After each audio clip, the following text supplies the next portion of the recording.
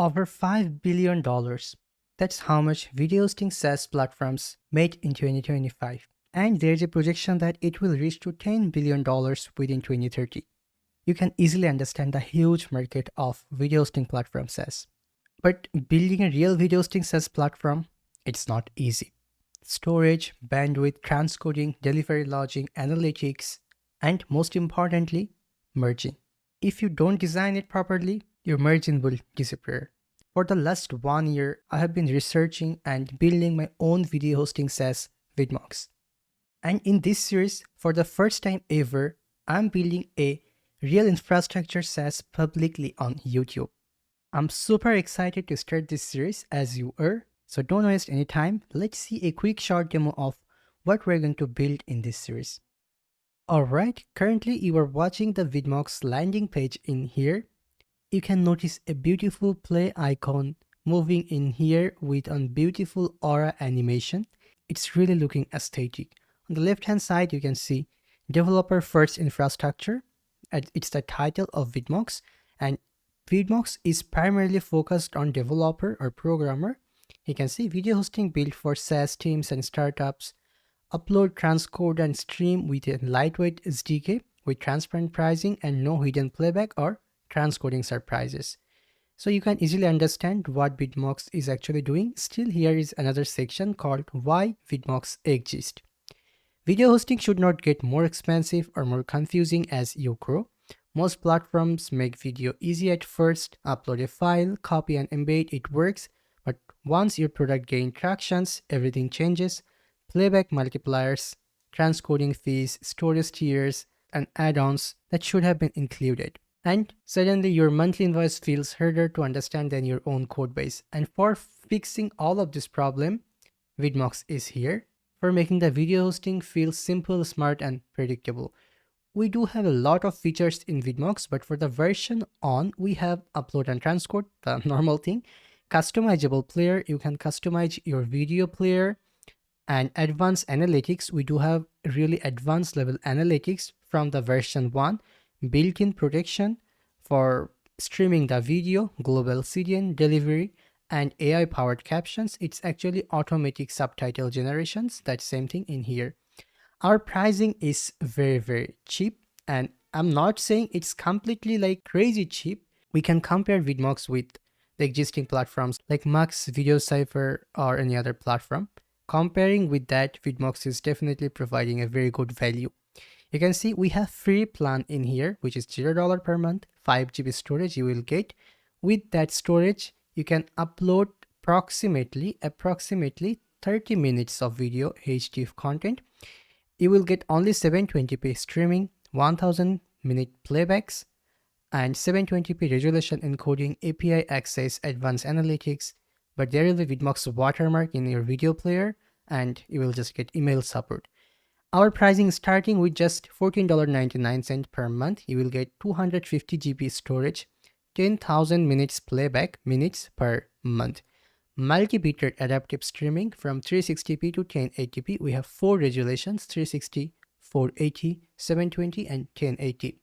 You will get API access, which available in all the plans, advanced analytics. Now you can add custom watermark. You can remove this Vidmox watermark. You will get automatic subtitle generation, which is not available in free, and piracy protection. By the way, it's not the real DRM protection, but it's still powerful. I'll explain it in the video part how we're working with this piracy protection. For Pro, almost everything is same, just 600 GB storage and 22,000 minutes playback. For business, 2 TB storage and 50,000 minutes playback. Except the storage is same. You can see storage is persistent and does not reset. But the playback minutes, this is every month, starting of every month, it will be 0 minutes playback. Means you will get 10 minutes playback if you're in starter. If you're in Pro, you will get 22,000 minutes playback every month. But storage is fixed. Why storage is fixed? It's natural because you have to pay money storage on monthly basis. It's a subscription. That's why. But no worries, if you need more storage, you can purchase that individually. Just like with $5, you will get 100 GB or probably more than that storage. This is just on CTA or call to action. Now you can hit this sign in already it's in vidmox.com, but it's in waitlist because the full application is not live yet. That's why here is an waitlist. You can add your email in here and you can join to the waitlist. Let's come back to then the development one, localhost 3000. You can see it in here. I did log in, so that's why I can come to dashboard from here. Since it's development, this is our dashboard. You can see good afternoon Shahriar, since the account name is Shahriar, shahriar@becodemy.com. Here the minutes streamed, it's completely static yet, total request and storage used. Top visitor countries, yeah, you will be able to see the top visitor countries like this, and you will be able to see the top requested URLs and some tutorial guides and documentations. Next one is analytics. Here you go. You can check the last 30 days, 7 days or 90 days. All of them are still static because we haven't made it dynamic yet. We will make it dynamic in the second part. Next one, upload video. You can upload video from here. Then you can check those videos from here. You can delete video, or you can like check the details for those videos, such something like this: the total views, watch time, unique viewers, average duration, and everything. Even the top refers, like from where the views are coming. Yeah. Then after that, player settings, you can customize your video player like this: watermark and branding. With free, you cannot update the watermark, but with pro plan you can add here your custom watermark. And docs, support center, billing, that same thing in here. And that, like, with $5 you will get 100 GB storage. And by the way, this bandwidth, it's not real value. I mean, with $5 you will get 2000 minutes playback, not bandwidth. We will calculate this internally. We're not selling bandwidth, we're saying you will get playback minutes. Yeah. At this moment, I'm going to share some personal opinion with you regarding a platform called Brilliant. If you are serious about becoming a real software engineer, you cannot skip the fundamentals. Everyone wants to build SaaS, AI, or the next big thing, but when it comes to data structures, algorithms, networking, or system design, that's where most people struggle. That's why I like Brilliant. For example, their Algorithms Fundamentals course is a great starting point. It breaks down complex concepts into interactive problem-solving sessions that actually make you think. Brilliant doesn't just throw theory at you. It teaches core computer science concepts in an interactive way. You solve problems step by step, you think, you experiment, and that's how fundamentals actually stick. Whether it's algorithm, logic, or engineering math, they make complex topics feel simple. And as a Becodemy follower, if you head over to brilliant.org/Becodemy, you will get a 1-month free trial for any course and a 20% off discount for any annual subscription. If you really want to level up as a developer, build your fundamentals the right way. Now, let's back to Vidmox again. In settings, you have plan uses alert, then upload complete email, and in here developer access the secret key, API secret key, manage account, and whitelisted domains. So Vidmox is a developer first platform. We will design on SDK, Vidmox SDK, and by using that you can use Vidmox and you can upload videos as similar like Mux or even better than that. Yeah, better than that. In Vidmox, my target is to provide video uploading features with the most easiest way possible. Like you can set up Vidmox under 1 minute. You will install Vidmox and you can set up that within just 1 minute. You can upload your video. You will get a tracking ID and you can use that to play the video inside your application. That much easy Vidmox actually is. So yeah, this is a short demo of Vidmox. It's not possible to show you every single thing in the first part because it's really very big application and we will build all of this by ourselves. And one thing I want to mention here right now, this is a highly scalable applications. So I am going to design the system, the backend, everything with a very highly scalable manner. And what I said in the intro that I spent around 1 year just for doing research on Vidmox, that's actually true. I spent more than 1 year for doing research about Vidmox. There are so many things I will share with you in this full video series. And I can give a challenge that you'll not find out this type of any real video hosting platform SaaS tutorial available at this moment on YouTube. So I'm super excited to start this series. Let's see a quick comparison between Vidmox and our competitors. Let's go. Alright, now I'm going to talk a little bit more about Vidmox. So what Vidmox actually is, you already know what Vidmox actually is. Now, who needs our platform? Who needs Vidmox?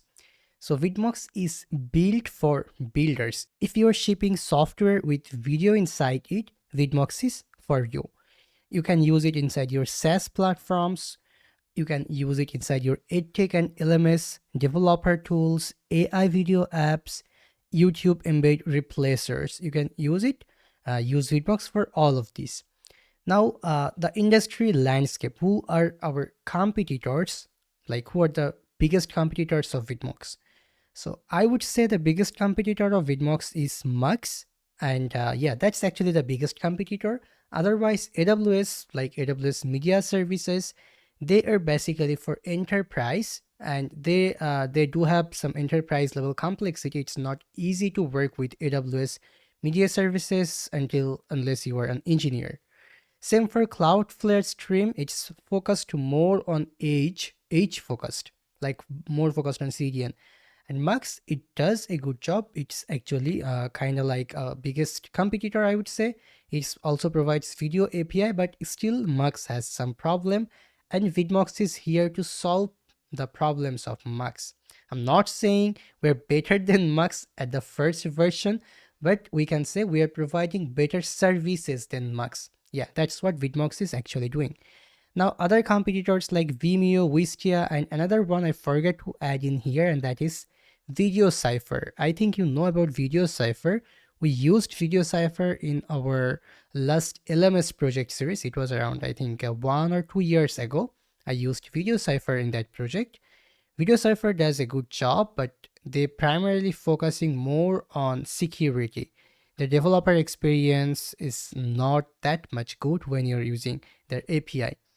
For Vimeo and Wistia, Vimeo is basically focusing content creators or creative hosting. Wistia is basically focusing like B2B marketing, like business to business marketing. Yeah. Now, most platforms optimize for marketing teams or enterprise infrastructure, but Vidmox optimized for developers as like Mux. Yeah. Now, how video hosting makes money. It's very important to understand how we are going to make money before starting the application, right? So first, we have to understand our expenses, where we're spending money, and what are the expenses for building a video hosting platform or for running a video hosting platform.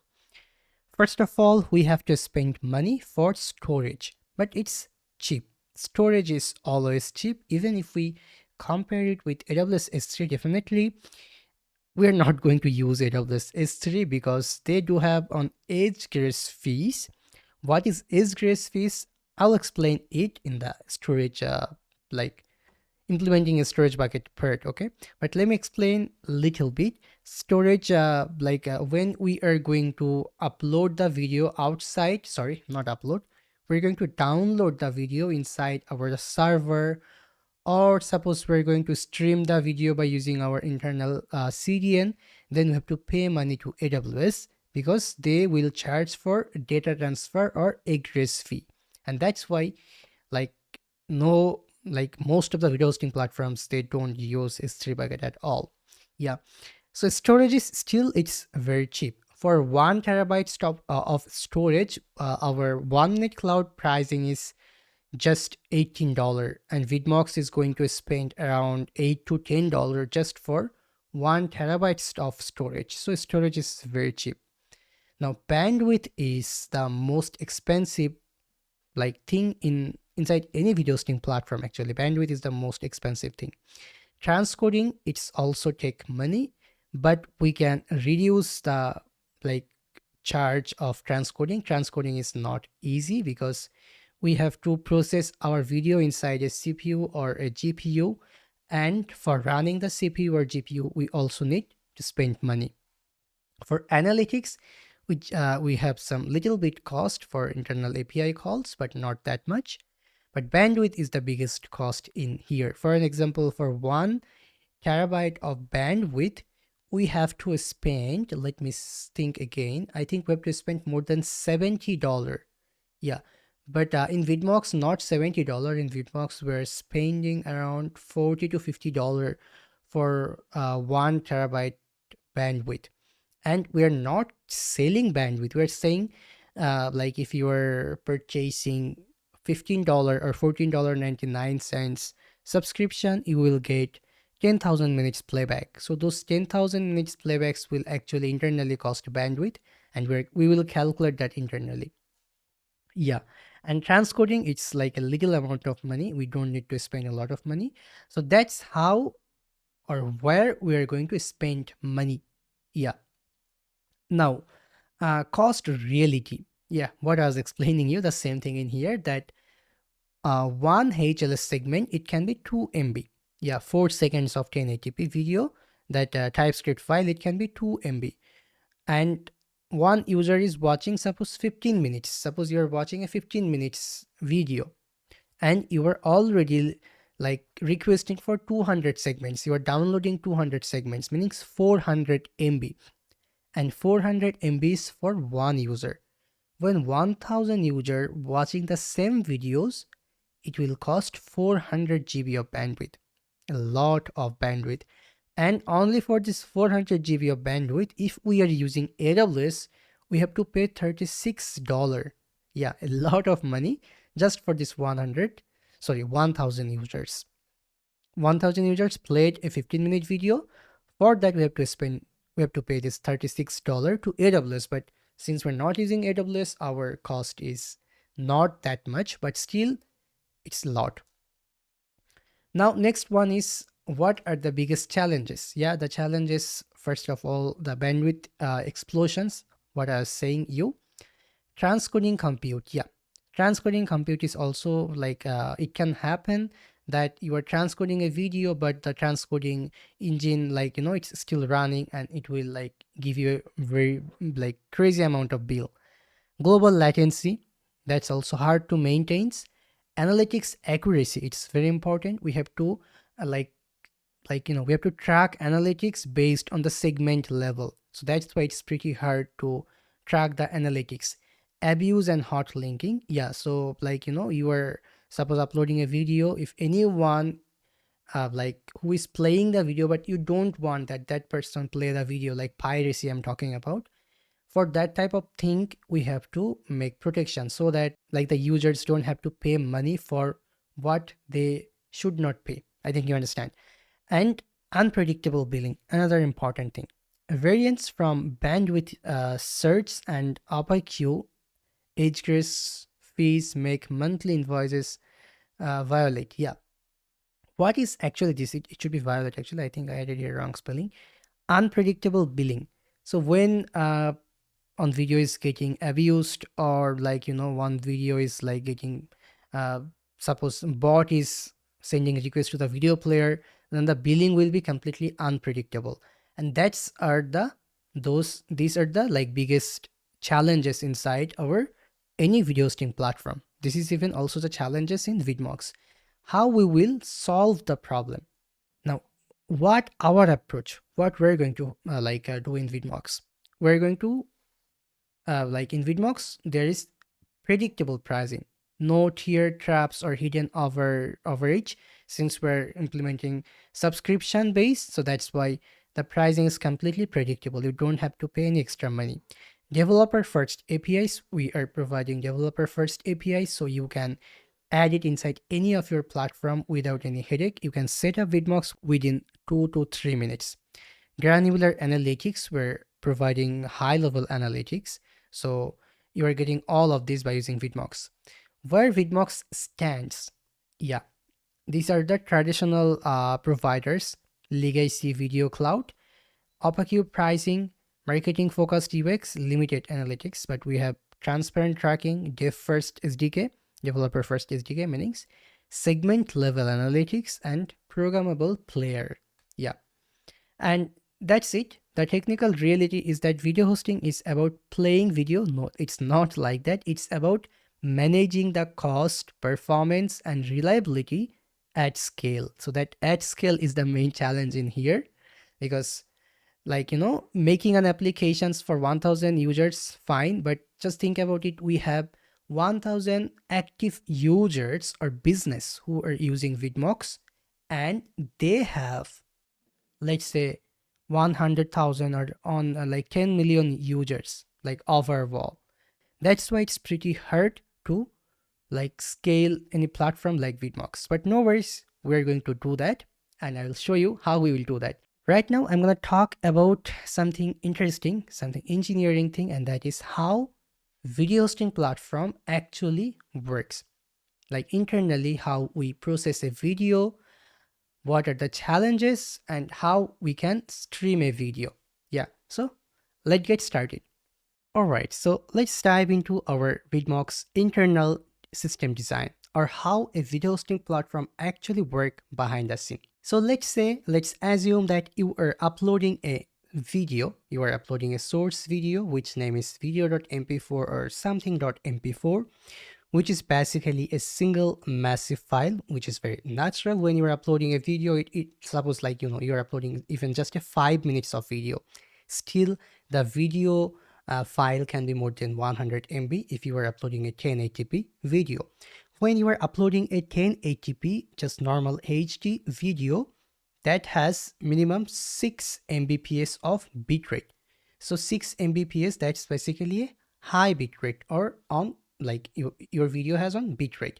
Secondly, last one, you are uploading a raw format video. So suppose you are recording a video on your screen, or you recorded it with your camera, you edited the video, right now you want to stream it by using Vidmox.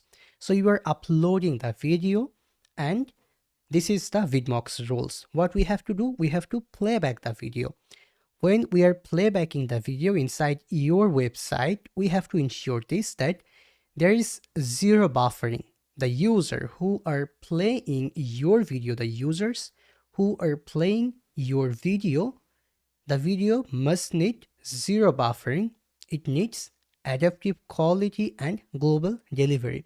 What are the meanings of zero buffering, adaptive quality, and global delivery? Zero buffering means when the user is playing the video will not load for a long time. It will instantly start to play, and it will work with an adaptive quality. So what is the meaning of adaptive quality? I'm going to explain on the next slides. But for now, just understand a little bit. Adaptive quality means when you were like requesting the video from a lower end device.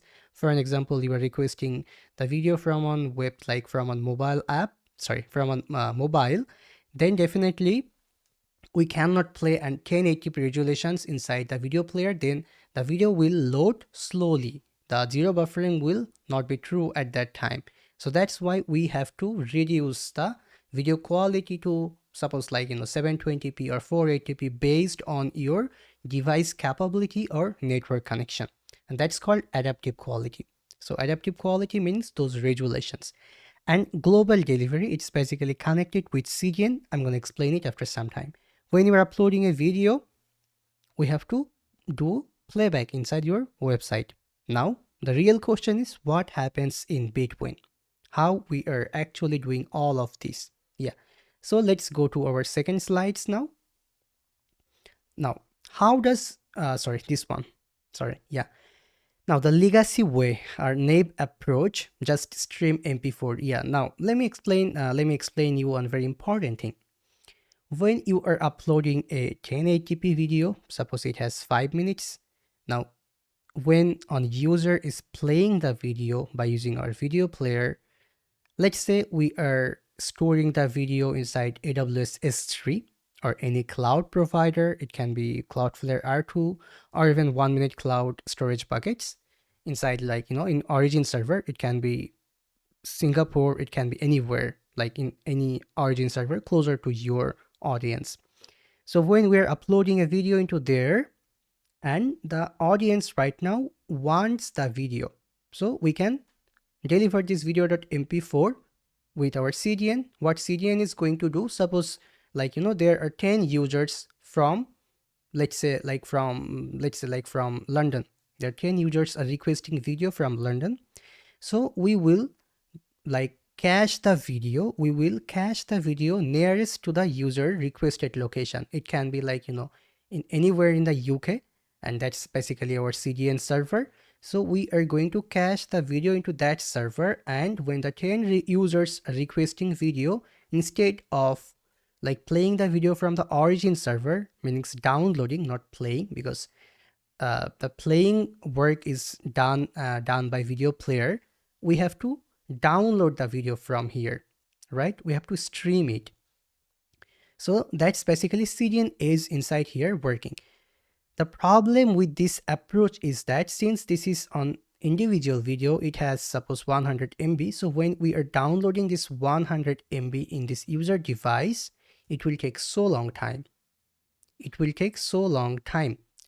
So the zero buffering will definitely not work in here, because the video is huge. It's not any small like image, let's say like 10 KB or 20 KB. It's on video.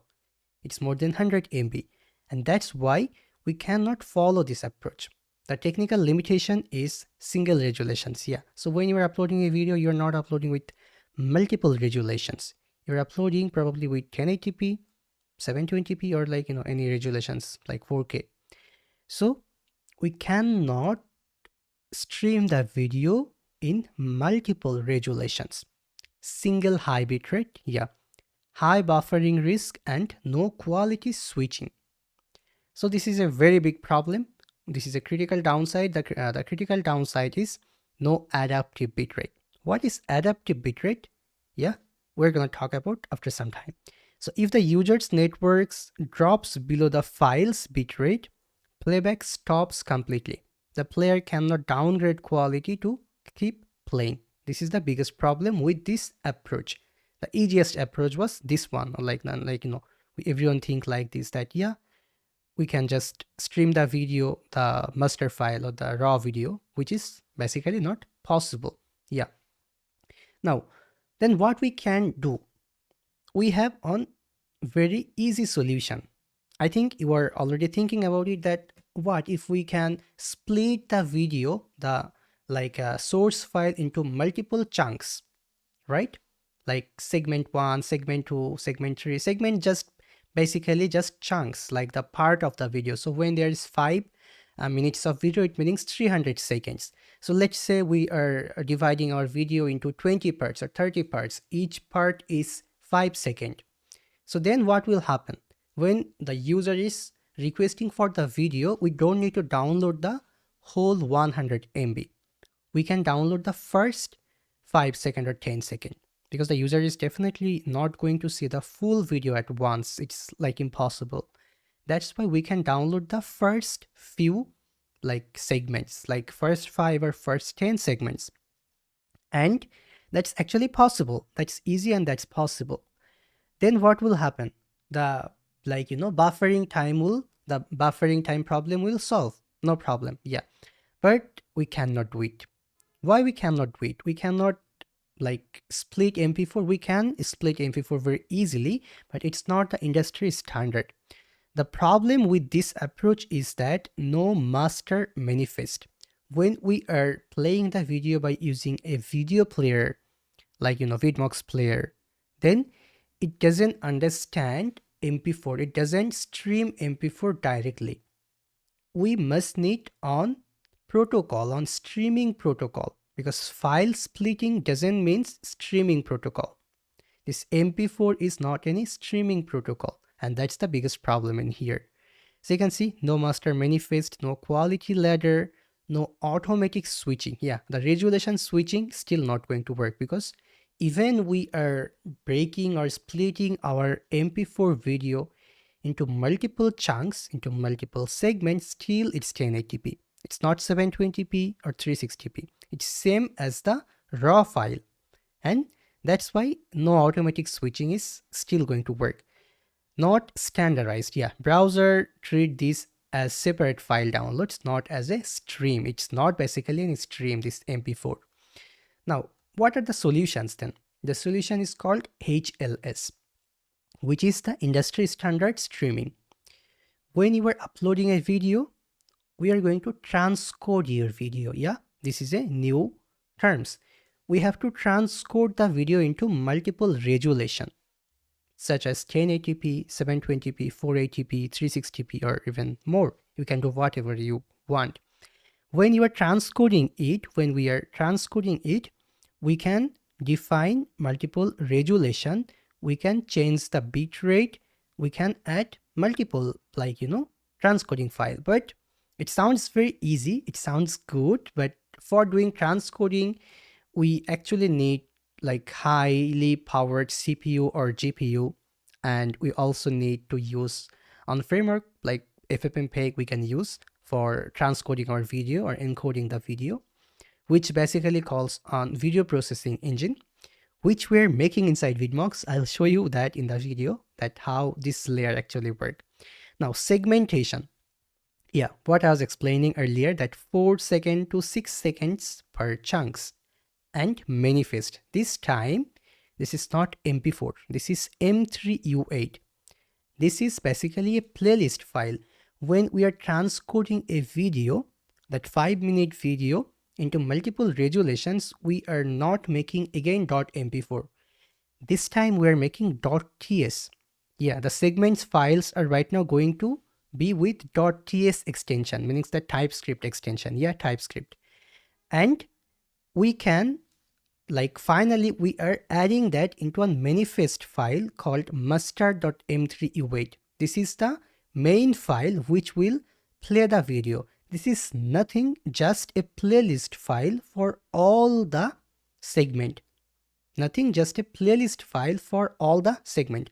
I will show you like a M3U8 file by opening this. Then I will like show you this, that this is just nothing. This is just like on a playlist file. The main important thing is those TS file, those segments. Now, when we're playing the video, our player will, we have to pass this master.m3u8 to our player, and the player will automatically call those segments internally. Yeah, with this CDN like layer. I think you're understanding it right now. And HLS, what is the full form of HLS? It's basically HTTP live streaming. Yeah, it's developed by Apple and it's known as adaptive bitrate and standard. It's actually a standard protocol. Now, the brain of streaming, what I was explaining, the master file, you can see the same thing is actually in here. This is how on master M3U8 file looks like. This is just the bandwidth, the resolutions, the segment name, and the segment like file name. Yeah.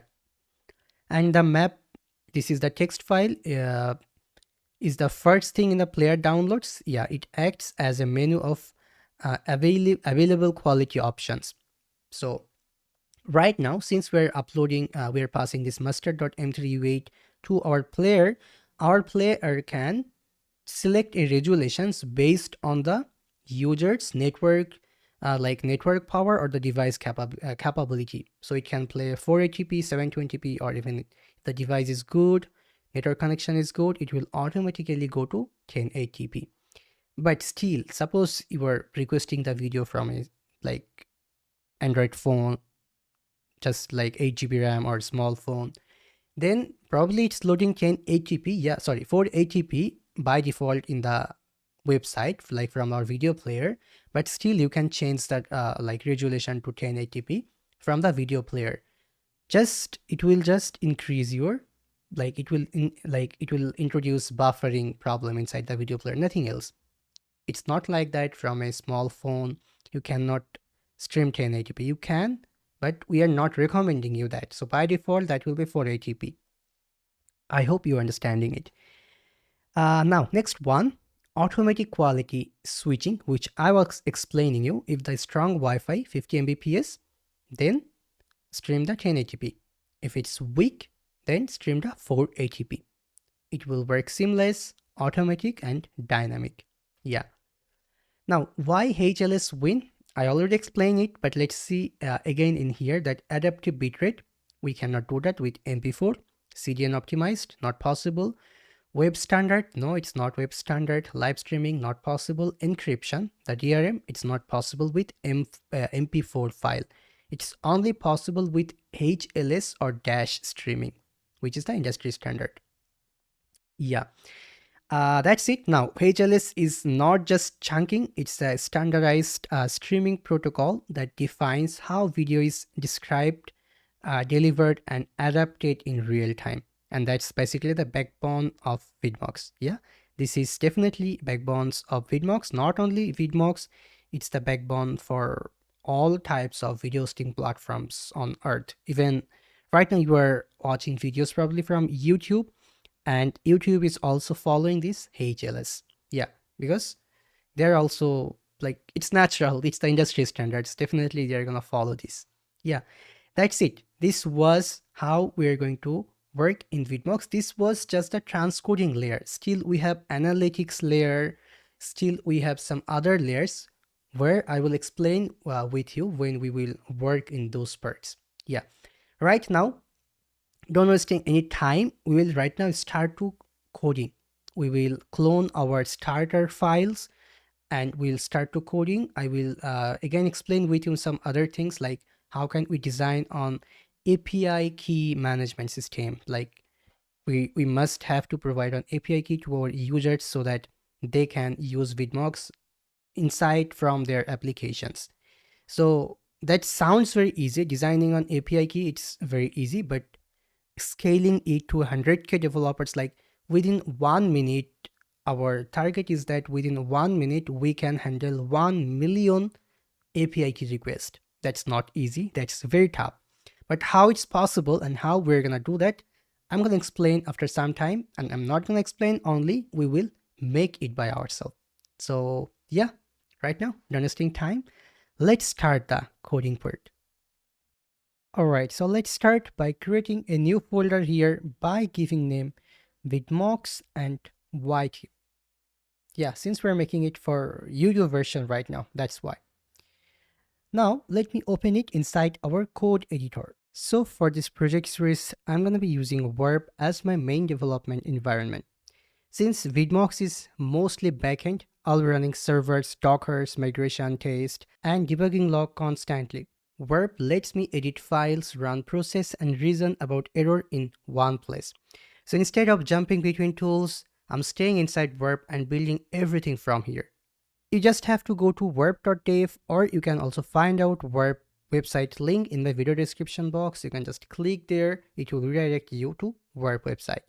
And from here, you can just hit this download for Mac or download for Windows if you're using Windows, and you can install the code editor inside your device. And Verb recently released a new product called Oz. Oz is the orchestration platform for cloud agents. It means by using Verb, right now we can run multiple agents at once. Let's say we can run an agent for fixing on bug, we can run another agent for writing on testing script for us. At the same time, we can run another agent for tracking our sentry logs. All is right now possible by using Oz. And I will definitely show you some great examples of that in this full project series. Of course, you can still use VS Code or your favorite IDE for the project series, but since Vidmox is a backend heavy infrastructure project, I would be more comfortable by using Verb to debug and write code for the full bit. Yeah, so let's get started. Let me open this project folder inside Verb, since I do have Verb in my laptop. I'm just opening it inside here. Now from here, we have to clone on GitHub repository right now. I'm just clicking this code button from here. I'm copying this. You'll also find out this starter project link in my video description box. You just have to click it from there. Now let me come back here, and this is our Vidmox YT project actually folder in here. So let me create here a new folder at first by giving name apps, then by giving name actually infra. Sorry, I did wrong spelling, so let me delete it. I wanted to make it infra. Yeah. After this, we need a new folder by giving name services. So let's create a new folder by giving them services. And another one we need actually SDKs. Yeah, SDK is spellings multiple SDK. We can clear it. Now we can write git clone and our GitHub repo. Actually, we're doing something wrong. Let's go to apps now, add the git clone. Yeah, so git clone, and here you go. We're cloning our project. Done. Inside here we have Vidmox YT starter. Let me actually open it. Here you go. You can see Vidmox YT starter, but we have to rename it. Actually, not rename. Let me do one thing. Since this is our landing page, yeah, we can rename it. We can make it something like landing and page. Done. Inside here we have our Next.js project ready, so we can just say npmi, but no, we have to go to apps and we have to go to landing page. Yeah, we can just write here npmi. Perfect. So it's actually installing.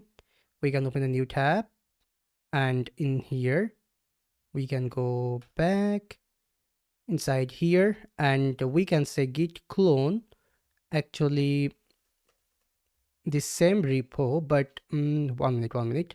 We have to switch the branches, because if you come back here you can see that the master branch has just a landing page, but if we go to a different branch called main dashboard, we have our main dashboard source code in here. Okay, this is just a starter file, means the front end code. I really don't want to waste time by writing the HTML CSS, like by writing the basic JSX. That's why I added all of this inside here, so we can quickly start the project and we can focus more into backend. From here, let me do one thing. Let me create here actually a new folder by giving name. Wait. I'm really confused. Git checkout, main dashboard. Because in apps we do not have any Git repo. That's why. Makes sense. No problem. We can do one thing. We can clone it again, but with the new branch. We can do one thing. We can copy it, and I forgot it how to clone a different branch in Git.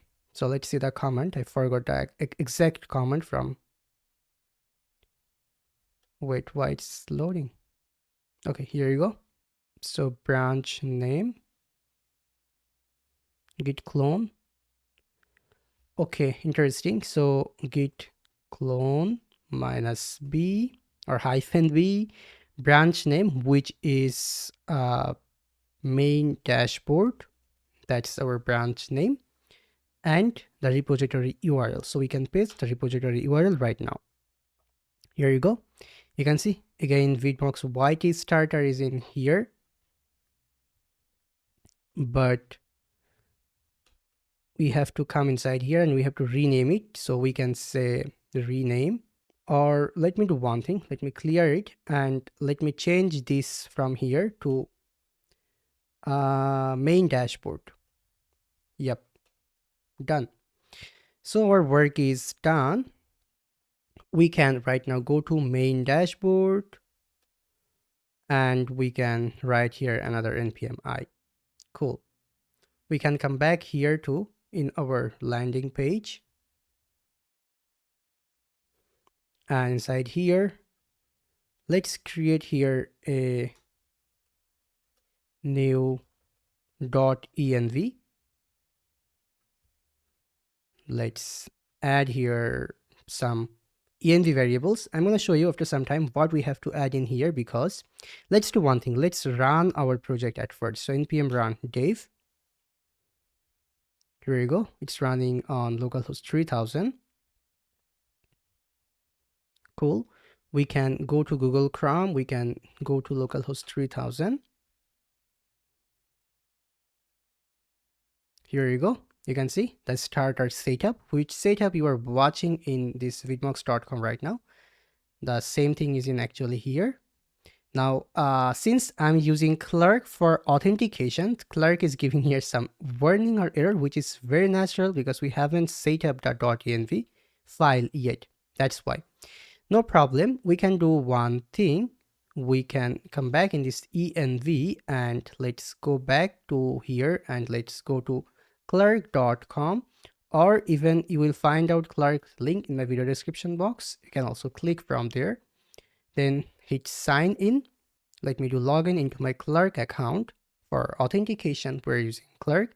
Not only for authentications, for even billing, we're using Clerk. It just makes everything very easy. All right, so let me open Vidmox. From here, you have to create a project from here when you're first time. Just create a new project by giving name Vidmox or anything, whatever you want. After that, you have to come back in this configure section. Then from here, you have to click this API keys. You have to copy your next public Clerk publishable key. So let's copy everything and let's come back here. Let's paste it.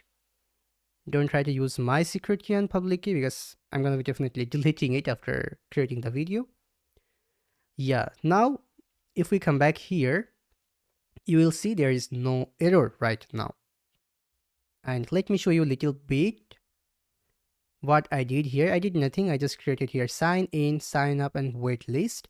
Inside sign in, I created a folder like this, and this is the code base. You can see the code. All right, let me show you some shortcuts right now. So first of all, how can you close this sidebar? You can even click here, or you can do one more thing. You can see here is the shortcut, that command and slash. If I press this one, sorry, command and slash. Okay, actually I do have another shortcuts which is conflicting here. No worries, there is another shortcut, and that is Control and 2 for me. I don't know for Windows if you're using Windows. For macOS, it's just Control and 2. Gone. Again, it's like in VS Code, it's I think a command and B, but here it's Control and 2. Yeah.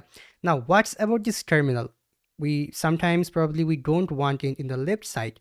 No worries, you can just click here. You can drag it, you can keep it right side if you want, like this, or even you can keep it bottom, which we actually want right now. Yeah. And let me make it small, which is also possible. Yeah, done. Now we can actually see the code base clearly. Now let me explain the code base a little bit, and let me show you the folder structure again in here. So this was the sign in, and you have to create a folder like this. You have to do nothing right now since you're already having this code base, but let me explain a little bit, because if we come back here, you can see and one thing, very important thing I forgot to tell you, and that is from here, make sure that you are selecting development. Do not select production, okay? If you're using production keys for development mode, that's definitely not going to work. So make sure that you are using development like API key and API secret in your .env file. Yeah. Now here, this sign in is not simple like the Clerk one. You can also add here something like, just on sign in inside this div, and that will also work. But here I did a lot of customization. You can see I added here a new actually npm package called Clerk themes. It's for implementing some customization. For example, here the appearance, you can see the base theme is dark right now. There are some variables, some elements, and there are different styling for all of them. Why did I do this? Just to make the login page looks more beautiful, and it's showing us waitlist. For you, probably it will not show waitlist, because it will only show waitlist if you are from here, if I'm not wrong, features, or no, not features. Yeah, from here in this user and authentication, if you are enabling the waitlist, I think I'm using a different one. Just a minute, where I am right now. Okay, I'm in waitlist, that's why. Got it. No worries. Let me do one thing. Let me come back here in this navbar component. So navbar, it's in here. And in navbar, why it is going to waitlist, let me see. If it's not signed in, then waitlist, otherwise localhost 3001. Yeah, for now. So waitlist, because it's not signed in, is loaded is false. That's why it's not going here. Something is wrong, but for now, let's do one thing. We will not keep here waitlist anymore since we're right now working in the project. We do not need waitlist anymore. Yeah. And we can get our is sign in and is loaded state from use auth hook, and we're getting the use auth hook from clerk/nextjs. Yeah, we can click the sign in button again from here. Here you go. This is the sign in right now. You can see this is not similar like the clerk by default like model. It's different. It's different because of these customizations I did in here, because of these variables, because of these elements, because all of these. Yeah. So you have to do nothing. You're already getting it. You can just customize it if you want to customize it a little bit. Yep. Now let's do one thing. Let's try to do authentication. So I'm using, let's say, one of my account like this one. And 1 minute, let me come back in this main dashboard. Let me show you this one. We have to write npm run dev. But before running that, let me do one more thing. We have to create here also another .env file. So we can say touch.env, and inside this .env, let me come back here and let me copy everything from here to here. Yeah, we can save it. Let's take it to down. Yep, makes sense. Cool. So yeah, it's looking good. Now let me come back here. You can see we do not need the .env anymore. Let's clear everything and write npm run dev. This is going to run 3001. Yeah. So localhost 3001. It's automatically redirecting us to localhost 3000. You cannot go to localhost 3001. Why? Because if we come back here in this proxy.ts, I'm just explaining you the current setup. It's very important for you to understand the current setup because a lot of things actually done in here. That's why. So you can see here, I'm using Clerk Next.js server. Try to understand how I am planning to work in here. This is localhost 3000, or for our case, this will be actually vidmox.com. But the dashboard, this main dashboard, this will be in dashboard.vidmox.com, means in a subdomain. That's why this is a different Next.js project. This is a different separate Next.js project. And for that reason, in this proxy.ts, you can see I'm taking the user ID from auth middleware. Actually, it's coming from here, Clerk middleware. And if there is no user ID, redirect the user to localhost 3000.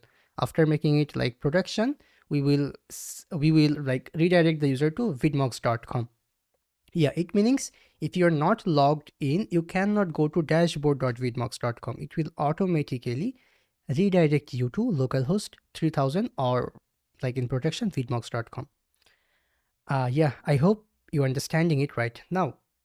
And in here, we do not need any sign in sign up, definitely, because the sign in sign up will be in landing page, not in dashboard. Yeah. So that was the setup. We just like modified the proxy.ts little bit, and we added our clerk like .env, clerk publishable key and secret key. Cool.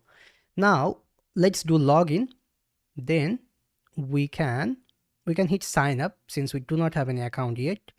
Let's say this one and hit continue. Let me open my mail. Actually, I'm using on VPN. That's why you can see it's a little bit slow. Let me do one thing. Let me disconnect the VPN. Why I'm using VPN? Because my Wi-Fi network is doing some weird problem. It's having some I think some cache problem in my Wi-Fi network. That's why sometimes like most of the applications are not working. By the way, the email address is taken. Interesting. Let's come here and let's see. So yeah, it's actually taken. No worries. We can do one thing. Let me add here a new email.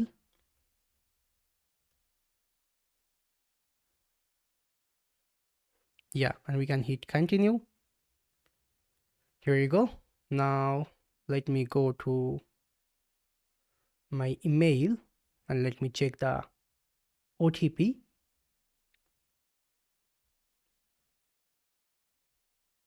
Let me show you. So here you go. This is the OTP. Let's add it and done. Now we can click this dashboard and you will see the magic right now. Right now you can see 3001 is actually working. And this is our dashboard, which is looking perfect. Isn't it so beautiful? I personally feel it's really very beautiful, like, because I took so long time to design this full dashboard. It's crazy big. Let me show you. This is the home page, minute stream. Since we're working with minutes, like with free plan, you will get 1000 minutes playback stream, 190 requests. This is just like the segment file request, we can say. Storage used when you're uploading video, those storage including your transcoded files. Top requested URLs from where your videos are getting requested, like the path name, or yeah, basically the path name. It's just the path name. Some documentation link in here. Then this is analytics, another important things inside Vidmox. Now total views, watch time. Yeah, we're calculating, we're like collecting all of data from like the video player. Unique viewers. Now what is unique viewers actually is very interesting thing. I even didn't know it before building Vidmox. So unique viewers is basically nothing. Here you can see 48,291. Definitely static value in here since this whole dashboard is right now static. Total views is this. Unique viewers meanings these are the real viewers. So when you are watching on video for 5 times, that will count 5 in these views. But in unique viewers, that will count 1 because you are the same user. So unique viewers are basically your users. It's very, very important for a real application. Average duration, I think you understand it already, like the average view duration in your videos. Now top videos, their views, watch time, average view duration, device breakdown, like from which device your users are watching videos, like desktop, mobile, or tablet. Browser breakdown, we can actually track all of these from the request payload. It's actually very easy, it's not that much hard.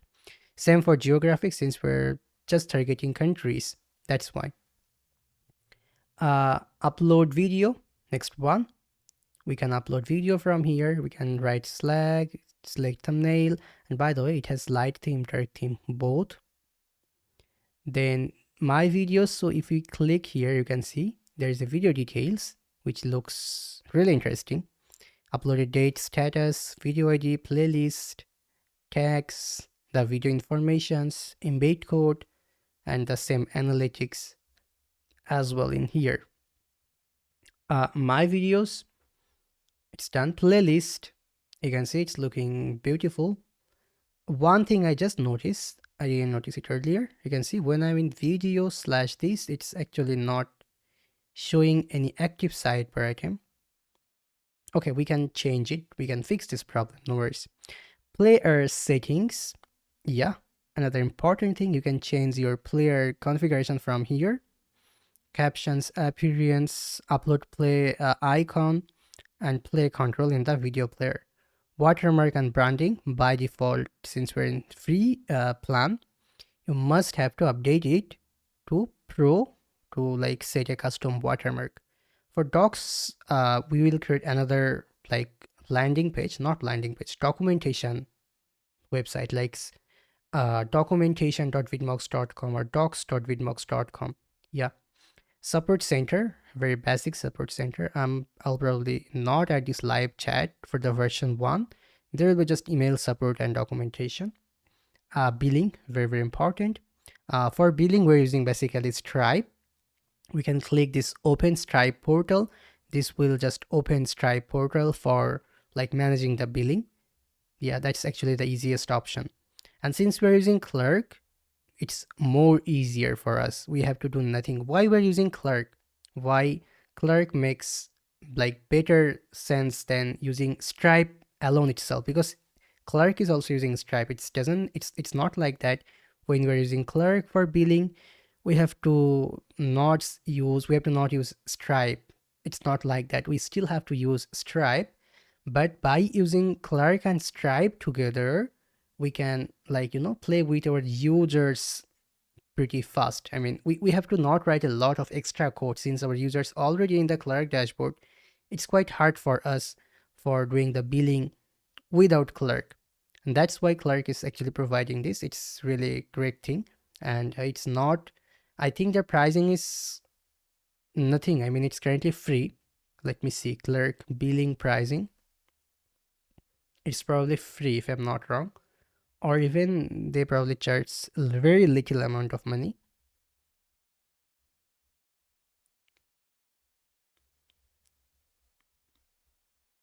Okay, you can see, yeah, no, they charge money, but just 30 cents extra, if I'm not wrong. No, wait. It's basically same as like Stripe and like Clerk. What's about Polar? They charge more.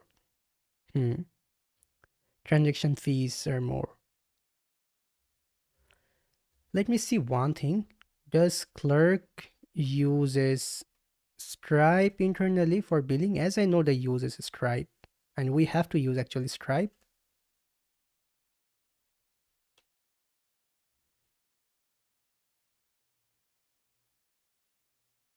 Yeah, uses Stripe for payment processing for its Clerk billing feature. Yep. So as actually right, as correct. Now what next?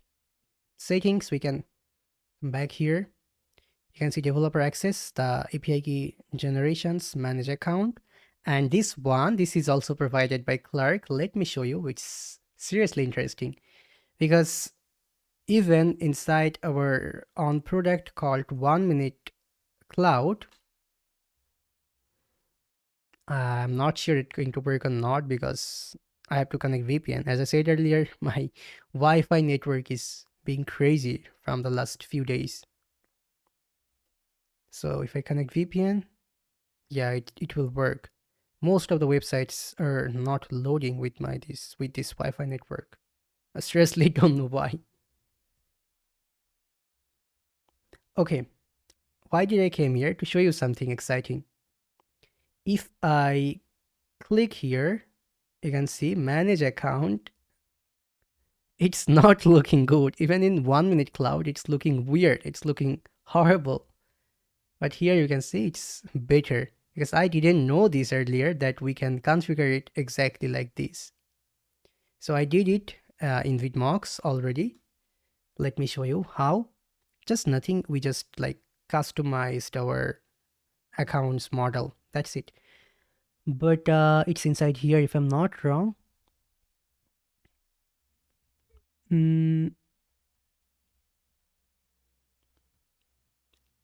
Yep. It's here. Security model.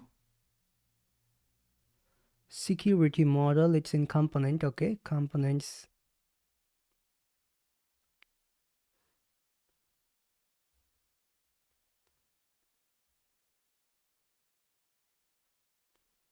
Manage account. If we click here, what's happening?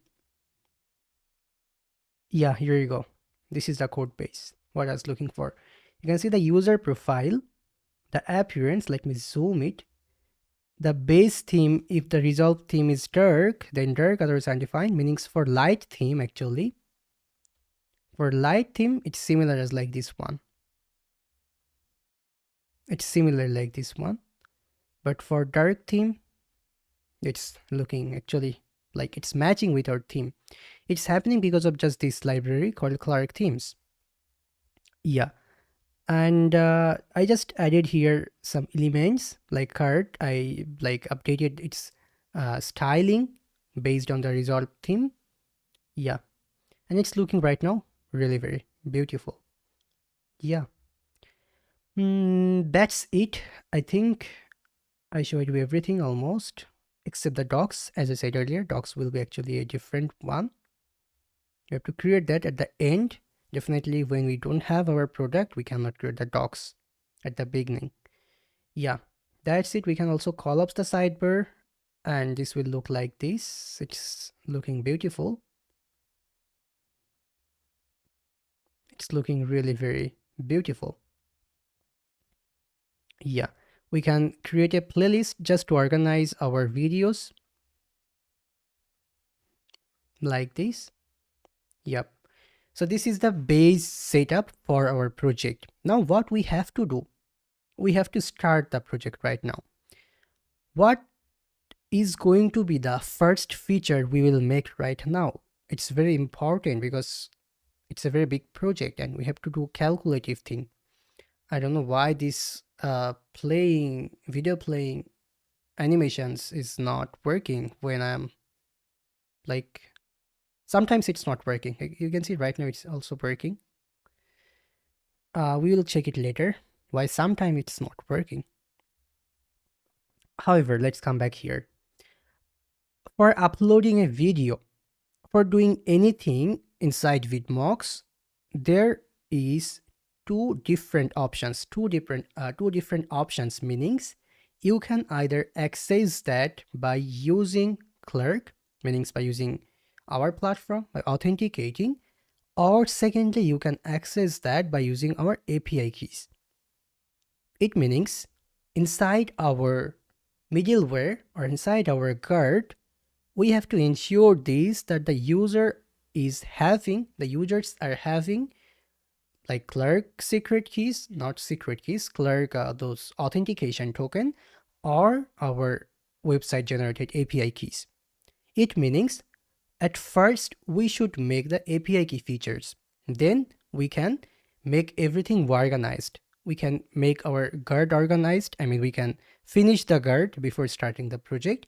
And therefore we can start to work for upload video, my videos, playlist, and everything one by one. Yeah. So right now what we will do then, 1 minute, why it's loading? I'm sure it's because of the VPN. Oh, I'm exhausted because of my network. Yeah, now see it's working. So, yep. Yeah, what I was explaining, the API key system design we have to do right now.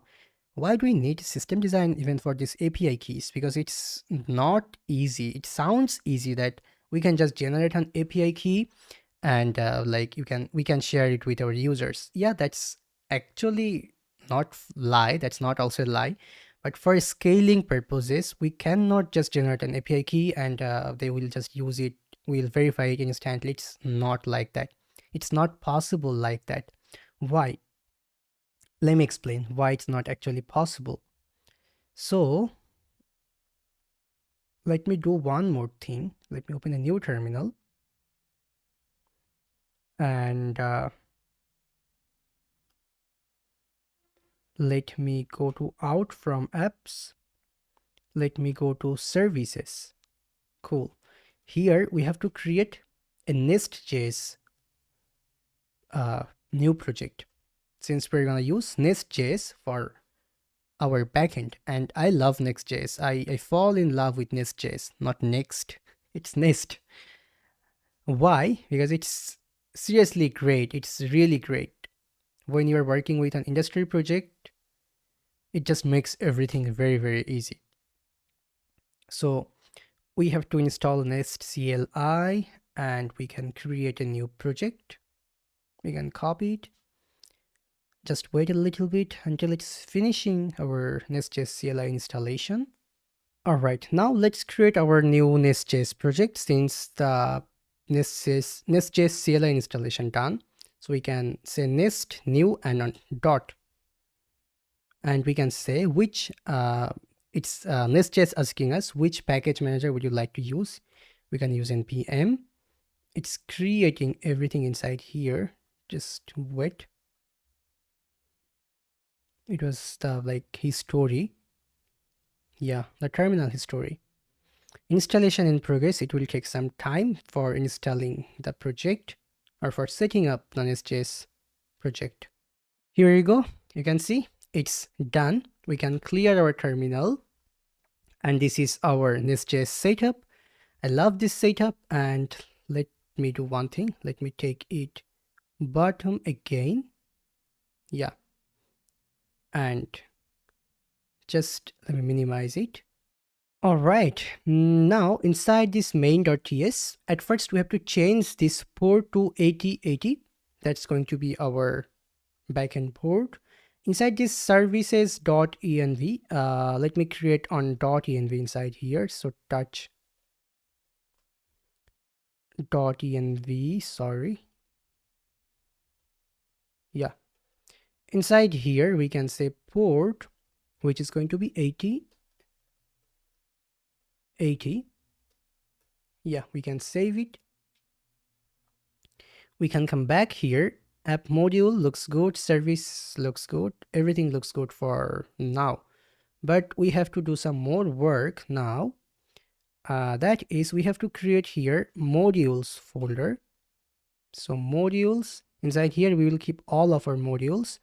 We have to create here internal infrastructure, like Docker and NetJetstream when we need NetJetstream. Yeah. So we actually need NetJetstream for few things. For now, I think this is good enough. For now, just modules and infra. Yep, looks good. Now what we have to do, where I am right now, this is actually app controller. So let me close it. We do not need these files. Yeah. Let me come back here and let's basically run this. So npm run dev, not dev. I forgot the script. It's start dev. Yeah. npm run start dev. Cool. We can go to localhost 8080. Here you go. Hello world. Perfect. Now let's start to design for the API key. I'm going to explain you now how I am planning to work with API key and how we can reach that scale that this API key we can verify at least 1 million of API keys within 1 minute. Yeah, sounds impossible, but we will do it. How we will do it, I'm going to explain you that right now. All right. So here you can see I designed a very beautiful slides which is explaining about our API key system design. First of all, as I said earlier, we're having 3 different parts in our API key. 3 different parts meaning the API key format will be something like this. VMX underscore on public ID, which is basically one UUID in a text format, and underscore on secret key, which is 32 characters, like unique secret key. We're gonna generate it like by using random byte method from crypto modules, we can say. So yeah, this is our API key format. We have 3 different part in here, but why 3? Right, definitely we do have here a reason. Otherwise we could also make it just this secret key or also even the like UUID, but we didn't do that. We didn't do that because with this approach we can scale it up to 1 million like validations within 1 minute. Yeah, the number is crazy, but with this approach, if your server is strong enough, then definitely it's like possible to do. Now let's come back here. Why this VMX is here?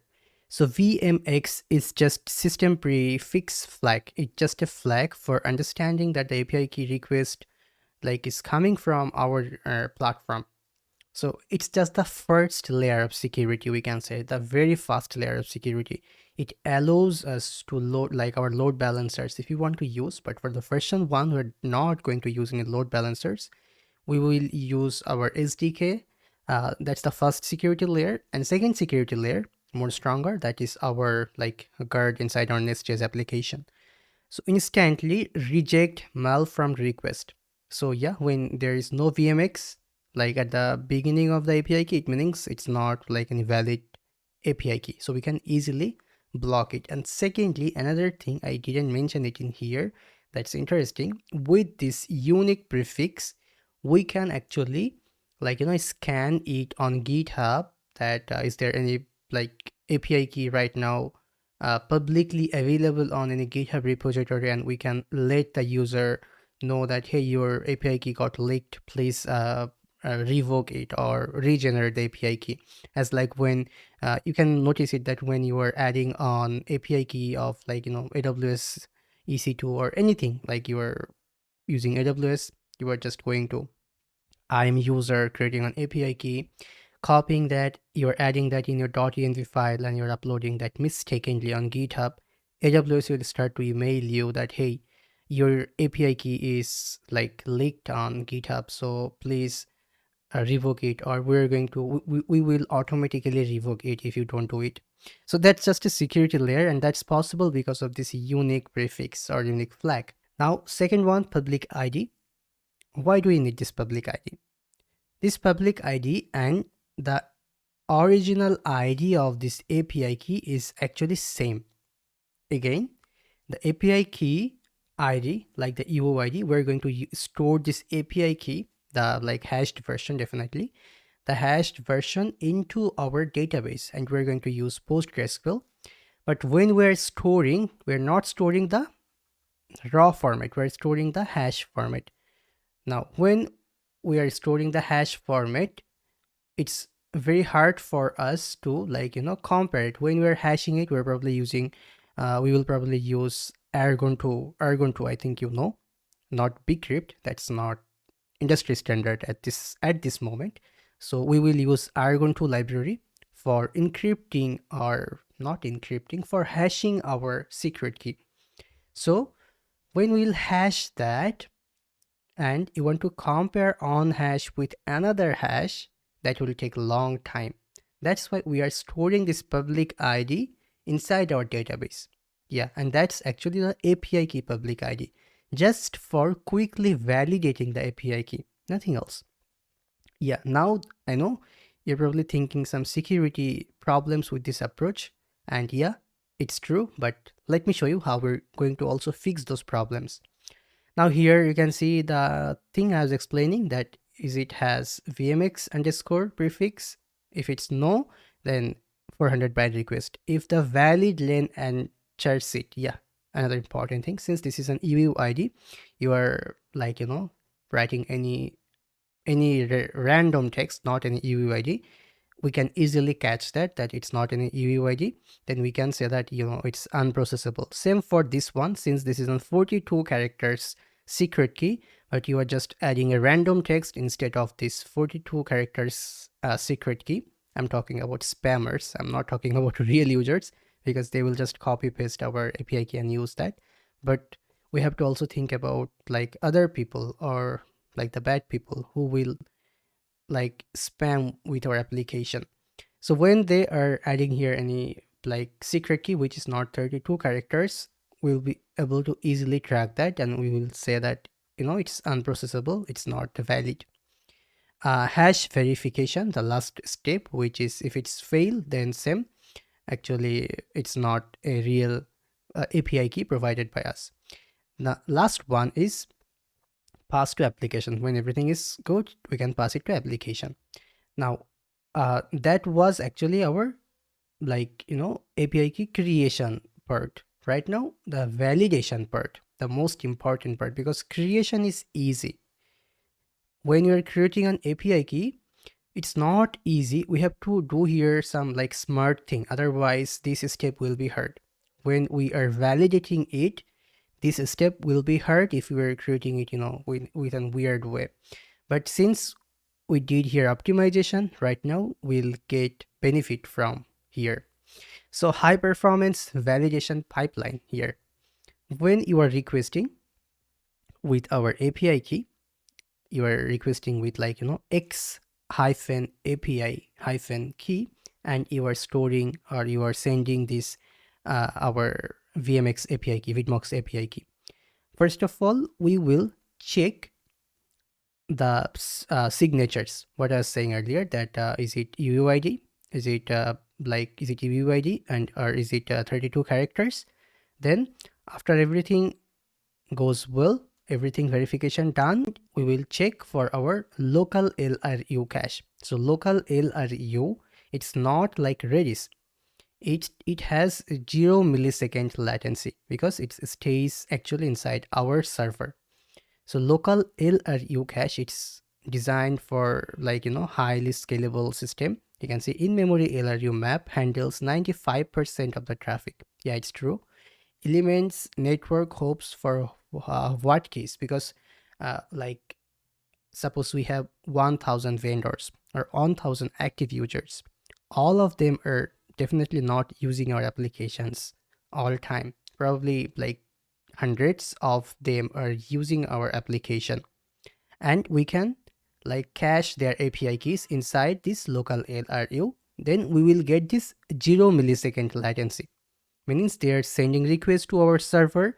We can like instantly without 1 millisecond, we can verify it within 1 millisecond or like 0 millisecond latency. That's what I added in here because local LRU, it just do the verifications very fast. In Redis, yeah, Redis takes around 2 millisecond latency, just like on average value. Sometimes it take more time, sometimes it takes less time. Yeah, so Redis cluster, the second layer of caching mechanism, if it's not available, if the API key is not available in local LRU, then we will check in Redis cluster. If it's not even available in Redis cluster, then we will check in PostgreSQL, which is the slowest one, meaning 15 millisecond latency. Very simple because we have to do another query request to PostgreSQL for look up the API key. Yeah. Now, the most interesting question. We're not storing API key in raw format. Then how we will understand it, or how we will fetch it, right? How we will do the query that's in here. So you can see when we are like on user is sending request for the first time by using an API key, first we will verify everything, then we will check this local LRU. That's definitely not in the local LRU because the request is coming for the first time. Same, that's not even in this Redis cluster because that's coming for the first time. Now in the PostgreSQL, yeah, that's inside our PostgreSQL database. We can fetch it. We can fetch with this public ID. Yeah, we can fetch with this public ID because as I said earlier, the API key public ID is already inside our database. So we can fetch it by using the public ID. By using the public ID, we will get the hash version of this API key. Okay, the hash version. And we can compare the hash. We can compare the hash with the requested API key in here. Okay, we can hash like we can compare it. If it's matching, if the hash is matching, it means the API key is valid, and therefore instantly we can update Redis with on 10 minutes of latency. Sorry, not latency, sorry, I mean to be TTL, meaning time to live, I think. Yeah, so we will add on 10 minutes of expiry for Redis. Background cron, I'm coming here later.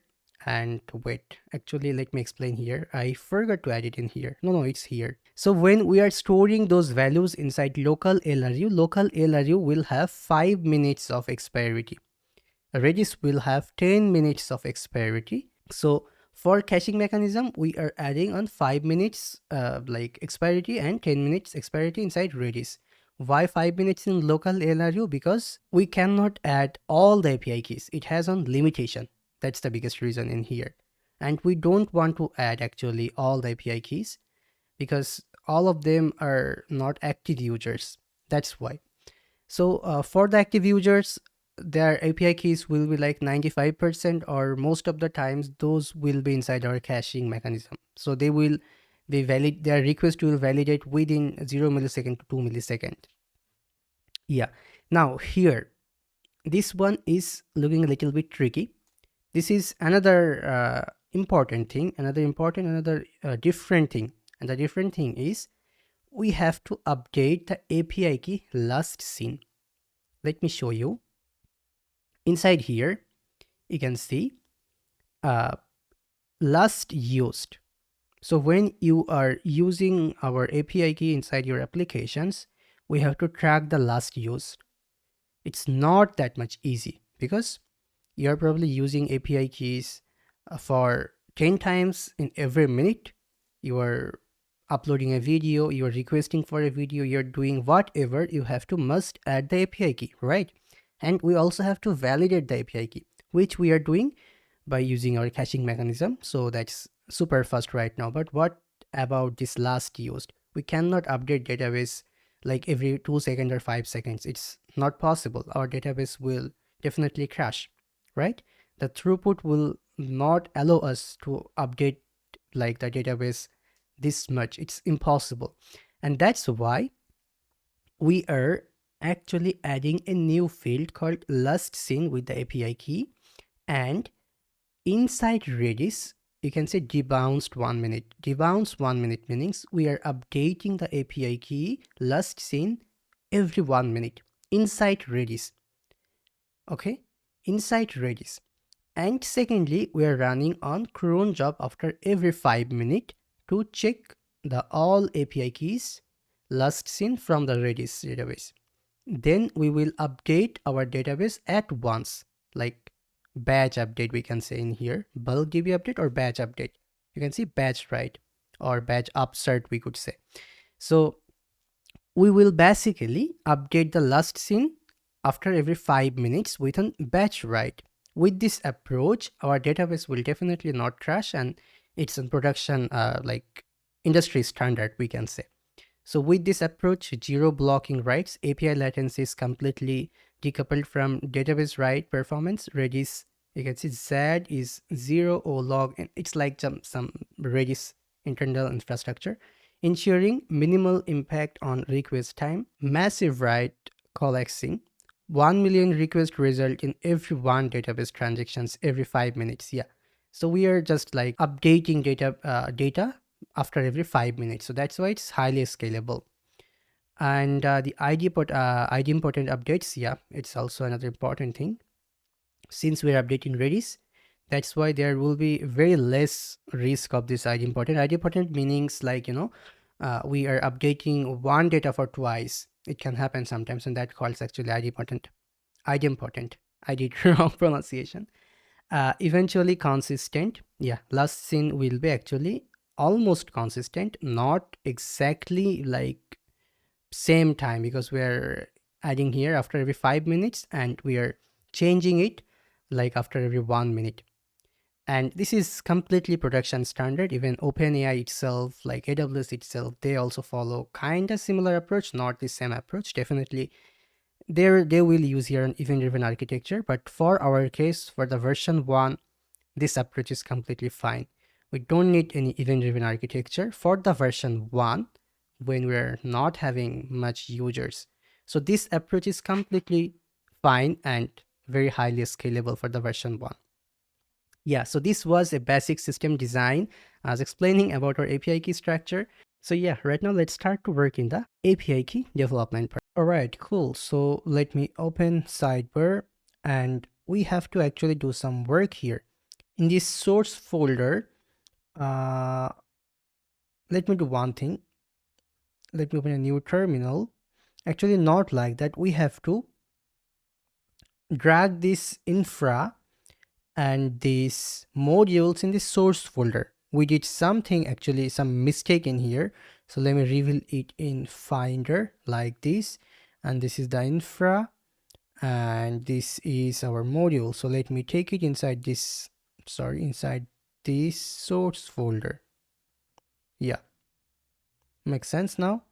And inside here, we can add another folder by giving name services. And yeah, and actually we need more. We need utils. So utils, and for now fine, but yeah, one more thing very important, that is database.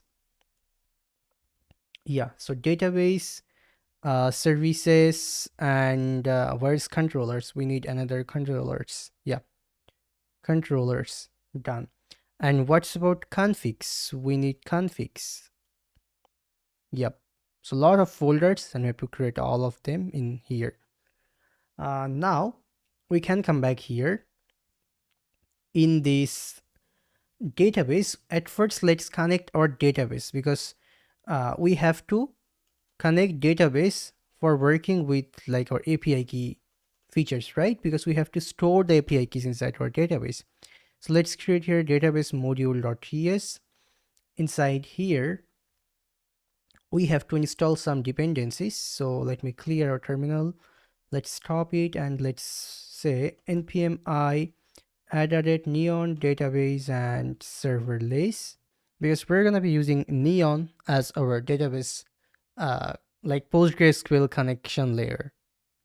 We could also connect database by using our like local setup by using Docker, but for version 1 that's actually a little bit like, that's easy to set up, but when you will scale it, that's really hard for us. So that's why for version 1 it's fine to use neon. And we can also we have to actually install our drizzle ORM. So drizzle kit and drizzle ORM, if I'm not wrong.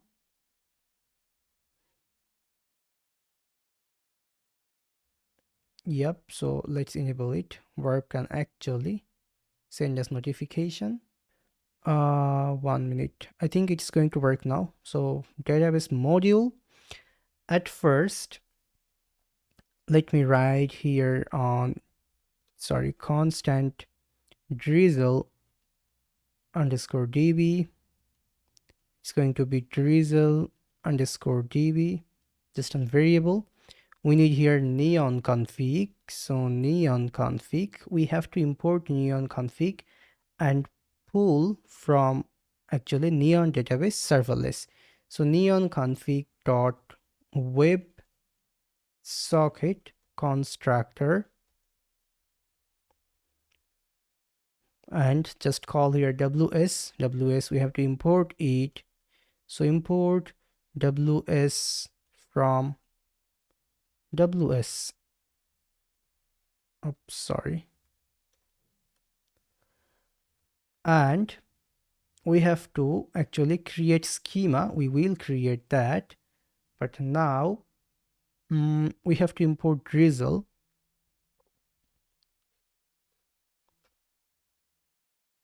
Let's add it in here. So import drizzle from drizzle orm slash neon serverless. Yeah, we can save it. Here we can say import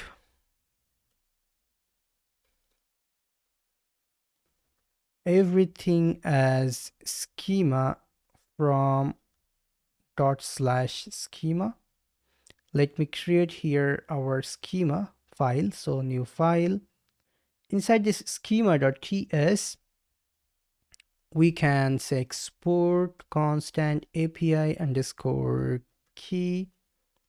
We need here PostgreSQL table.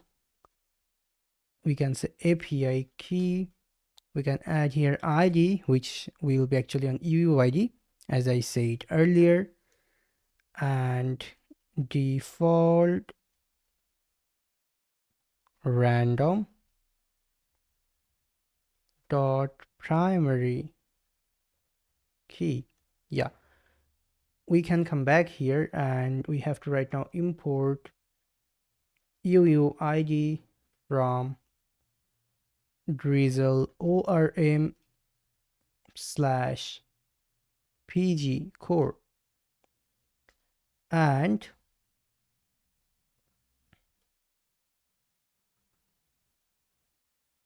we have to import here text. And for now, I think one more thing we need PostgreSQL table. So we can do one thing, we can copy it again, and here we can say pg table, and actually some more thing like big integer and timestamp, we need it later. Yeah, we can save it now. And now after id we need our user id for API key. So user id, then after this we need prefix,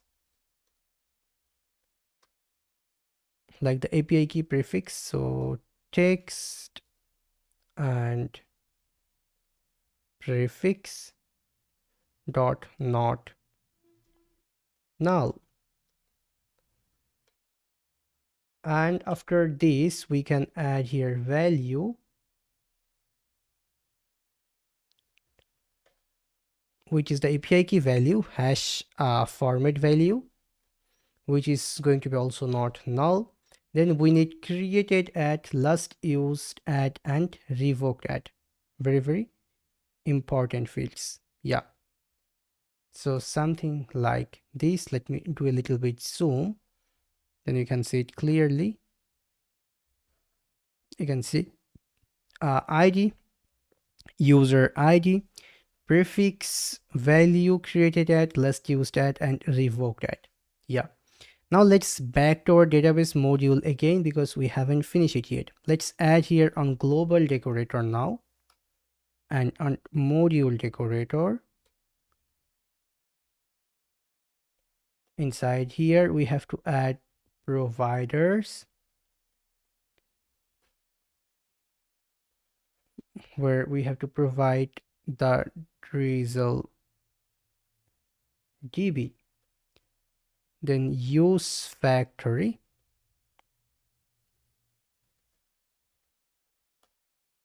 inside here constant connection string process.env.database URL. So we have to add here our database URL.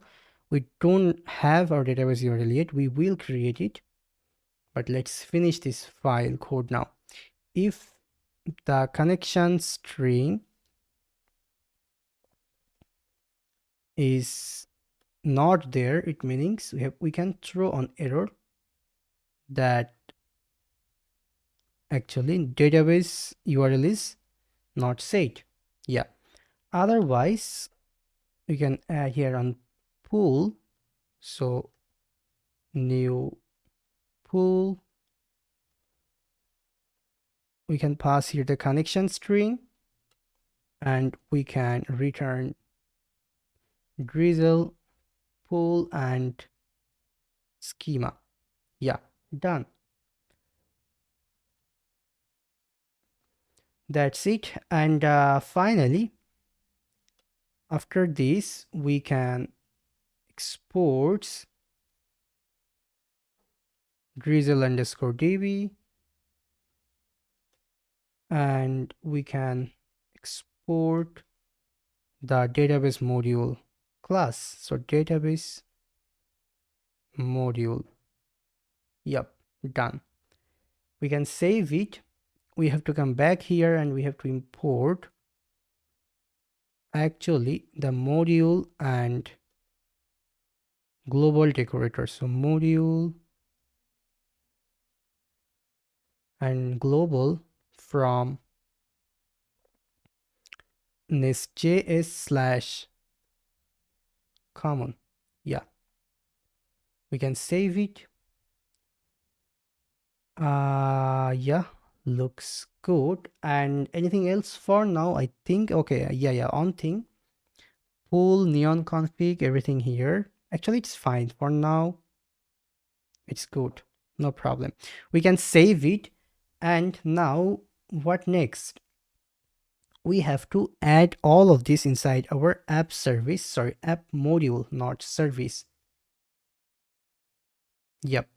So let's go back to app module inside here, and let's add here our database module. In this imports, we need here our config module dot for root. We have to make it is global true. Yeah, and database module, and let's import it. So import our database module from dot slash modules, and actually it's wrong. Database module is actually inside our database slash uh, database dot module. Yeah, that's it. We can save it now. After this, we have to import our config module. So import config module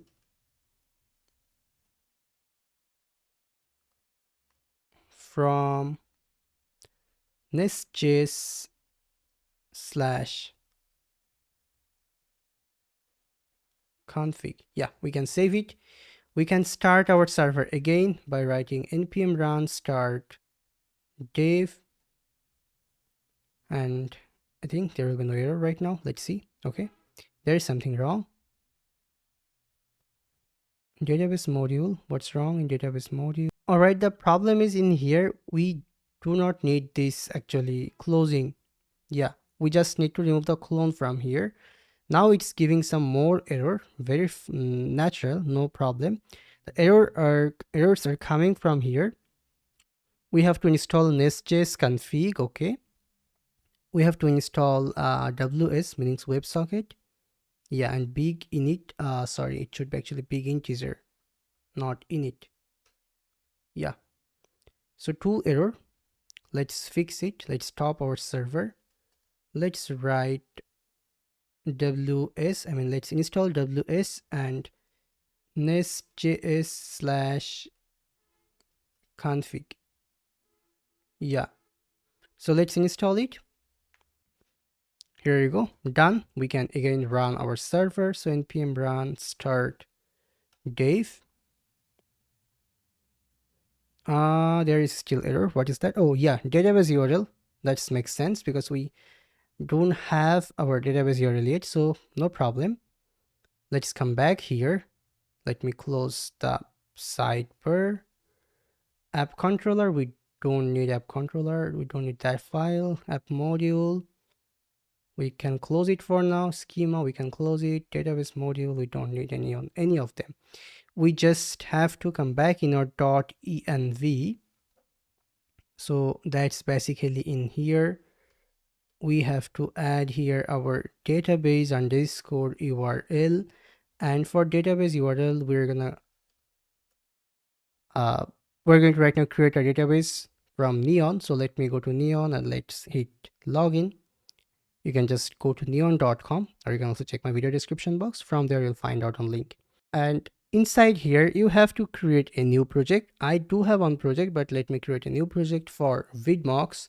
So Vidmox, and region, we can say actually Singapore. That's the closer of mine. So let me hit create button. From here you have to right now click this connection string, and let's copy the snippet from here.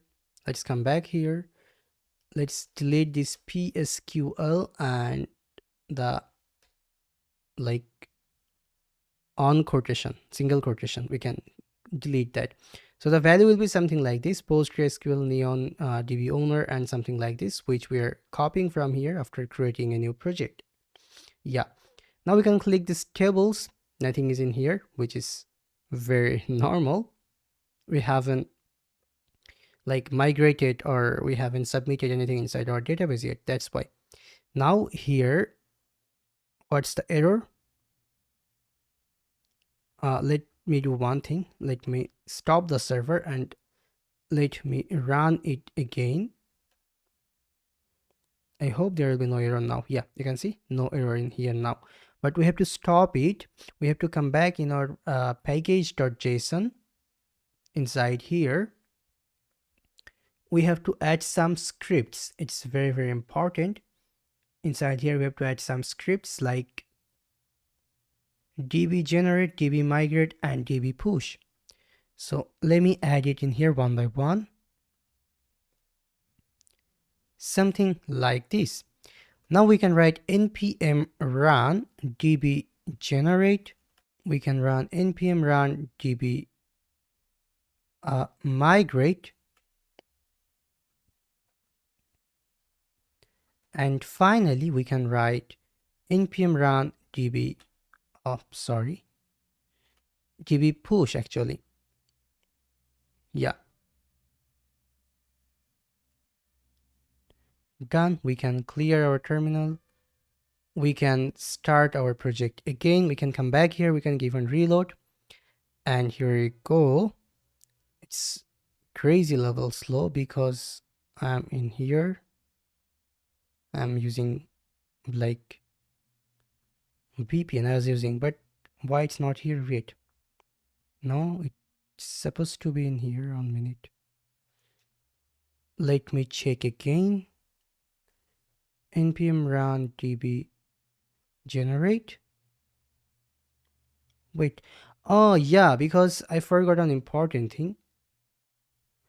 That is, in here we have to create a new file by giving name drizzle.config.ts. Yeah, it's very, very important. We have to create a drizzle config file in here. Import define config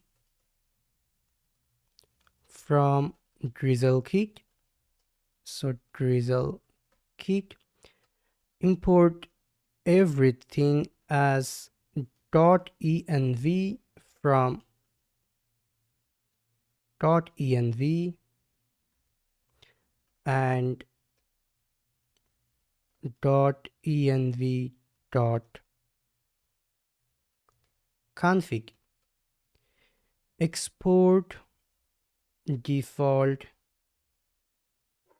define config. Inside here we have to pass the schema, which is going to be /source database schema.ts. Yeah, we have to specify here the output directory where we want to store the output like migrations file and folders. We want to do it inside this drizzle folder, inside the services folder. Dialect. So dialect, it's going to be actually PostgreSQL. So PostgreSQL and DB credentials.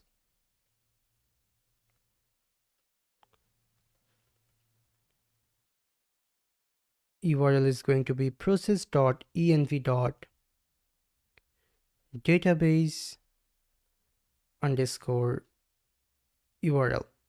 Yeah, we can save it now. That's it.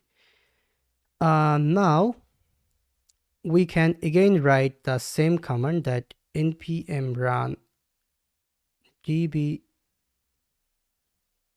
generate. This time it should not give any error, and it's actually not giving any error. npm run db migrate. There is something wrong in migration. What's about db push? Let's see.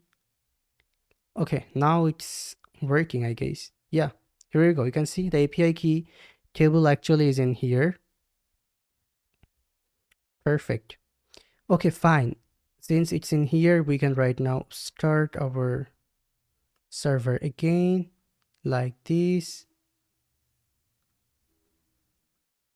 Yeah, cool. So our setup is ready. We can come back here. You can see everything is ready in here. Now we can start to work for the API key features. So let me make it a a little bit small now. Now let's close env.env, and inside these services, actually inside this controller, let's create our API key controller at first. So controllers and API key controller.ts. Inside here, we have to do a lot of work now. First of all, we have to import few things from NestJS/common, like controller, get, post, body, param, delete, request, and use guards. Yeah.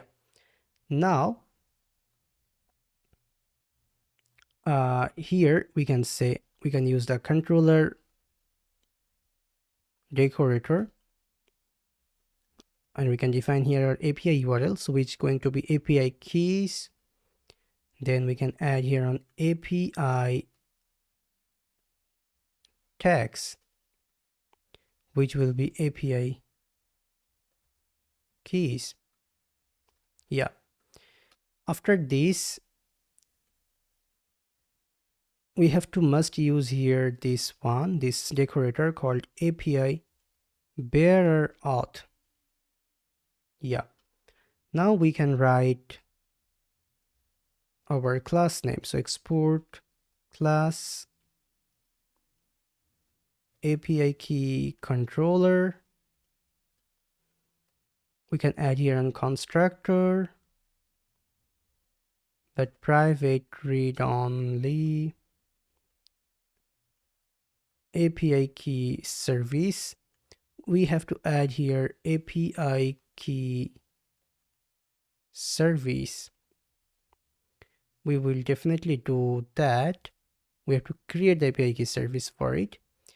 And here we can define some endpoints on like decorator, that post decorator. And here, just for some metadata, we can add this, that API operation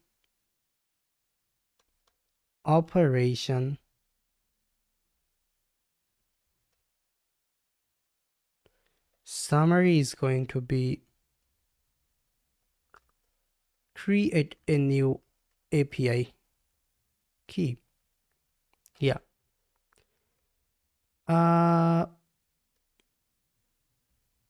Let's keep it in this serial. Yeah. We can add here an async module now, an internal module that create API key. We can pass the request decorator, request any. We don't need any data from body, so we can keep it just like this. Yeah.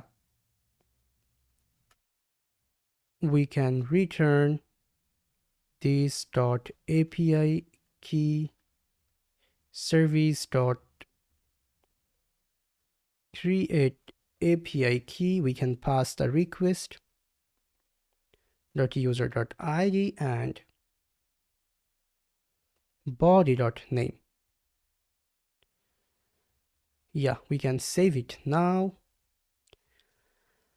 For now it's fine. Let's come back. You can see it's giving right now error, which is natural. It's saying cannot find operations, cannot find API operation, API bearer token. Yeah. API operations, API bearer token, API tags. Let's import all of them from NestJS/Swagger. So it's basically coming from a new library called NestJS Swagger, just for documentation purpose. I hope you know about Swagger. It's for documentation, API documentation. So let's install it. In the meantime, let me come back in this services folder, and inside this services folder we have to right now create our API key.service.ts file. Inside here, at first we're gonna import NestJS, injectable, inject, and bad request exceptions from NestJS/common. Just import it, or even you can skip it, you can do it later on. So at first Let's add here injectable, export class, API key service. We can add here constructor. We can inject here drizzle db, so it's actually going to be capital. Drizzle db private read only db, and drizzle db is coming from database and database module. Yeah, now here we can save it. We can come back here now, and API key service, let's actually import it now. So let's import it in here, API key service. Done. We can start our server again, and okay, one error, body.name. Sorry, this is a mistake. We do not have body here, so how then we will have body.name? Create API. Yeah, it's not available yet, that's why the error is coming. No problem. Let's say async create API inside this API key service, and inside here it's just going to receive user ID, the logged in user ID, which is going to be string. Yeah, and we can come inside here. For now we can save it. You can see no error is in here, looks good. Now let me finish this controller. Post is done, but actually we need some more method. So we can say get, we can use here get decorator, same API operation, and we can say list all API keys. Actually we don't need this swagger at all. I think we could delete it, but fine, since we already added it, fine. For our case we don't need it. Yeah, it's right now giving error, very natural. We have to finish it, and even if we finish it will also still give error, because inside here we will use a new method, request. Yeah, return this dot API key service dot list API keys. Yeah, the error will come because this list API keys is not available yet. We have to create this method inside our service. We can save it. Yep, come back here. We can copy it from here, the name. Yeah, let's save it now. Perfect. Let's come back in the controller now. Get work is done. Now we can copy it again, and next one is going to be for delete, and inside delete we must have to pass the API key ID. Yeah, so by default actually delete is not possible. The user can only revoke the API key, so we can add that. So we can add that in here. Cool. Now instead of list API keys, we have to add here delete API key. Yep, and API key service dot delete API key. Here let's copy it and add it in here. Yep, looks good. Now after delete, next one is going to be for like regenerating or for new one. Yeah, so something like this, post ID regenerate, and it's for regenerating an API key. We need regenerate API key module in here. Let's come back in API key service and let's add that. Yeah, so regenerate API key, we can add it in here. We can save it.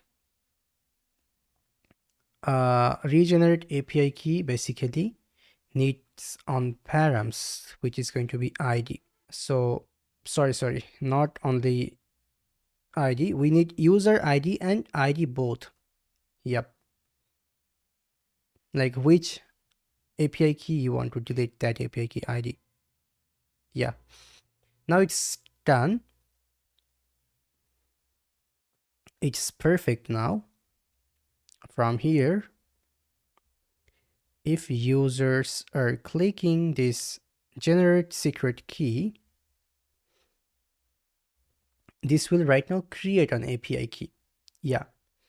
So let's do it in here now. At first, we have to enforce the user. So we can say enforce maximum 5 keys limit. Yeah. So highest API key for one user is 5 by default. Constant result await this .db .select. We can pass count inside here. Count is basically coming from drizzle ORM. So it's already in here. Yeah. Now after this count, we can say from where? From API key. We have to import the API key schema from our database schema. So API key, then where the API underscore key dot user underscore ID is matching with our user ID. That is our API key. So we can right now list it, right? This result right now the array for the on user existing API keys. We can say result dot count if it's more than or equals to 5. Then we can throw a new error, a new bad exception error, something like this, that you have reached the minimum limit of 5 API keys. Please contact support for more. Yep. Bad exceptions, request exception, it's also coming from NestJS/common. So we can save it now. After this, we have to generate our API key. So we can add here this dot generate key. So we have to create here on private module, private generate key. It's going to return plain text key, which is going to be string, key ID, which is also going to be string. And yeah, that's all. Now inside here, first of all, we need the key ID as per our system design, right? We need the key ID, which is basically crypto.random_UID. So crypto, we have to import crypto from the built-in module or built-in library called crypto. We don't need to install it. It's already in Node.js.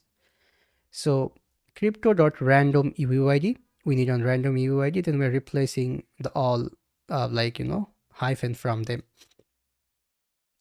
Then secret, we need to right now make on API key secret.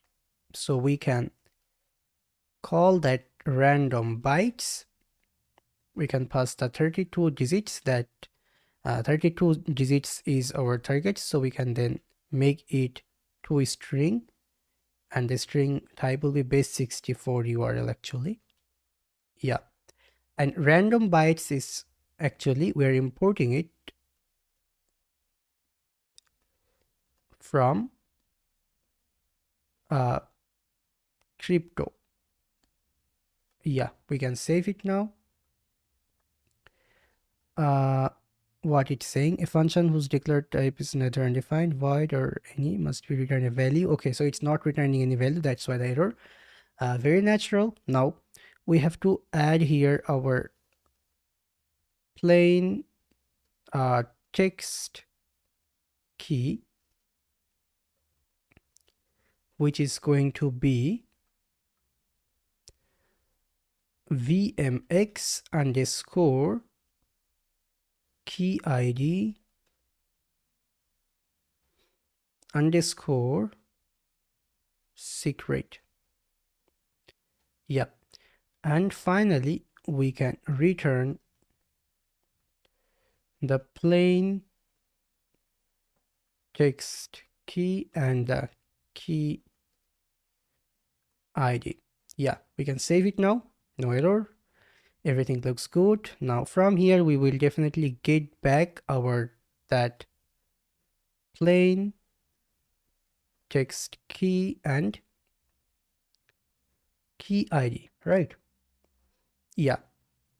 Now after this, what we have to do, we have to hash the this plain text key, because we don't want to store the original value. And for hashing, we're gonna use argon2, as I said earlier. So plain text key, and inside here we have to pass the type, which is going to be argon2 dot argon2 id. Now argon2, let's stop the terminal, let's install it. Argon2 time cost value will be 3, memory cost and parallelism, it's going to be something like this. We can save it. Now what next? We need the prefix. So prefix is basically going to be like some part, like the first few letters from our API key. It is going to be substring 0 to actually 18 characters. We can add here, then plus dot dot dot. Yeah, we can save it. Now finally we can say await this dot db dot insert. We can insert it inside API key dot values. ID is going to be definitely this key ID. User underscore ID, which is going to be user ID. Name is going to be name. Value is going to be hash. And prefix, which is going to be prefix. Yeah, prefix itself. And finally, we can return the key, the plain text key as the API key response, to show it in the client side so that the user can actually copy it and keep it somewhere safe. Yeah, we can save it now, and that's it. Our create API work is done. Now there is a very important thing you have to must notice in here. If you come here, you can see I am saying request.user.id. Request.user.id, but how we're getting user.id in request? Definitely we're not getting it if we are not setting the user.id value in our middleware, right? From guard in NestJS. In NestJS, we can set guard, because NestJS actually like modify the middleware, not modify. Middleware is before running our application business logic. For an example, if we come back here, like rate limiting, we can say that's a middleware, that's the middleware. But when we are inside our app business logic, that's called guard in, like, as per NestJS, or even in as per like industry standard. So we have to create a new guard called clerk guard. Yeah, the main guard, the same guard will actually verify this API key or even the clerk provided like token. So yeah, we will do that right now. So let's come back in the sidebar. From here, inside guards folder, there is no guards folder. Interesting. Yep, I forgot it. No worries. Let's do one thing. Reveal in Finder, and inside here, we can create a new folder by giving name guards. Yeah, and inside guards, we can create clerk dot guard dot ts. Yeah, and we have to do the main work inside here right now. So let's do that. And one more thing, in these services, we have to for now we have to do nothing. For now it's actually fine, but in this infra we have to create some new files now. For an example, one extra module, but this is for cache. So like the LRU cache, we need this cache module. Then we need our Redis module. So Redis module dot ts. Yeah, we need these two modules right now to work with our clerk guard. Yeah, we can close the API controller and we can come back in this cache module and Redis module. If after finishing it, we will start to work in this clerk guard, because clerk guards heavily need this cache module and Redis module. As I said earlier, as I explained earlier, this clerk guard is basically the main middleware which will validate the API key request. If there is API key, then it will validate the API key. If there is no API key, it will validate the clerk provided authentication token. Because when you are login, you do have on clerk provided authentication token. Let me show you. In network, when I'm giving on reload, you can see we don't need to go to network. If we even go to applications, you can see we do have actually on authentication token. Definitely we have it in here. I don't know which one, but we have probably this one, this session token. So yeah, we have to verify it. Yeah, so Clark is actually playing a big role in here for securing our application, because Clark authentication is really highly secure and we're using that. So we're already far better than most of the existing application in terms of security. Yeah. Now, let's do one thing. Let's start our server to see is there have any error in our code or not. So yeah, we do have some error. I can see it in here. First of all, plain text is declared here, but we haven't used it yet. That's not any error, that's a warning. This is on mistake. You can see it should be plain text key. So the problem is inside in this API key service. Inside here, it should be plain text key. Yeah. Now Argon 2, okay. I think I forgot to import Argon 2. So we have to import Argon 2. We can import Argon 2 from Argon 2. Yeah, we can save it right now. And we can close the sidebar and hash argon2.hash. It should be actually hash.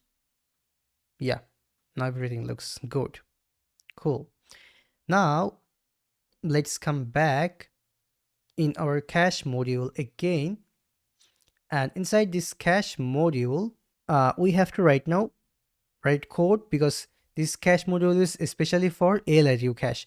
We have to install the library. We can say npm I LRU cache. I'm not sure is it a built-in library or not, but let's see. So it's installing. Until it's installing, we can say import module and global decorator from NestJS / common. Yeah, and we can import LRU cache from LRU cache. Now we have to import export here on LRU cache variable name on global variable, something like this. Now we can add here on basic, actually on interface, but for now I don't think we need an interface for now. Yeah, we can just ignore an interface for now. Yeah, since we do not have any data type yet. So just let's use here an global decorator and module decorator, since this is on module, and on global module. Here we have to add providers, and provide, it is going to provide LRU cache, use factory,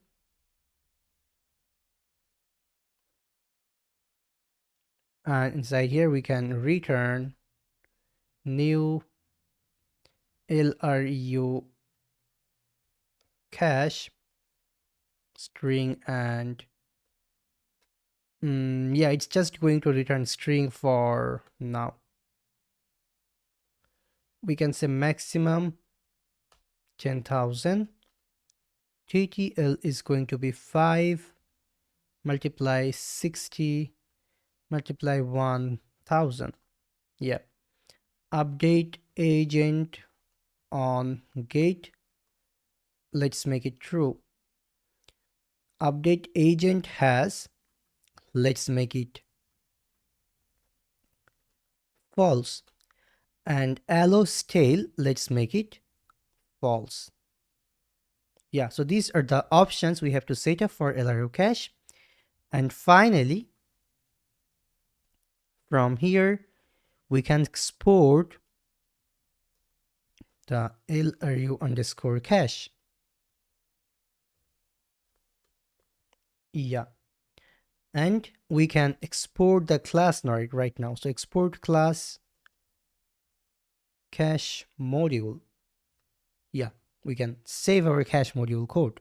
So basically in here in this TTL, you can see we are adding here 5 minutes TTL, maximum 10,000 entries. There cannot be more than 10,000 entries. So we are limiting it to, like, to like save our RAM, because all of them are going to store in the RAM. Yeah, that's it. Now cache module, it's done. Right now we have to set up Docker, but one thing, since cache module is done, we have to right now import it inside our app module. Let's come back inside our app module. So app module, and inside here let's add our cache module. Yeah, so cache module, let's do one thing, let's start the server actually. Yep, copy this, and we have to import cache module, but this is a class, so import cache module from dot slash infra slash cache dot module. We can save it. There is an error, and the error is that LRU cache expected 2-3 type arguments but got 1. Okay, makes sense. So in here we just say that the type is string. Yeah, but it's saying us that we have to add some more, like, argument in here, more parameter. We can say one thing, then we can add here cache interface. Yeah, we can copy it. We can add here on interface, so we can say export interface cache interface. And for now, so we're going to cache API keys. API key, sorry, no, we're not going to cache the API key, we're going to cache the user ID, which is going to be string. And this one spelling is wrong, I guess. Update agent on, sorry, it's actually not agent, it's age. This was the mistake. Yep. Now makes sense. Yeah. And what if I remove it? I think there will be error. Yeah. So we just have to add it. Yep. Done.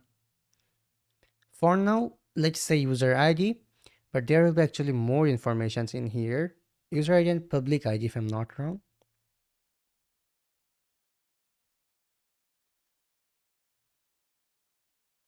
Yeah. And last used.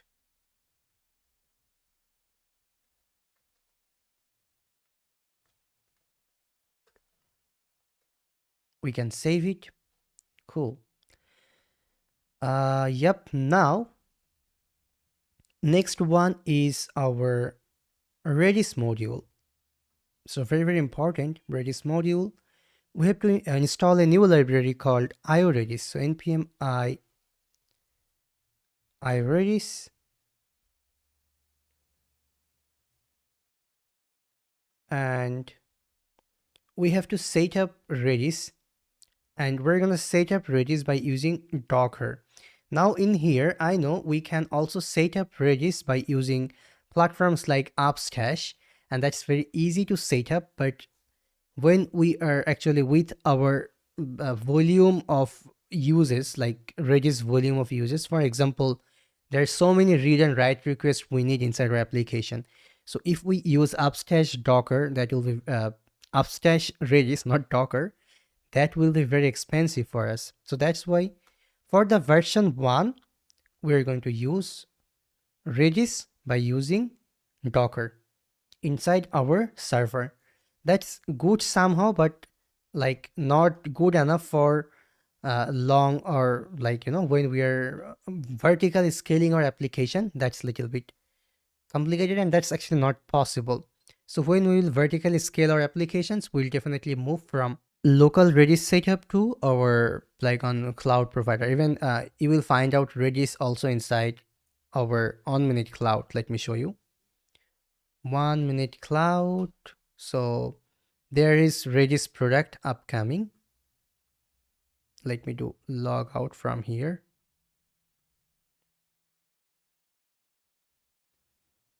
Here we go. You can see Redis is upcoming, coming soon. So like in version 2, like in future, we can use Redis by using on cloud provider. I mean, by using in service. But for now, we're going to be using Redis by using Docker. So we're going to use Redis 7 Alpine image, and container name is going to be Vidmox Redis. Yeah. Ports, this is going to be 6379. 6379. Yeah. We have to add here volumes. So volumes Redis underscore data slash data. Command will be Redis server, and it will require on password, so require pass. For now, we can say actually Vidmox for now, since we're in development mode. Append only, yes, and maximum memory limit. So max memory policy, all keys LRU.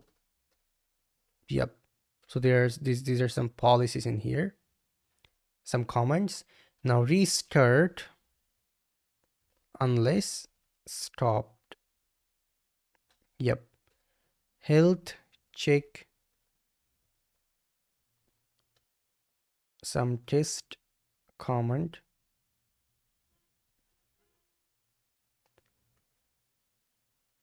We can set Redis CLI and ping, it means Redis is working. So just like health check. Interval 10-second, time out, 5-second, retries, it's going to be 5.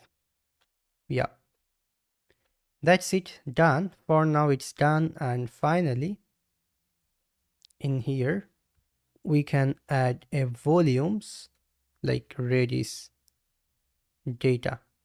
I think volumes level is not correct. Yeah, now it's correct. Yeah, for now it's done. What next? What we have to do now? We have to do nothing. We have to say docker compose up and g. We can say this. We make sure that you have set up docker inside your device, and you can see actually Vidmox Redux is recreated and started. So yeah, because I was using OneNet Cloud, but let me show you my Docker desktop. You can see it now. Redis is in here. It's actually running. Cool. So we can clear it. We can start our server again. Perfect. And sorry, my phone notification. Yeah. Let me make it down like this. Let's come back here in our Redis module and let's start to work inside Redis module. Inside Redis module, we need that same global variable again in here, that Redis client, and we need few things. We have to import few things in here like module and global decorator from NestJS/common. We need config service. We need Redis from iRedis. Yeah. Now let's add that global decorator because this is a global module. And module, we have to add here provider. So providers,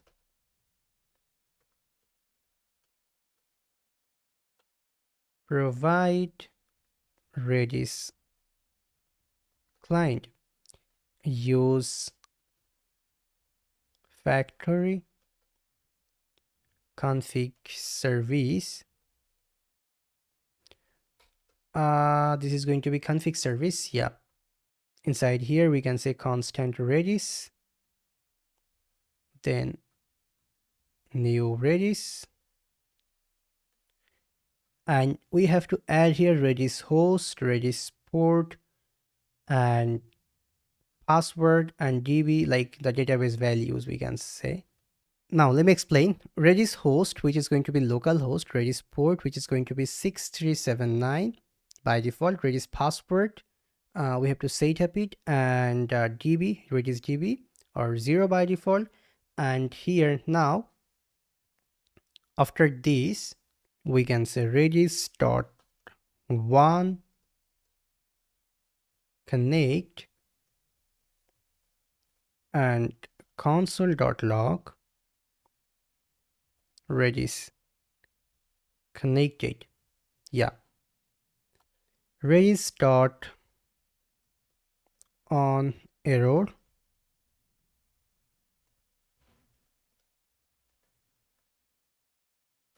inside here we can add on console.error. If there is an error, then Redis error and show us the error message. Yeah. And finally from here actually we can return the Redis. Yeah.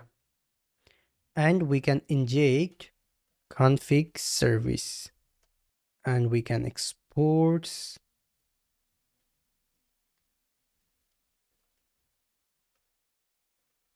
Redis client, and from here we can export our class Redis module. Yeah, we can save it. There will be, I think, no error, but yeah, after like we connect this module there will be error because we have to add some new variables inside our .env file.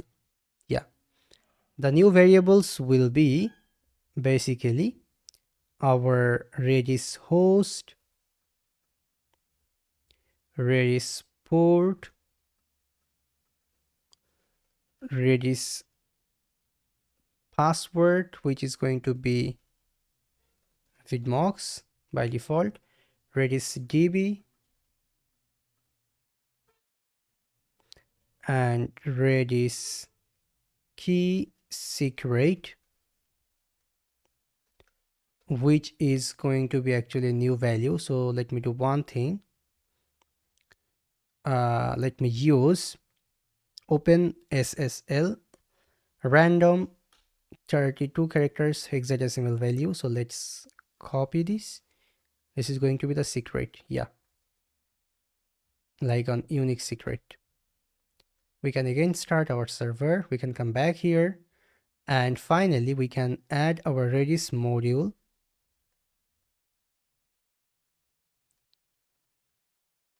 in here. Yeah, so Redis module, let me see one thing.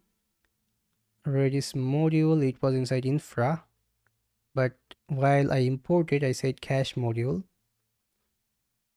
Okay, I understand, because we have to create here another index.ts file, and inside this index.ts file we have to import everything from Redis module and cache module. Then we can come back here, we can say, we can actually add the same line, just change it to Redis module. Yeah, we can save it. What it's saying, oh sorry, we could even say here actually, oh, there is Redis error. Interesting. Okay, we'll check that later, but what if we just say infra? Yeah, it's going to work. Same for here, I guess.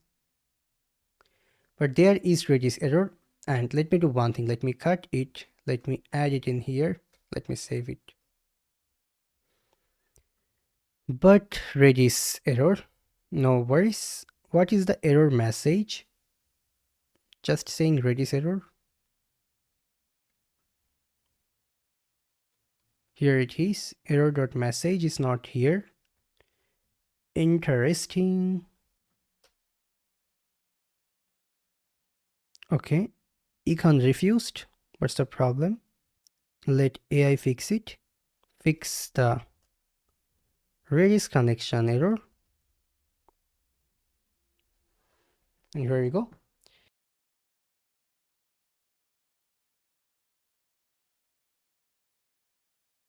Alright, so there was basically a spelling mistake. You can see Verb is telling us now. Okay, I really did a spelling mistake. Yeah, sad thing. Thank you so much for letting us know the problem. It should be max memory. Now let's run Docker Compose again as per the suggestion.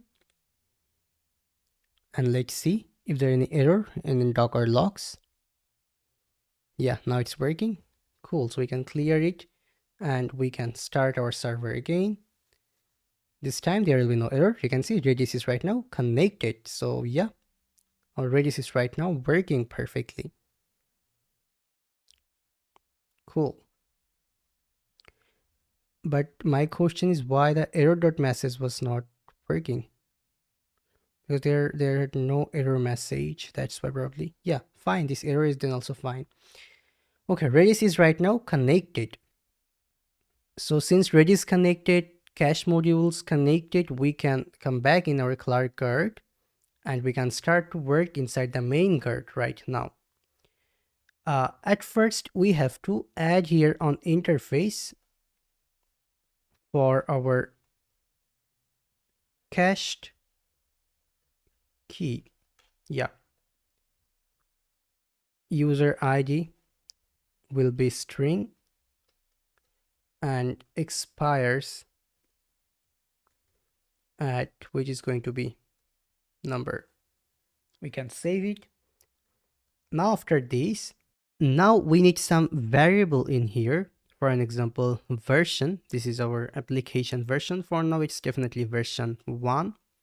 Then we need some other variable like redis hard TTL, like the redis TTL, which is going to be 10 minutes for now. So 10 multiply 60.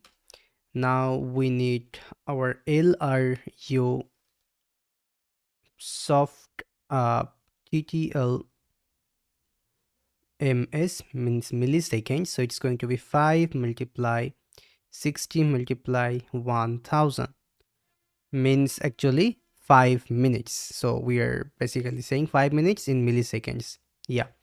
Now const local cache, which is going to be new LRU cache and string, and we can add this cached interface in here as a type. Yeah, and maximum will be 100,000. Yeah.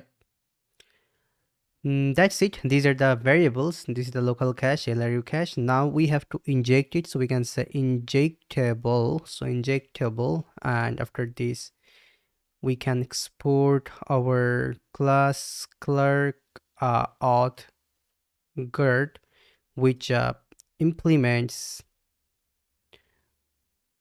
can activate. So can activate is basically coming from our NestJS common. So let me import all of this in here.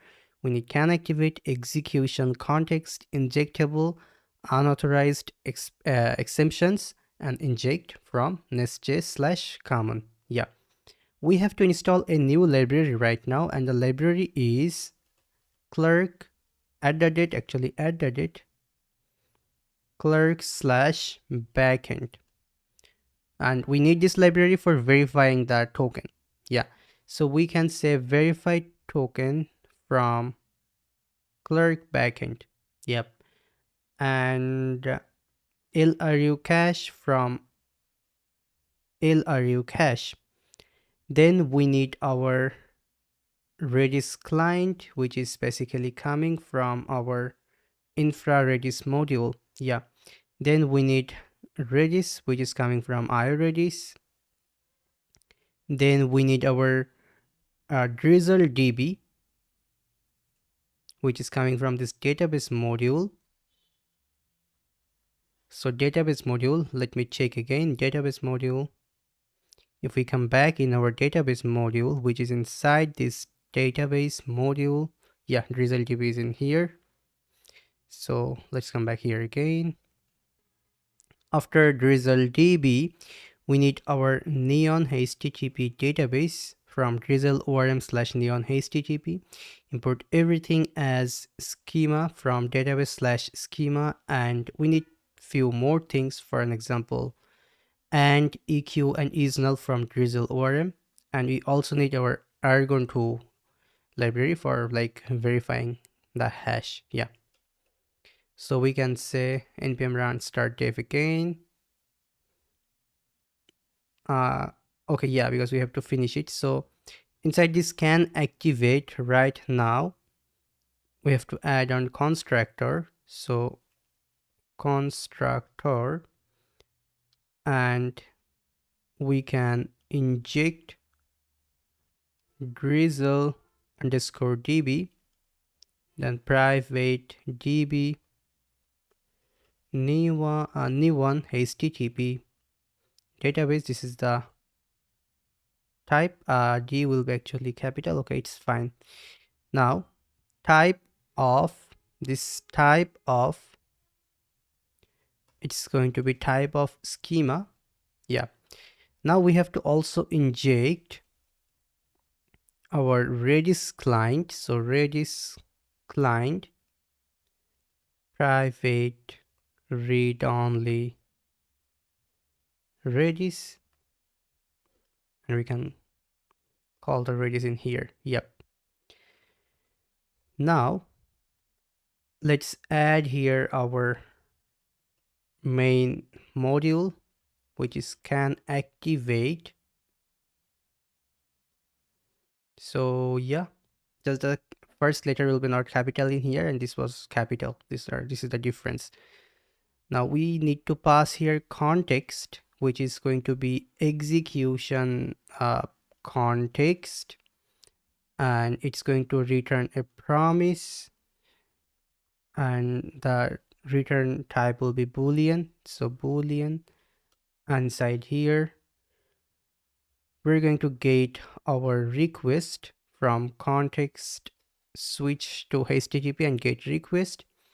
Now we need our X API key in the header. So if there is X API key in the header, then we will check from X API key.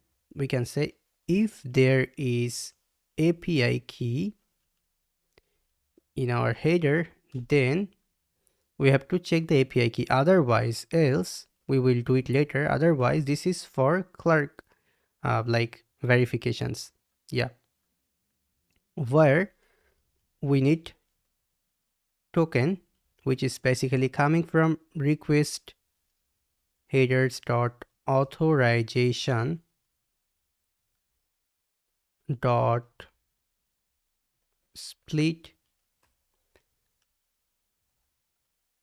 and here this is a token. So if there is no token in our headers, request headers, then we have to throw an error that missing authentication token. Yeah, so missing authentication token. Here we can add on try catch statement. We have to verify that token, so we can say verify token. We can call verify token method from clerk. We can pass that token inside here, and we have to pass the secret key, which is going to be process.env.clerk secret key. Yeah, very important. So clerk secret key, we need clerk secret key inside our backend.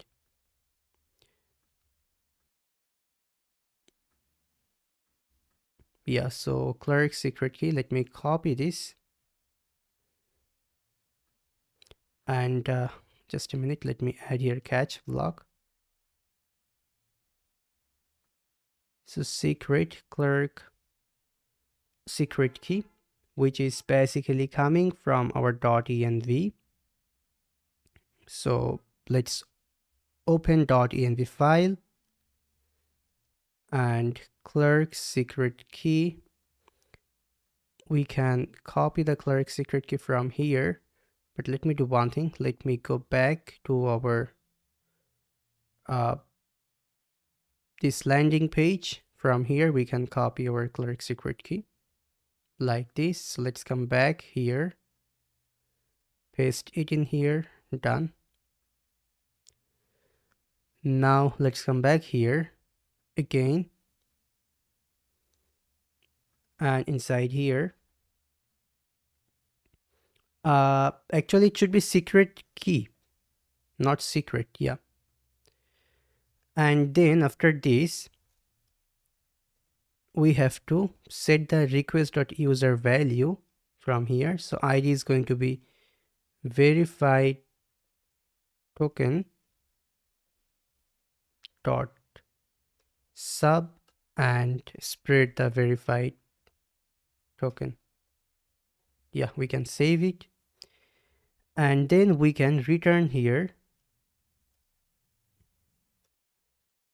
We can return true.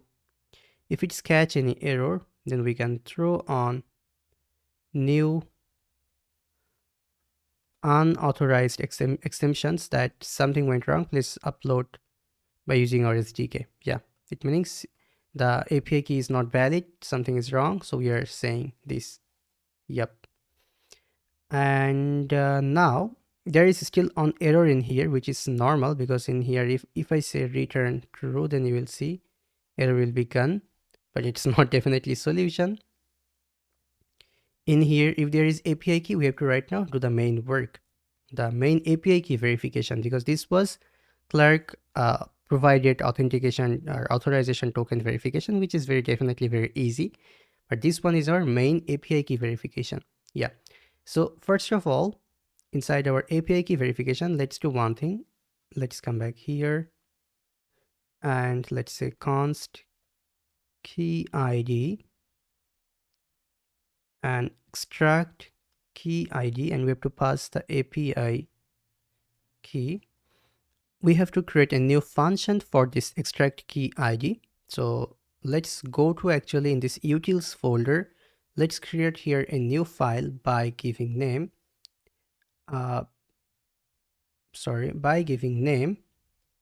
API key verifier.ts, and inside here we can say export function extract key ID, where we're going to receive the plain key, which type will be definitely string. The plain key value, it's going to return string or null. Yeah. Now the expected format, so if there is no plain key, or if the plain key dot starts with, the plain key is not starting with vmx underscore, it means something is wrong, so we can return null in here. Yeah. Now after this, if it's starting with vmx, very good, then we have to check the parts. So we can say parts plain key dot split and underscore. Yeah. If the parts dot length is more than 3, then return, sorry, less than 3, not more than 3, then return null. More than 3 and less than 3 both, we have to return null in here. Now we have to get our key ID from here. So parts, the first one is the key ID. Definitely the first index one is the key ID, not the not first. 0 is the first one and 1 is the second one. I hope you know this. So this is the second index, we can say. Now if there is actually on regex pattern, we have to check the key ID is not 32 characters, then return null. Yeah, something like this. If everything is good, then we have to return the key ID. Yeah, we can save it. We can come back in our clerk auth card again, and we can copy this name, that extract key ID. So extract key ID, import extract key ID from dot slash util slash API key verifier. We can save it. Yeah, the error is gone. There is an on error, which is very normal because we have to return something from here, then the error will be gone. We can do one thing for now, just say return true, then error will be gone. Yeah. 1 minute. Where's the error? Clerk auth card expected. What is this? Return true.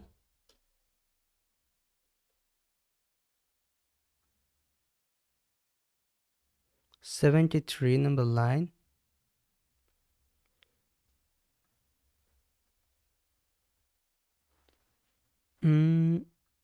I think we have to add another second bracket in here on syntax mistake.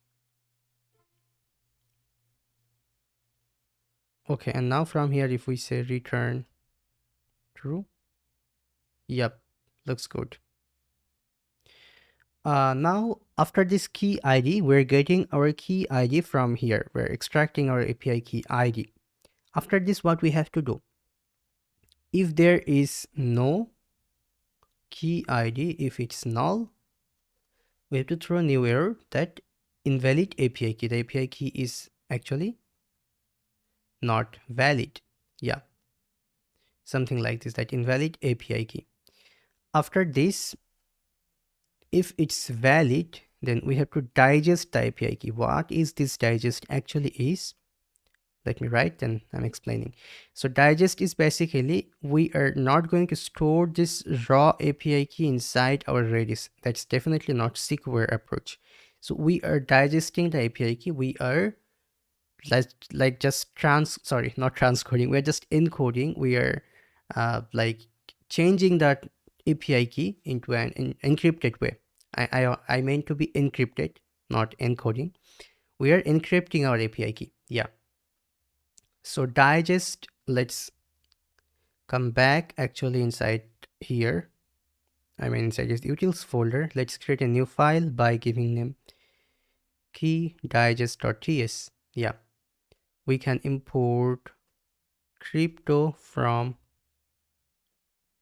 crypto, and we need here our Redis key secret. So Redis key secret, we can say process.env.redis key secret or empty string. We can export the digest function. So digest, which is going to receive the plain key, which is going to be string. Now return crypto dot create HMAC database, sorry, algorithm will be SHA-256. We have to pass the Redis key secret and update. You have to pass the plain text key, and we have to digest it with hexadecimal value. Yeah.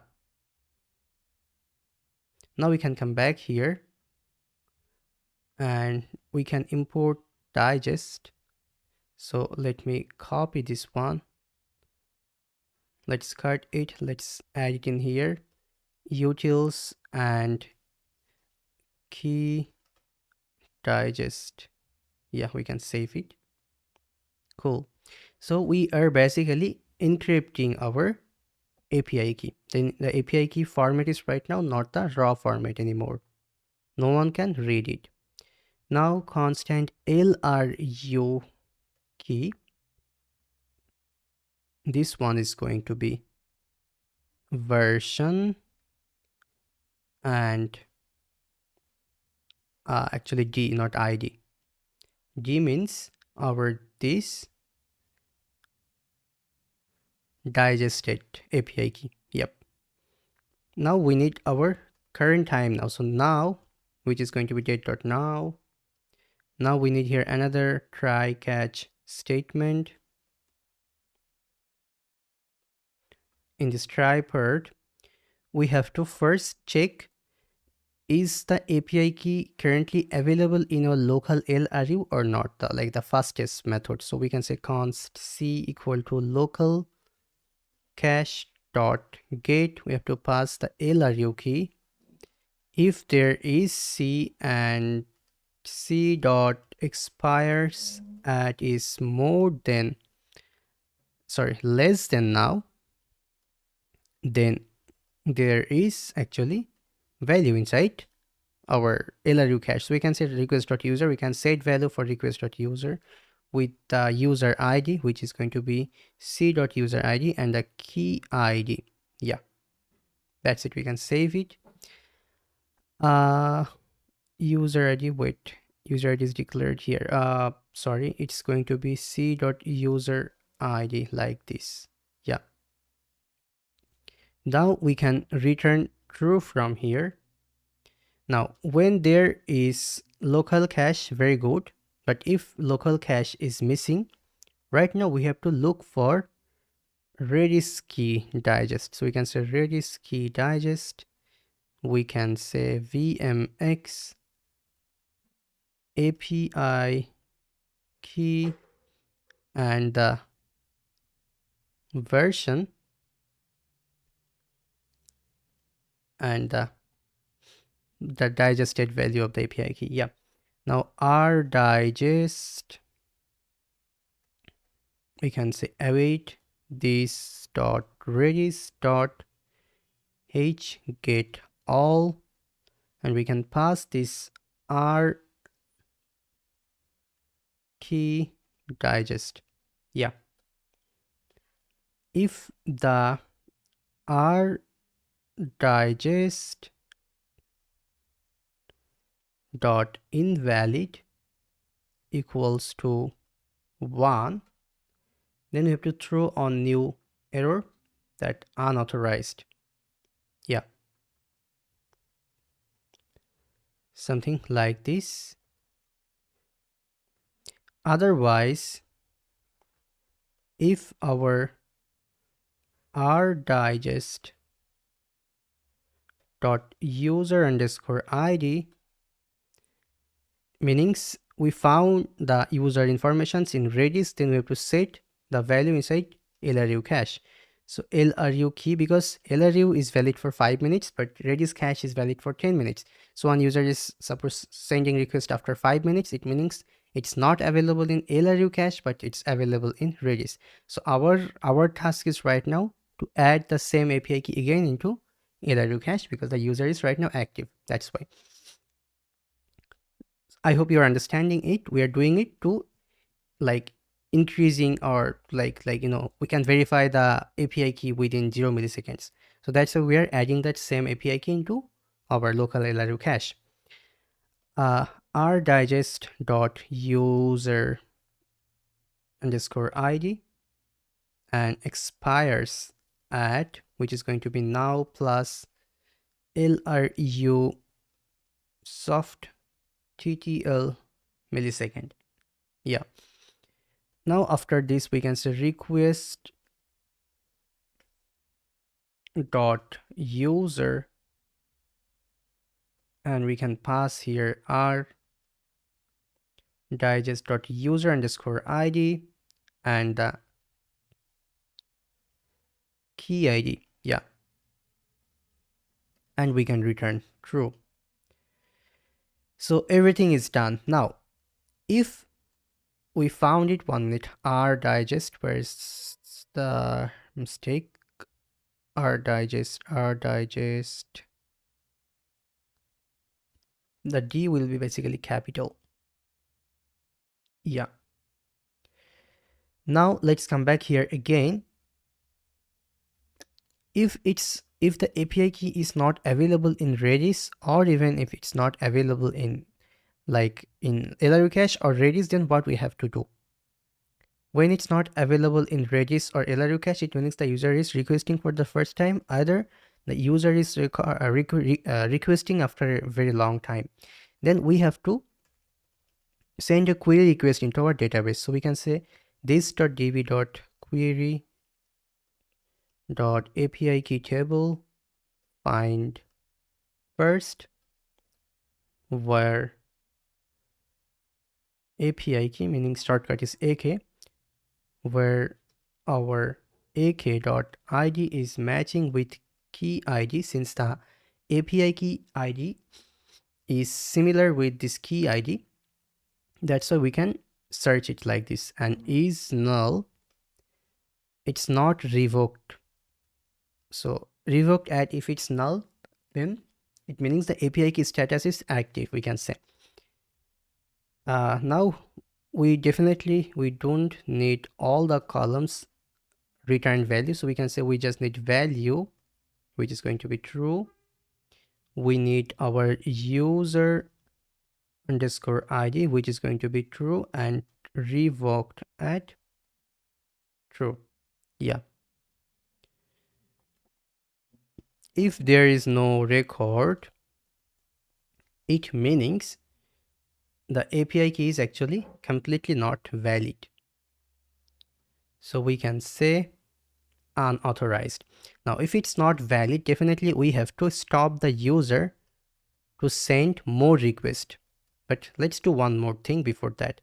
Let's verify it with argon2. So argon2 dot verify record dot value API key, if is valid is false, then we have to set new value inside Redis. So h set r key digest, meaning Redis key digest value, and we have to set invalid to 1, meaning the API key is invalid. So if any new request coming from the same API, we will not completely not work with the API key. We will block it in the second layer. Yeah, that's it. It means in here it's basically something is wrong.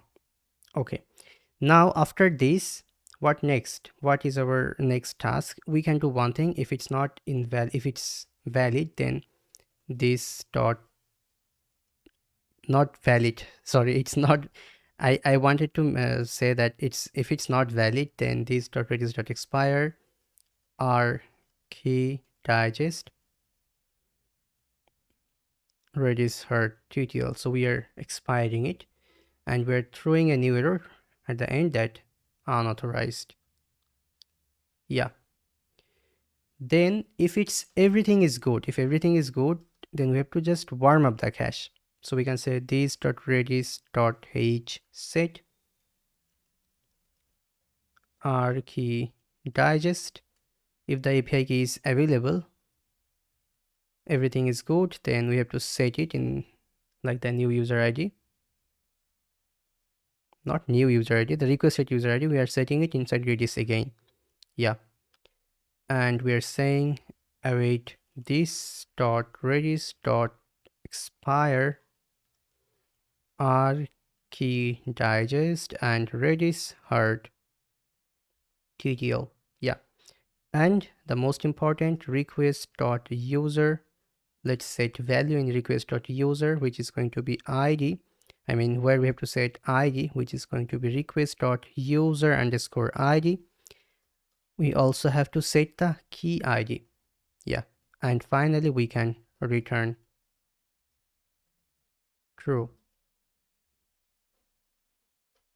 Exactly.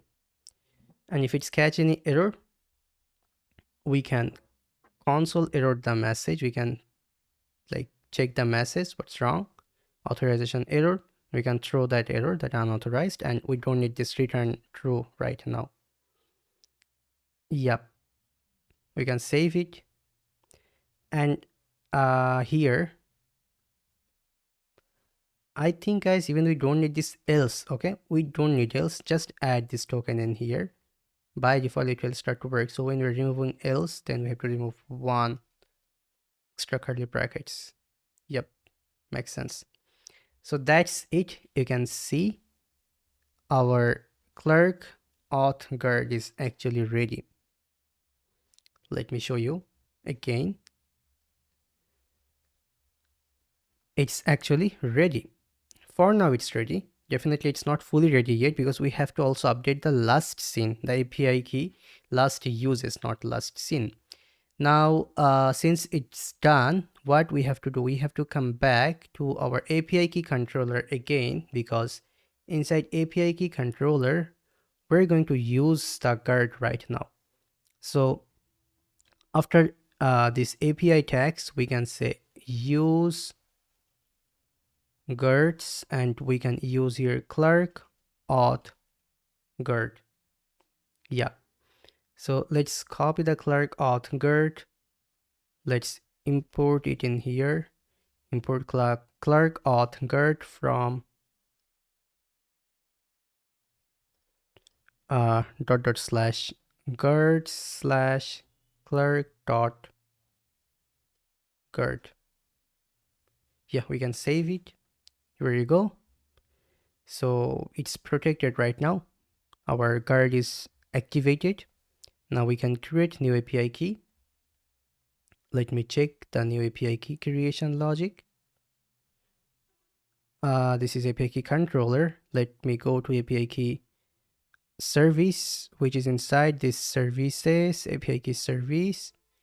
Yeah. So here we are creating API key, and yeah, it's actually perfect.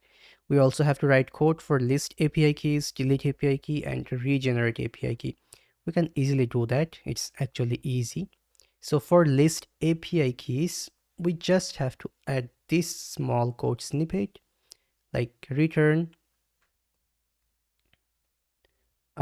this dot db dot select and id. We have to like show the API key id, API key prefix. Sorry, not name. This was wrong. We don't need name. We need id, prefix, created at, last used at, and revoked at. Yeah, where the user id is matching with the logged in user id. Yeah, that's it. Simple logic.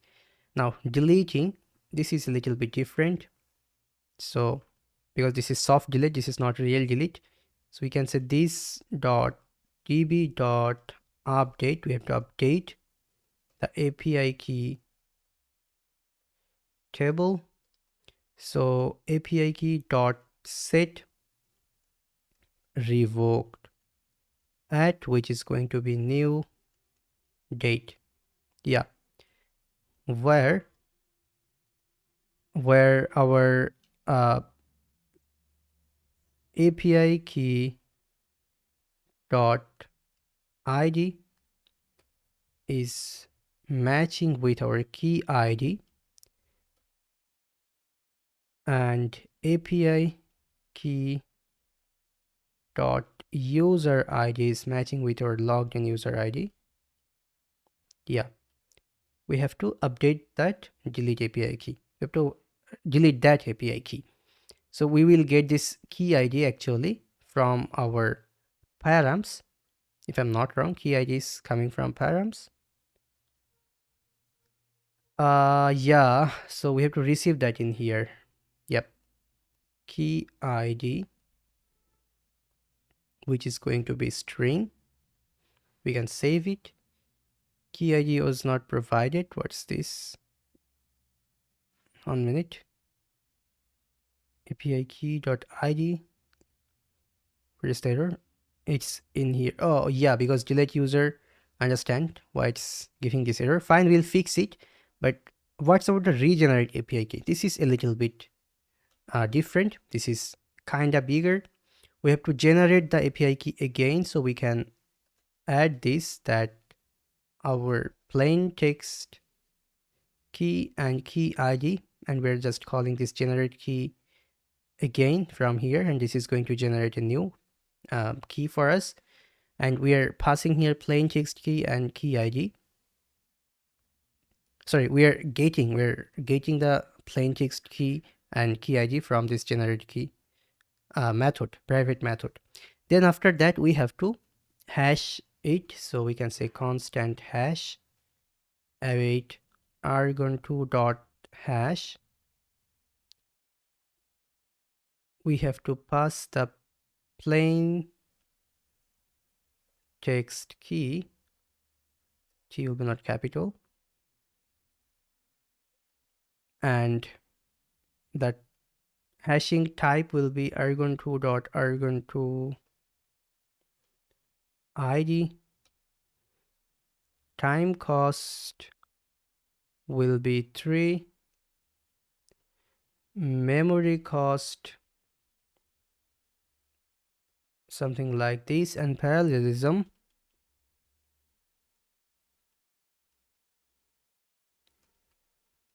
which is going to be 1. So we can save it right now.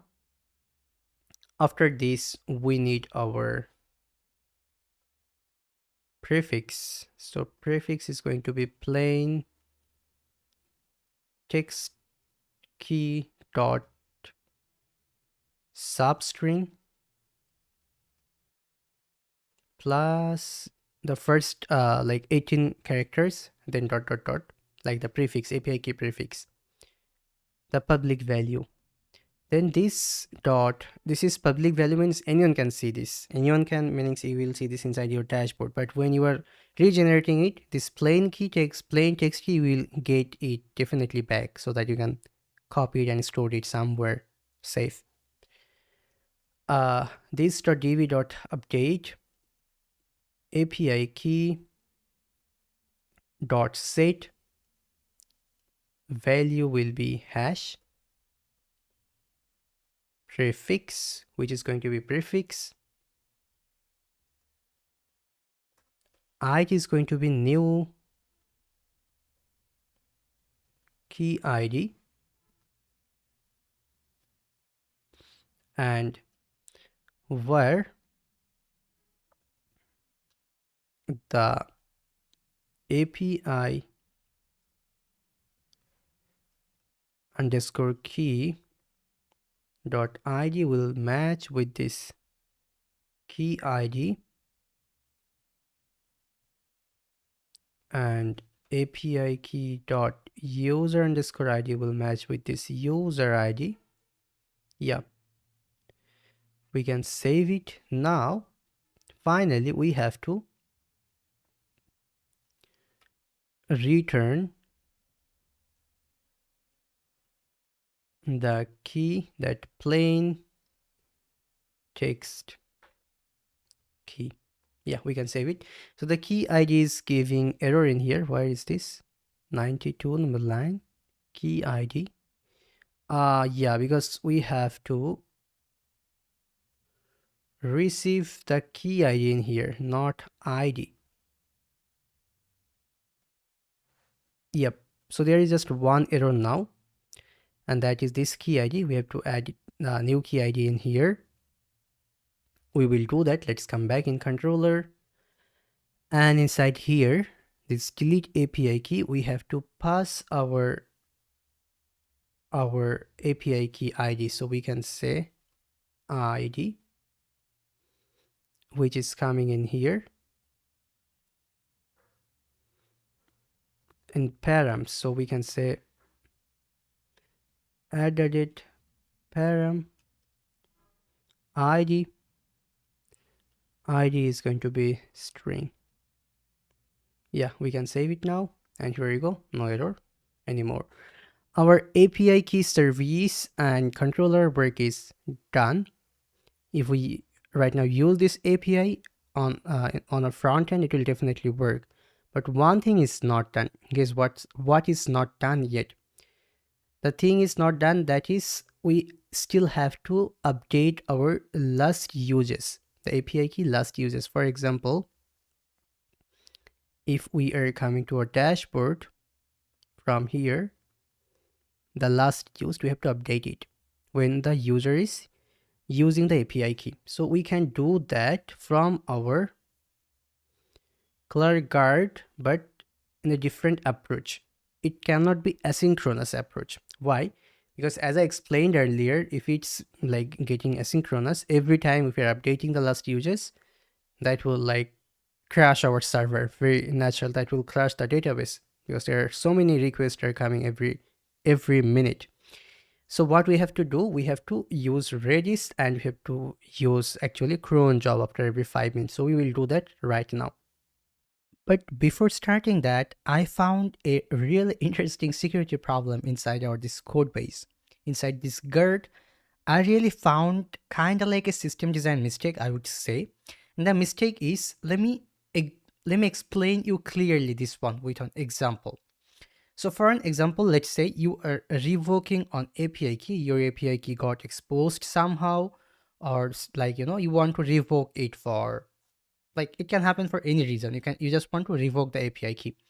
Now, when you are revoking the API key, what we have to do, we have to add a date for the revoked at field inside the database API key table for the specific API key.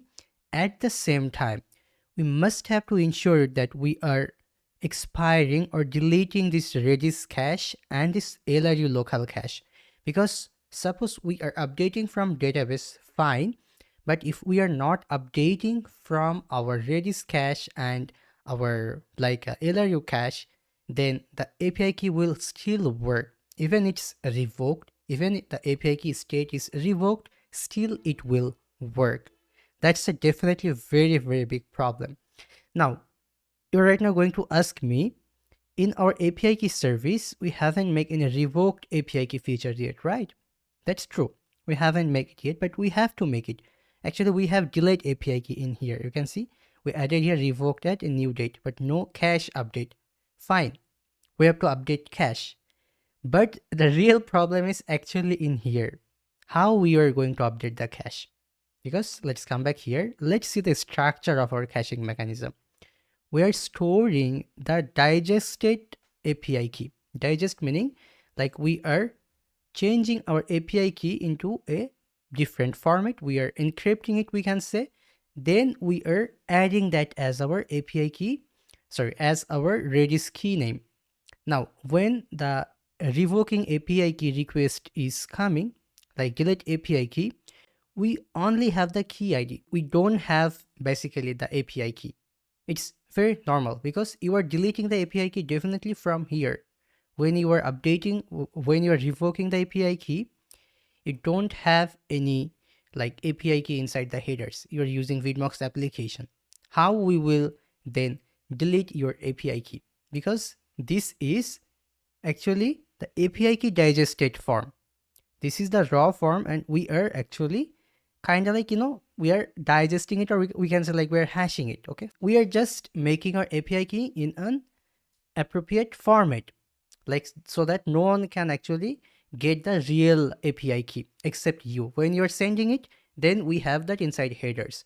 But when you are updating it or revoking it, you're not sending the headers, the API key. So we don't have the API key to ourselves. We don't have the API key even inside database. And that's the biggest problem. Since we don't have the API key, we cannot make this digest. And when we don't make the digest, how we will get this D? If you're not getting this D, how we will get the Redis key and LRU key, right?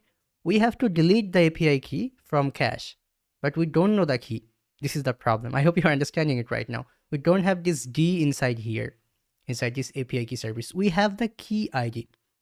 Now, there's a very easy solution. You will right now tell me, what if we change this D to API key? We don't need this digest then anyway, because this digest needed because the API key, we don't want to add the raw API key format inside our Redis cache. That is the reason. What if we add the key ID? Then the problem will solve, but this will introduce another very big security problem. And the problem is that API key, fine, API key is valid. But, pardon, mistake, not API key, I'm saying key ID. The key ID is valid. There are three parts in our API key. First one is flag, second one is key ID, third one is the API secret.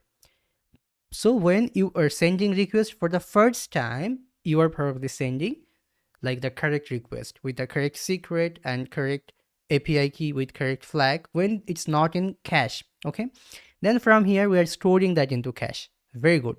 But think about it, second time when you are sending the API key, the secret is wrong.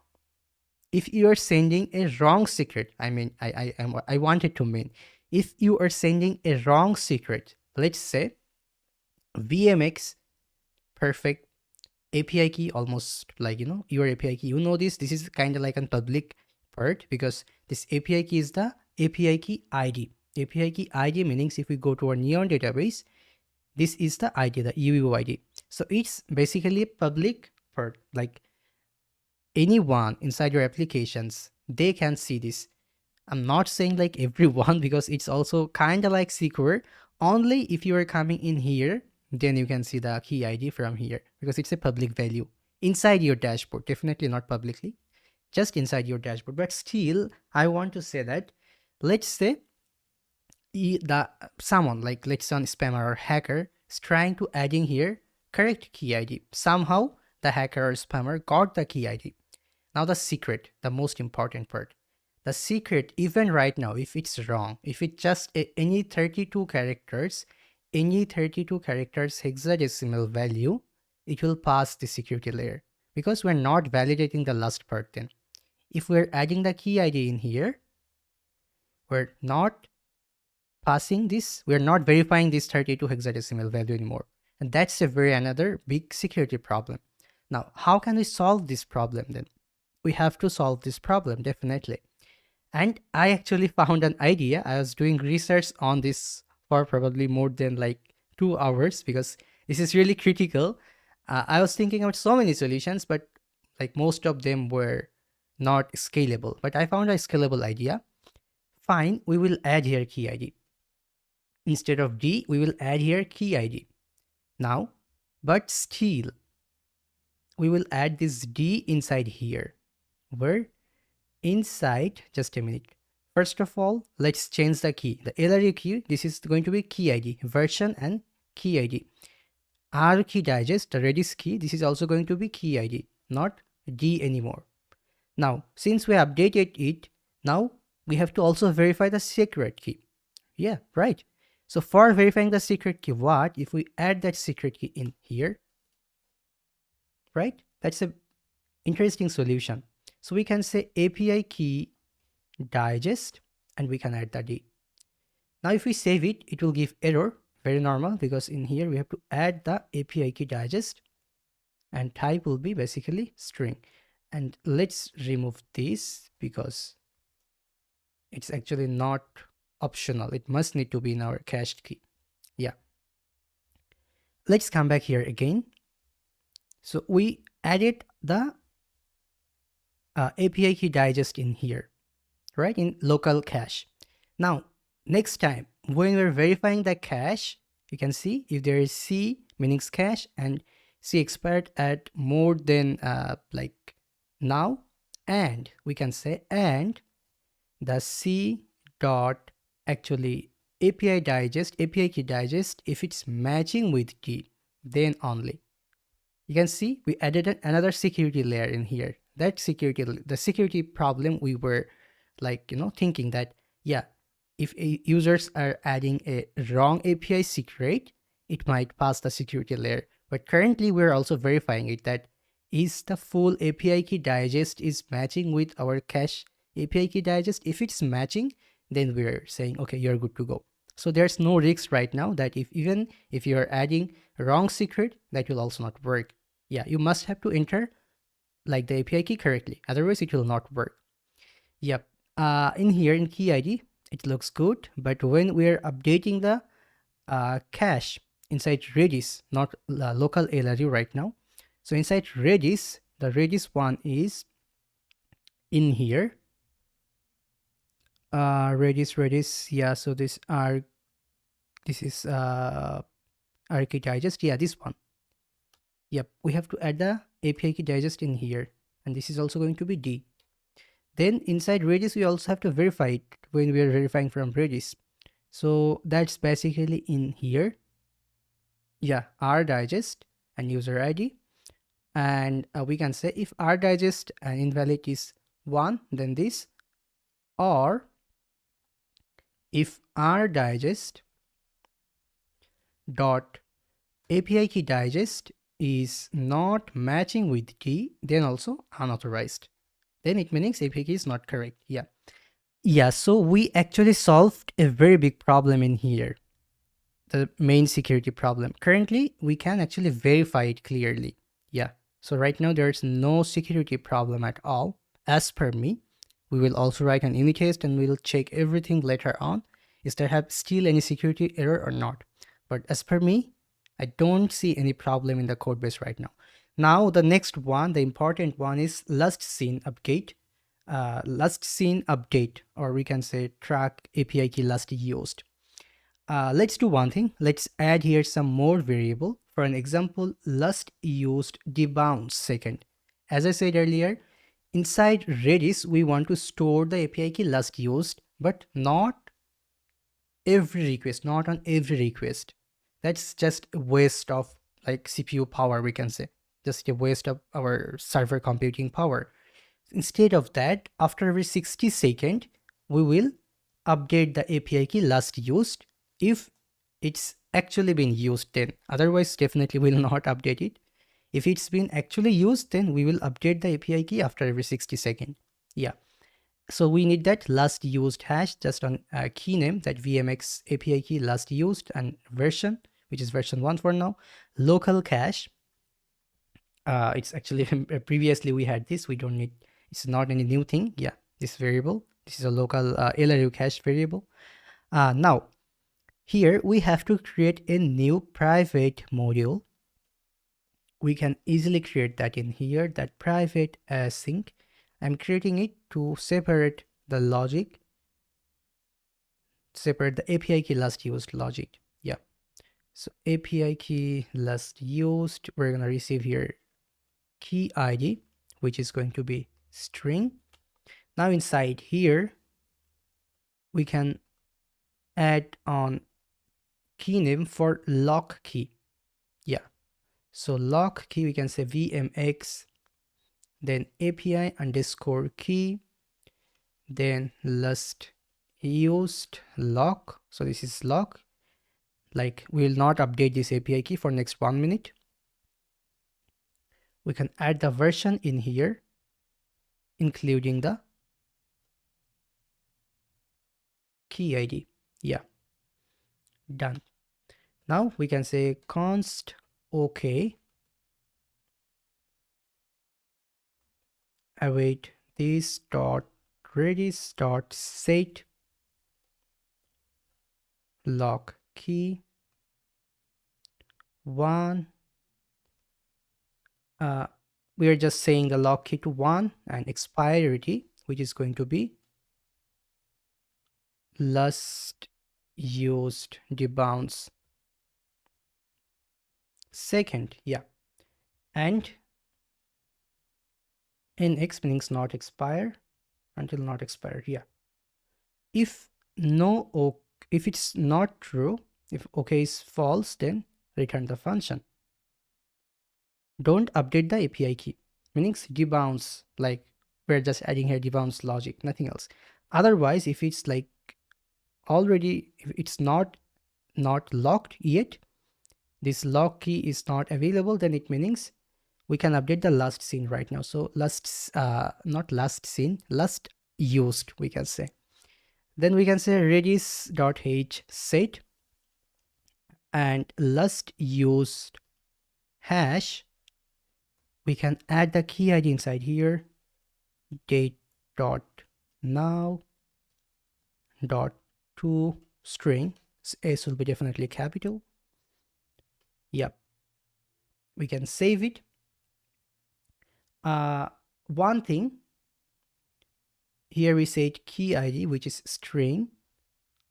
What it's saying, key ID, 1 minute. Sorry, it's supposed to be key ID. Exactly. Makes sense. Done. Now what next?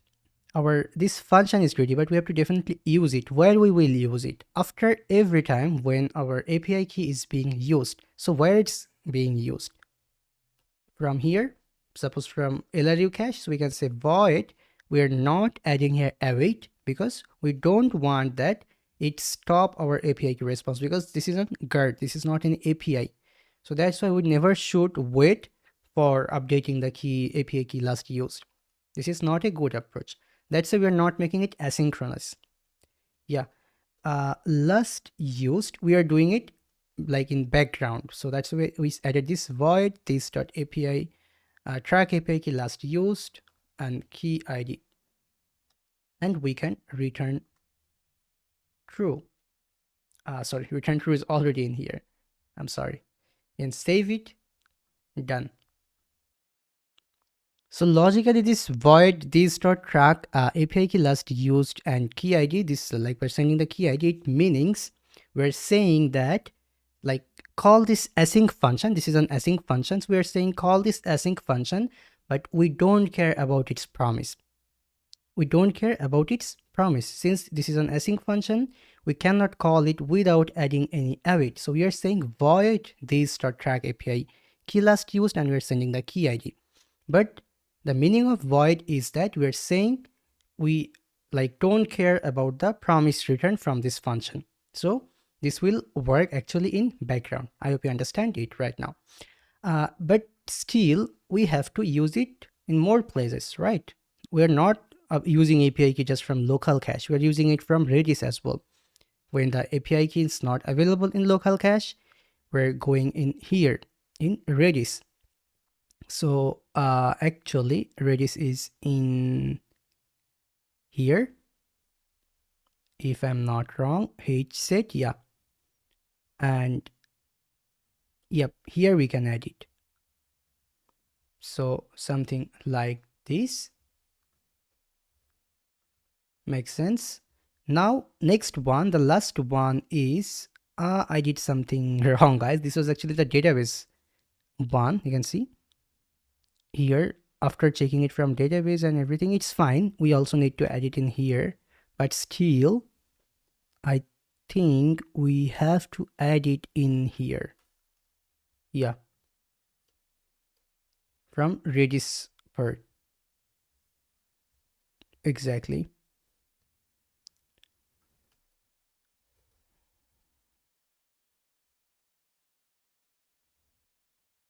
Yeah, done. That's it. Let me check the code base again. Let me verify it is everything is okay or not.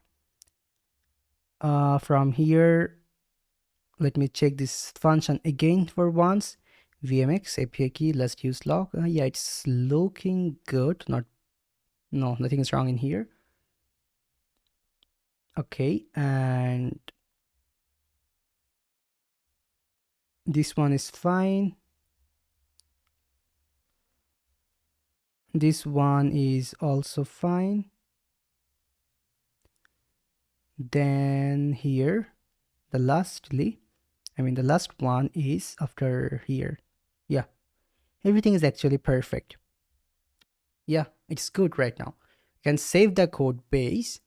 Now let's come back here again, the interesting one. In our API key service, when we're deleting an API key, what we have to do? We must have to delete the cache. So we can easily do that from here. After updating it, let's say here, await Redis. So Redis is not going to work. Is there have Redis access in here? Not yet. Let's do one thing. We need Redis, so we can actually copy this one. Can come back here. We can add that in here. And let's come back here and say that await Redis, this dot Redis dot delete VMX API key, the version. Did you export the version from here? If I'm not wrong, no, we didn't export it. It's supposed to be actually constant variable, right? Yeah, so we should add it in here. Let's say constants.ts. Yep, you can save it, but we have to export it. Very, very important.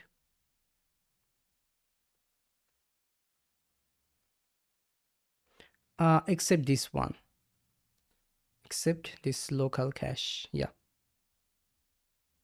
so let's come back again in Clarkert, delete all of this. Let's save it from config file. Let's import all of these. So import something from dot slash config slash constants. I'm not sure the spelling is correct or right or wrong. It should be constant, right? I think constant.ts. I don't know, I forgot the exact. Let's say index.ts, that makes more sense. Yep. So configs, and if we save it, we'll get a lot of error. Very normal, because we have to import all of this right now, like this version, then Redis her TTL, then our LRU soft TTL MS, last used bound second. We're just like organizing our code base a little bit because it's a very big thing. If we suddenly, like, mistakenly, it can happen that we're updating the key name somehow. It can really do very big problem inside our code base. So that's why it's better to use from one individual place.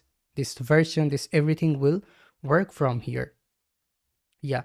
Now we can close it. We can come back in our API service. This time we don't need this version like this. Let's come back here. We can say import something from constants, like version. If I save it, yeah, I forgot to import Redis. So let me copy the Redis import from here. So Redis. Okay, Redis from iRedis.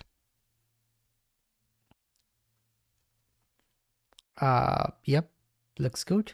If we save it now, Redis client. Yeah, Redis client. Let's come back here. Redis client. Constants. What's wrong in here? Constants. Wait. So dot slash. Oh, I'm sorry. Configs.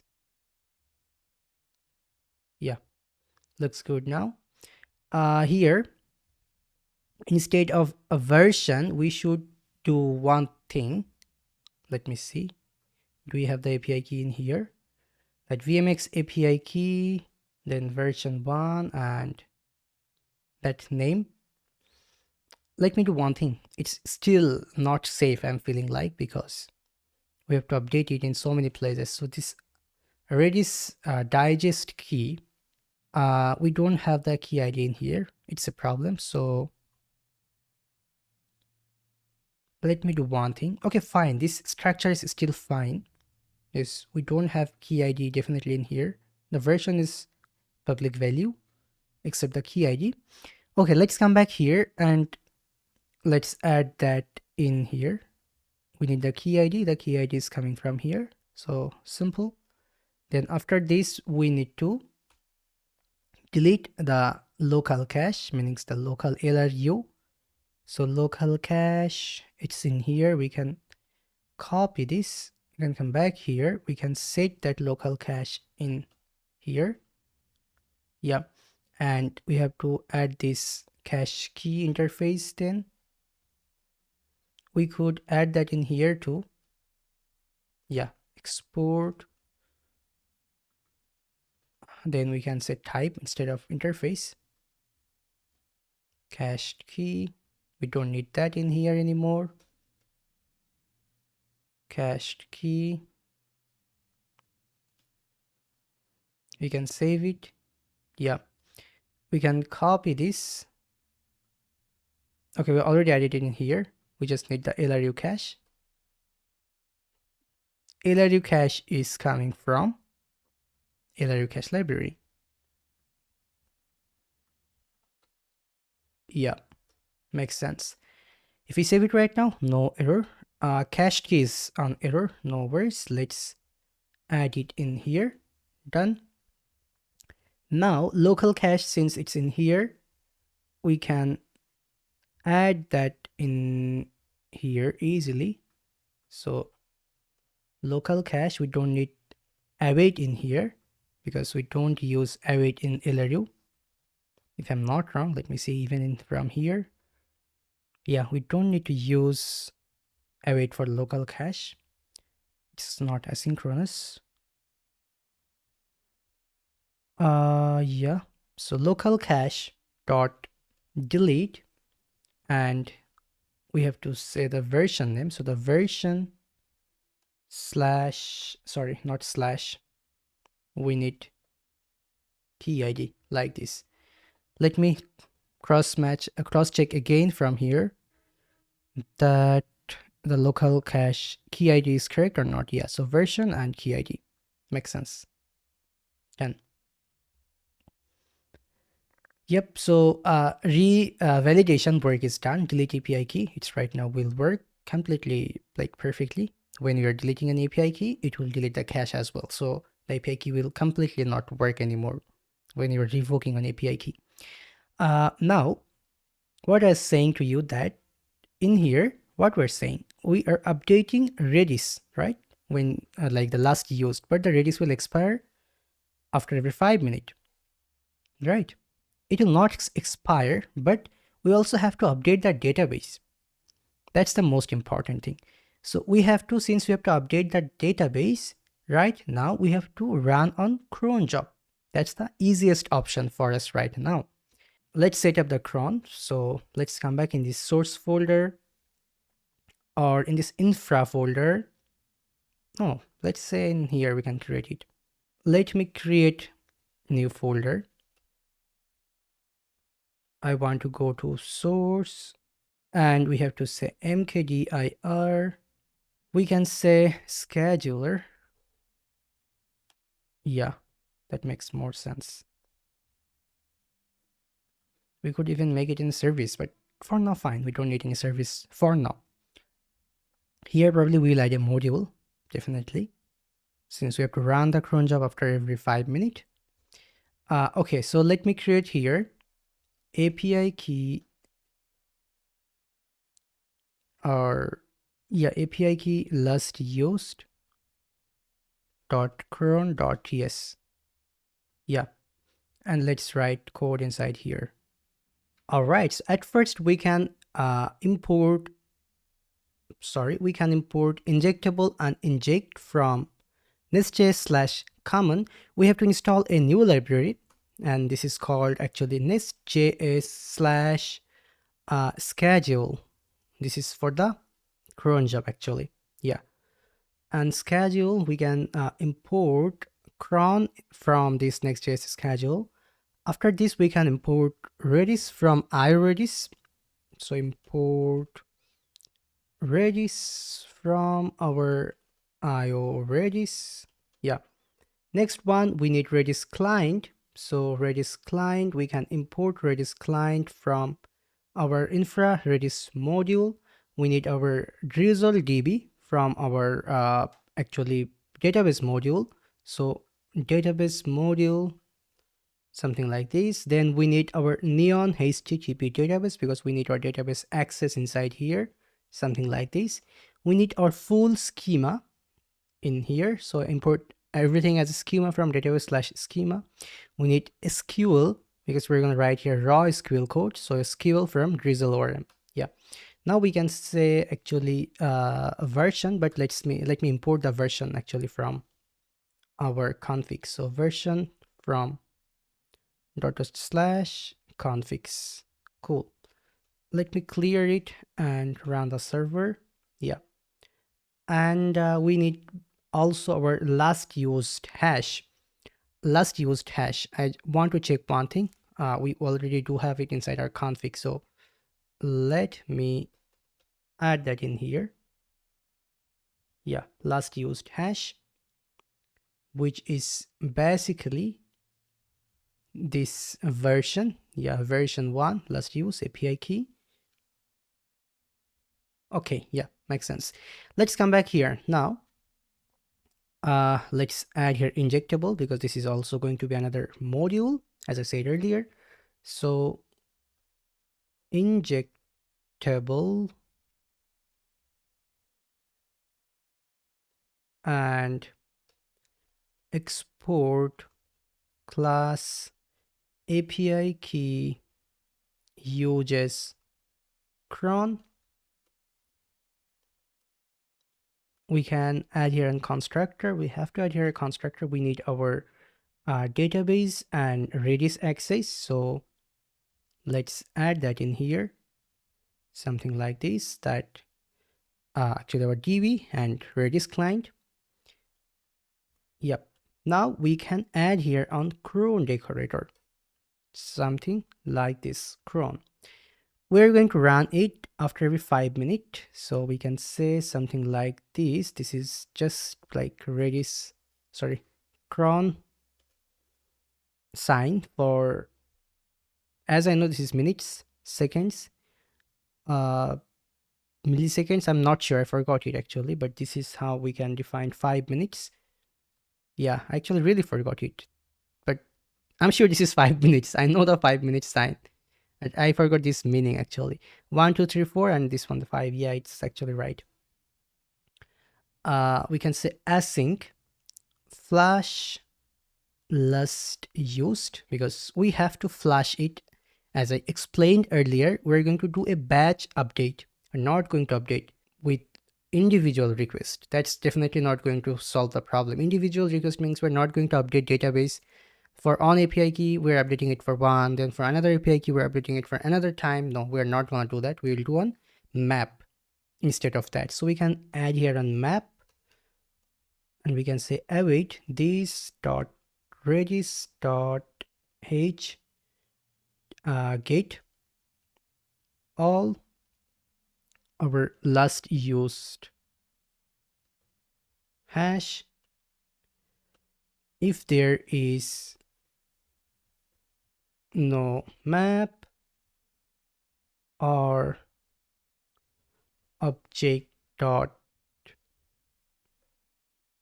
keys map and length is 0, then return it.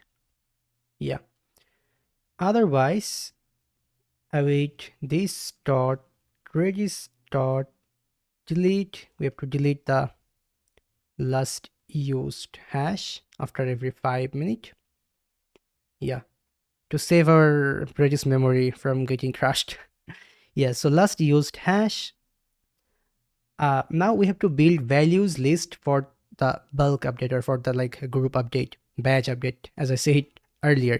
So we can say entries and object dot entries map. We can pass this map in here, the Redis key map, and we can do like array map in here. We can pass the key ID and TS, and inside here we can add the key ID, the TS means timestamps, which is going to be new date. You have to pass the number and TS. Yeah, dot filter x dot key ID if it's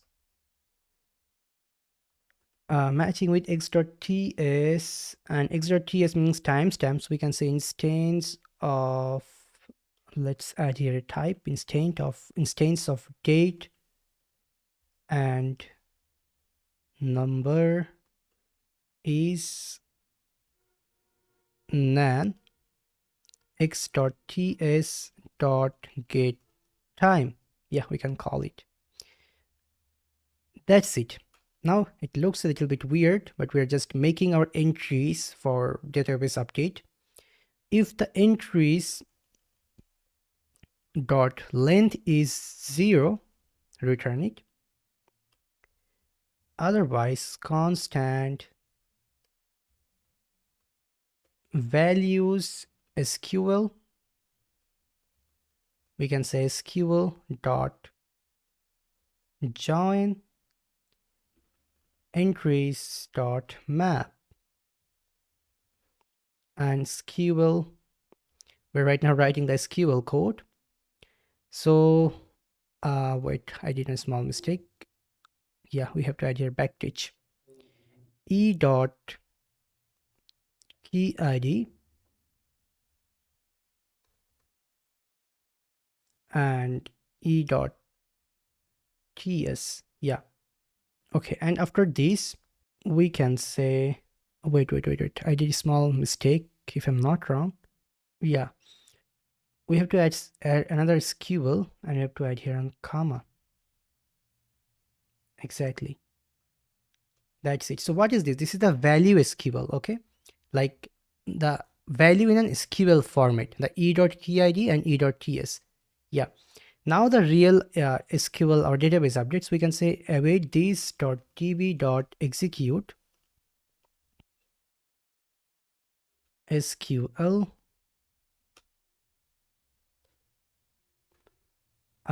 we can update the real SQL code API underscore key. This is our table name as AK. Let's set last used at equals to v.ts from values. The values will be the values SQL, yeah, as v and id and ts, yeah. Where, yeah, we played the where ak.id equals to v.id. Yeah, we can save it. Yep, actually it's done. Our scheduler is done, but we have to go to our app module. We have to import it in here. We can say schedule, wait, after config module, not before. Schedule module dot for root. We have to also set it for root. Yeah, that's it. And providers, we must have to add here API key uses cron. Yeah. Now we can import the schedule module from NestJS /schedule and API key uses cron. Let's say import API key uses cron from, so dot slash and scheduler slash API key last used dot cron. We can save it. Here we go. Now after 5 minutes the cron will actually work. Yeah, makes sense. It looks good. We can add the providers like this. Yeah, done. Okay, yep, so our work is actually done. The cron job is ready for now for updating our database. There's no error at this moment, so everything is working, I believe. So yeah, now since I said I believe, it means we still have confusion, and for fixing the confusion we will write some unit test right now. But since we are using verb, we will not write the unit test. We will let verb write the unit test for us for this full API key controller. One thing is not done, I just remember, and that is we need on we need to on another service, another module, not service, another service module. Let's say in API controller, let's add here another gate, and let's say that actually API key last used. Yeah, this is going to be API key last used. Yep, and we need actually on ID in here. Yeah, for which API key you want the last used. So here we can say param and ID is going to be string. Yeah, now this API key service dot, let's come back in our service. Let's say async and get API key last used. We just need the API key,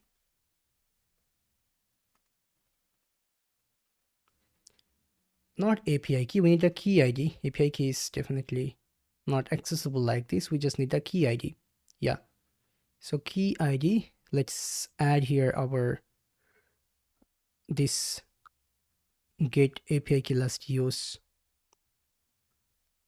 method, yeah, module, sorry, method, and let's pass here this ID. Let's save it. Here you go, no error. Let's come back here, and it's actually going to return.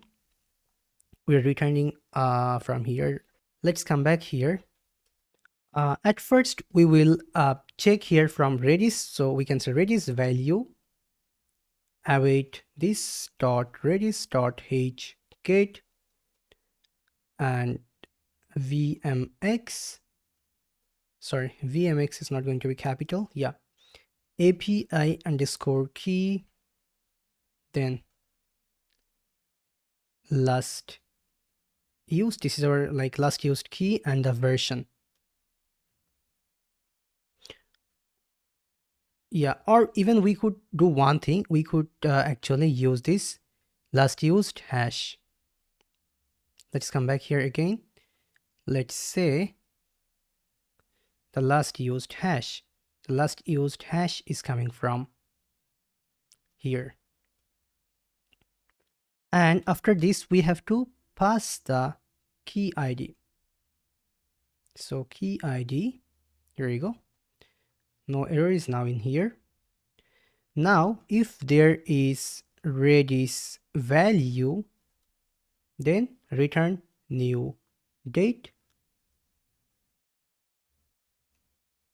with the Redis value, but in a number format. Yeah, like this. Return new date, number, this Redis value. Done. So after this, next one, we have to fall back to DB. If it's not available, we can say await this dot db dot query dot api underscore key dot find first. Inside here, we can say where, from where the ak.id is matching with our key ID. From there, yep. Which columns we need? We just need the last used at column. Done. Then finally we can return the last used. So from here we can return the last used. We can save it. Yeah, done. We can close it here too. Yeah, like this. That's it. Our API key last use get function is also ready. It's actually perfect for now. So our work is done. Right now we will let verb to write on unit test for us. Yeah, so let's go. Let's do it. So let's stop the server in here right now. And let's say, please generate an unit test for our API key modules and controllers. Sorry, services, service and controllers, we can say. And verb will understand it. Yeah, let's go. So the agent is breaking. Let me make it bigger right now. So it's right now exploring the project structure, and it's actually want access to the like src folder. Let's give it permission. Yeah, it's looking for API key. It found API key service, API key controller. Okay. All right, so this is an unit test for API key service. So let's accept it. And if I'm not wrong, the API unit test is inside here. Or wait, let's see where it is. API key service. Oh, okay, sorry. No, it's in here. Yeah, that makes sense. It's better actually. Now this is for the controller, so let's accept it.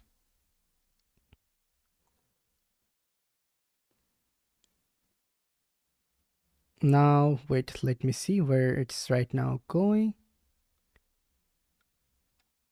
Yeah.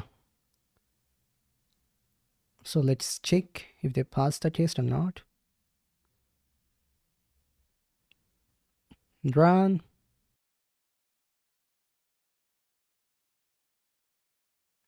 Okay, so there is one small error. You can see we found one problem inside our API service that name is undefined. I don't know why did we add the name, because there should not be any name in our API key. So let me see. Name. This is a problem. We have to solve this. We have to save, we have to like delete it. Yeah, first problem is gone. What's the second one?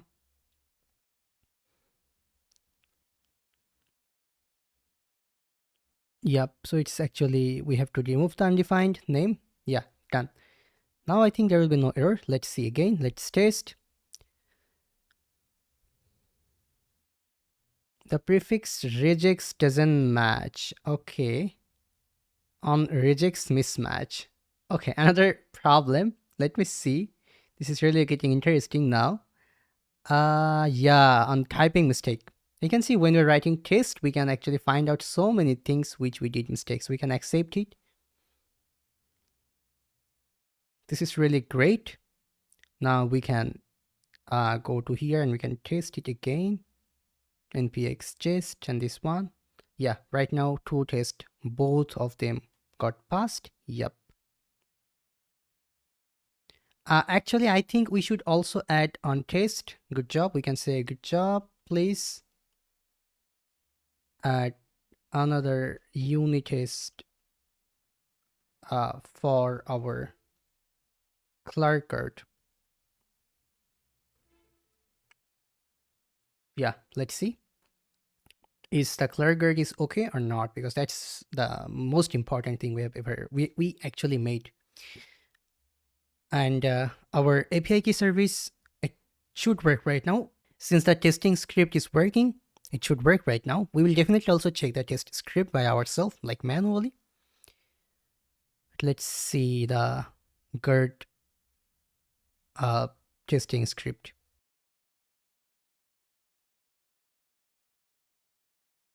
So it's added on test file for clerk guard. Let me show you. Here it is. Clerk guard spec.ts. Yep, on unit test. Looks good. So let's run it and let's see.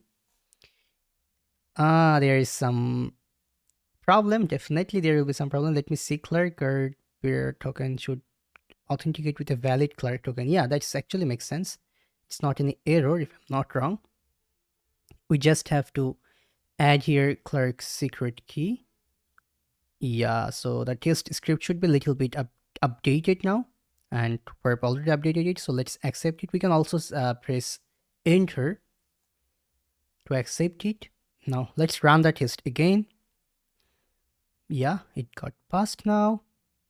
So makes sense. So there's nothing wrong in our clerk guard error as per the unit test. We'll right now check the unit test code for sure. Yeah, cool. We can clear it.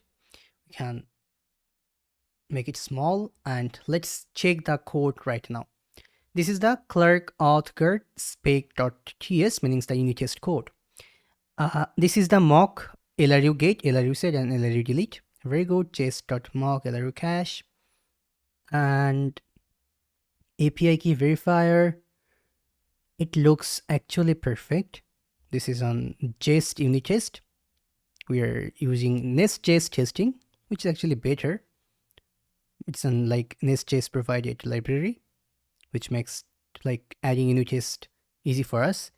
Yeah, you can see it's looking actually perfect. Verb really does a good job. If you wanted to write it manually, it would take really long time. So the unit test, it looks fantastic. Really, it looks fantastic. You can see the code. Yeah, it really looks good. Yeah. Now, what's about the API controller test? Let me see. It should be more small and simple. Yep. Yeah, it's actually great. I'm not gonna lie, it's really great. Now let's check this API key service one. Okay, hashed key. Makes sense now. Some mock DB. Okay. Looks really great. Yeah, so actually it's perfect. We can clear it and we can close these files right now. First of all, API controller, we can close this one. This our clerk guard unit test file. We can close all of them. Yeah, cool. One more thing, since we added a lot of things, we could actually create some script for testing it manually by ourselves. For example, let's come back here. Please add scripts for testing, not testing, for checking the unit test. Yeah, it will add it right now. I'm not adding it manually because I can add it, but I have to check the path again and I have to write that manually. So better AI can write it for us. So just press enter. There you go, done.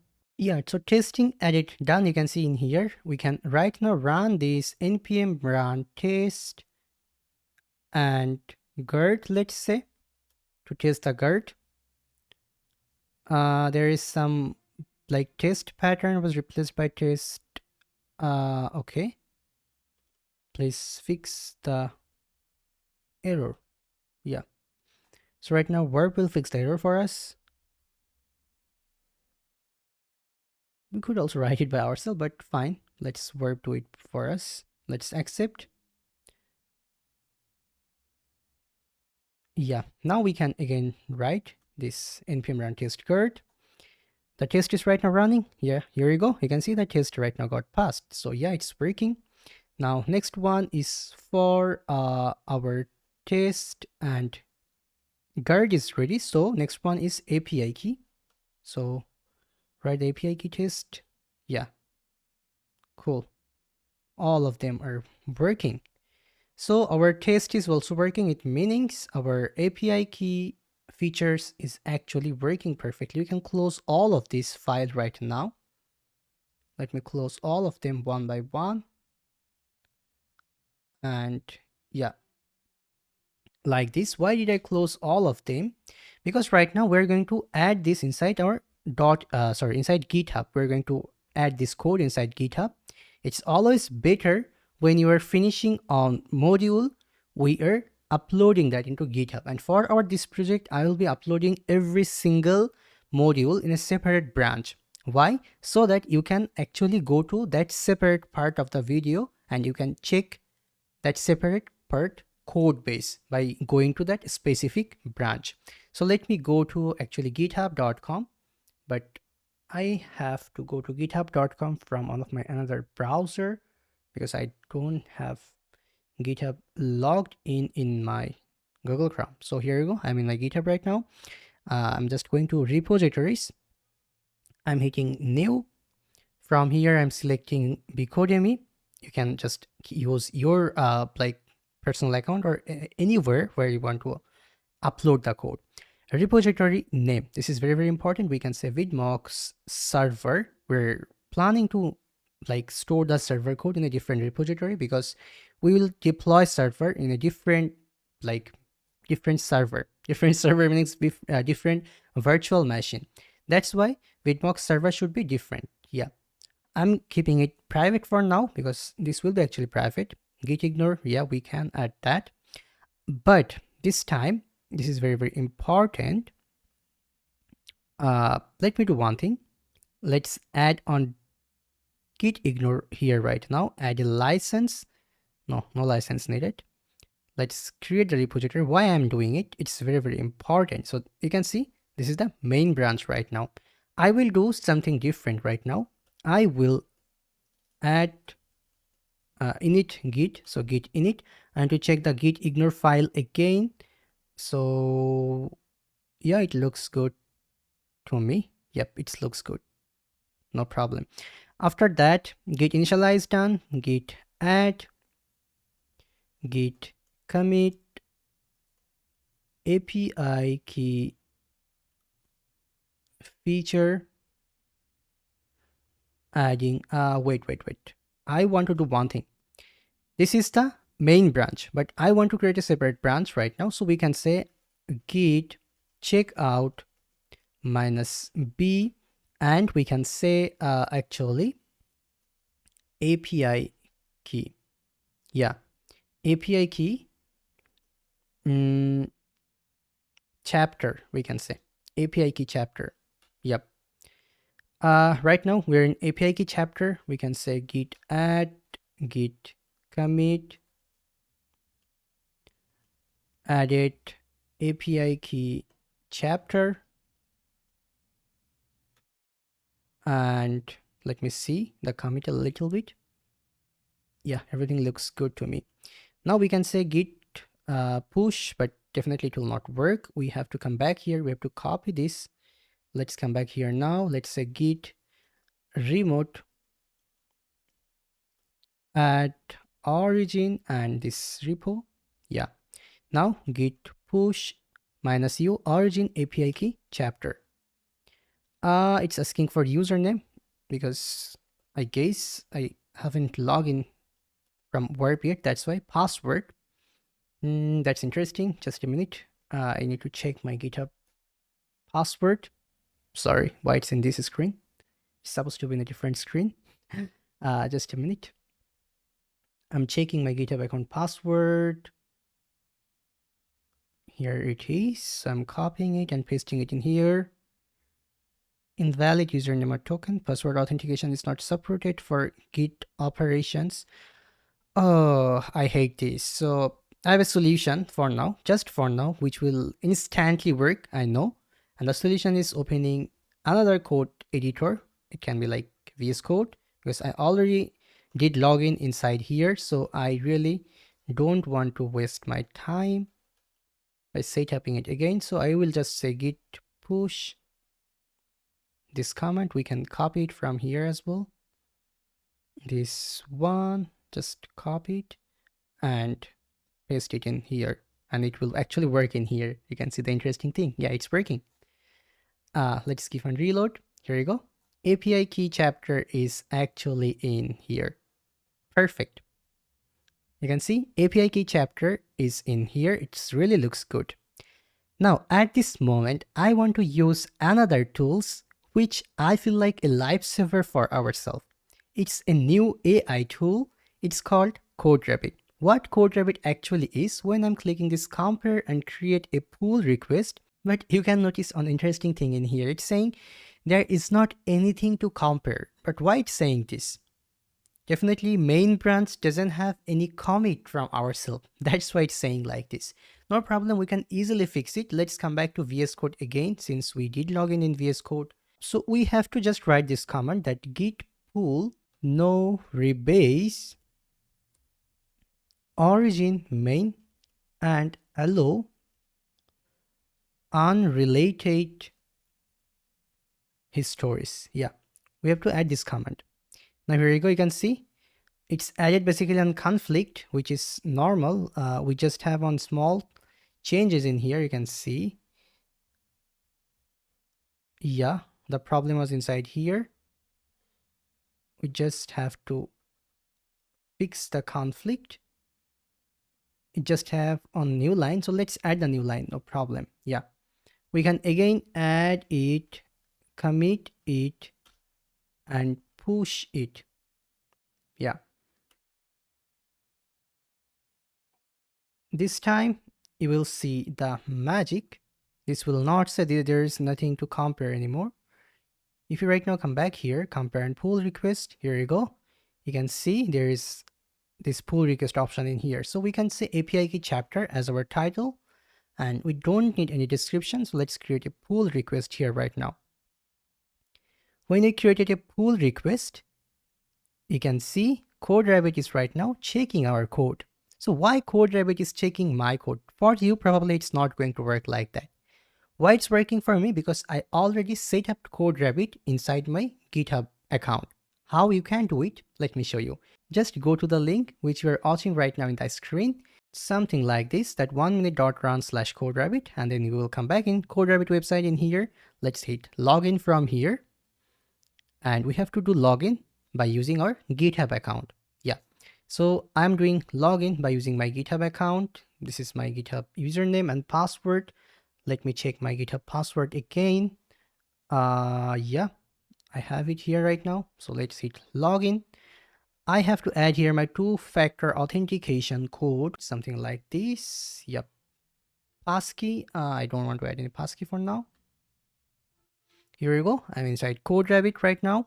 In my account, for you, you will be redirected into your account. After going to your GitHub account from here, it will be completely empty for you, the repositories. You just have to click this add repositories. Then you can see it's redirecting me here. Make sure that you are giving permission to all repositories from here, and you are hitting this save button. That's it. Nothing else for you. Here, after saving that, you will be able to see all of your GitHub repositories in here. But what if you want to add an organization account? For an example, this one is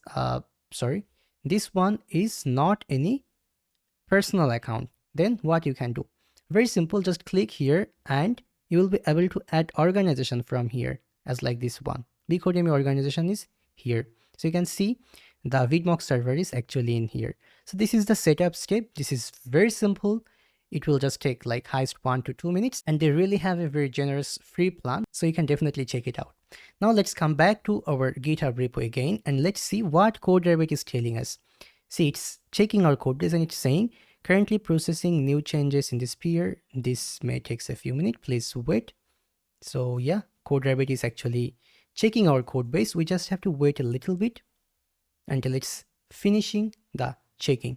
All right, here you go. You can see summary by CodeRabbit. It was actually already before like reviewing the code base. This was our like project summary.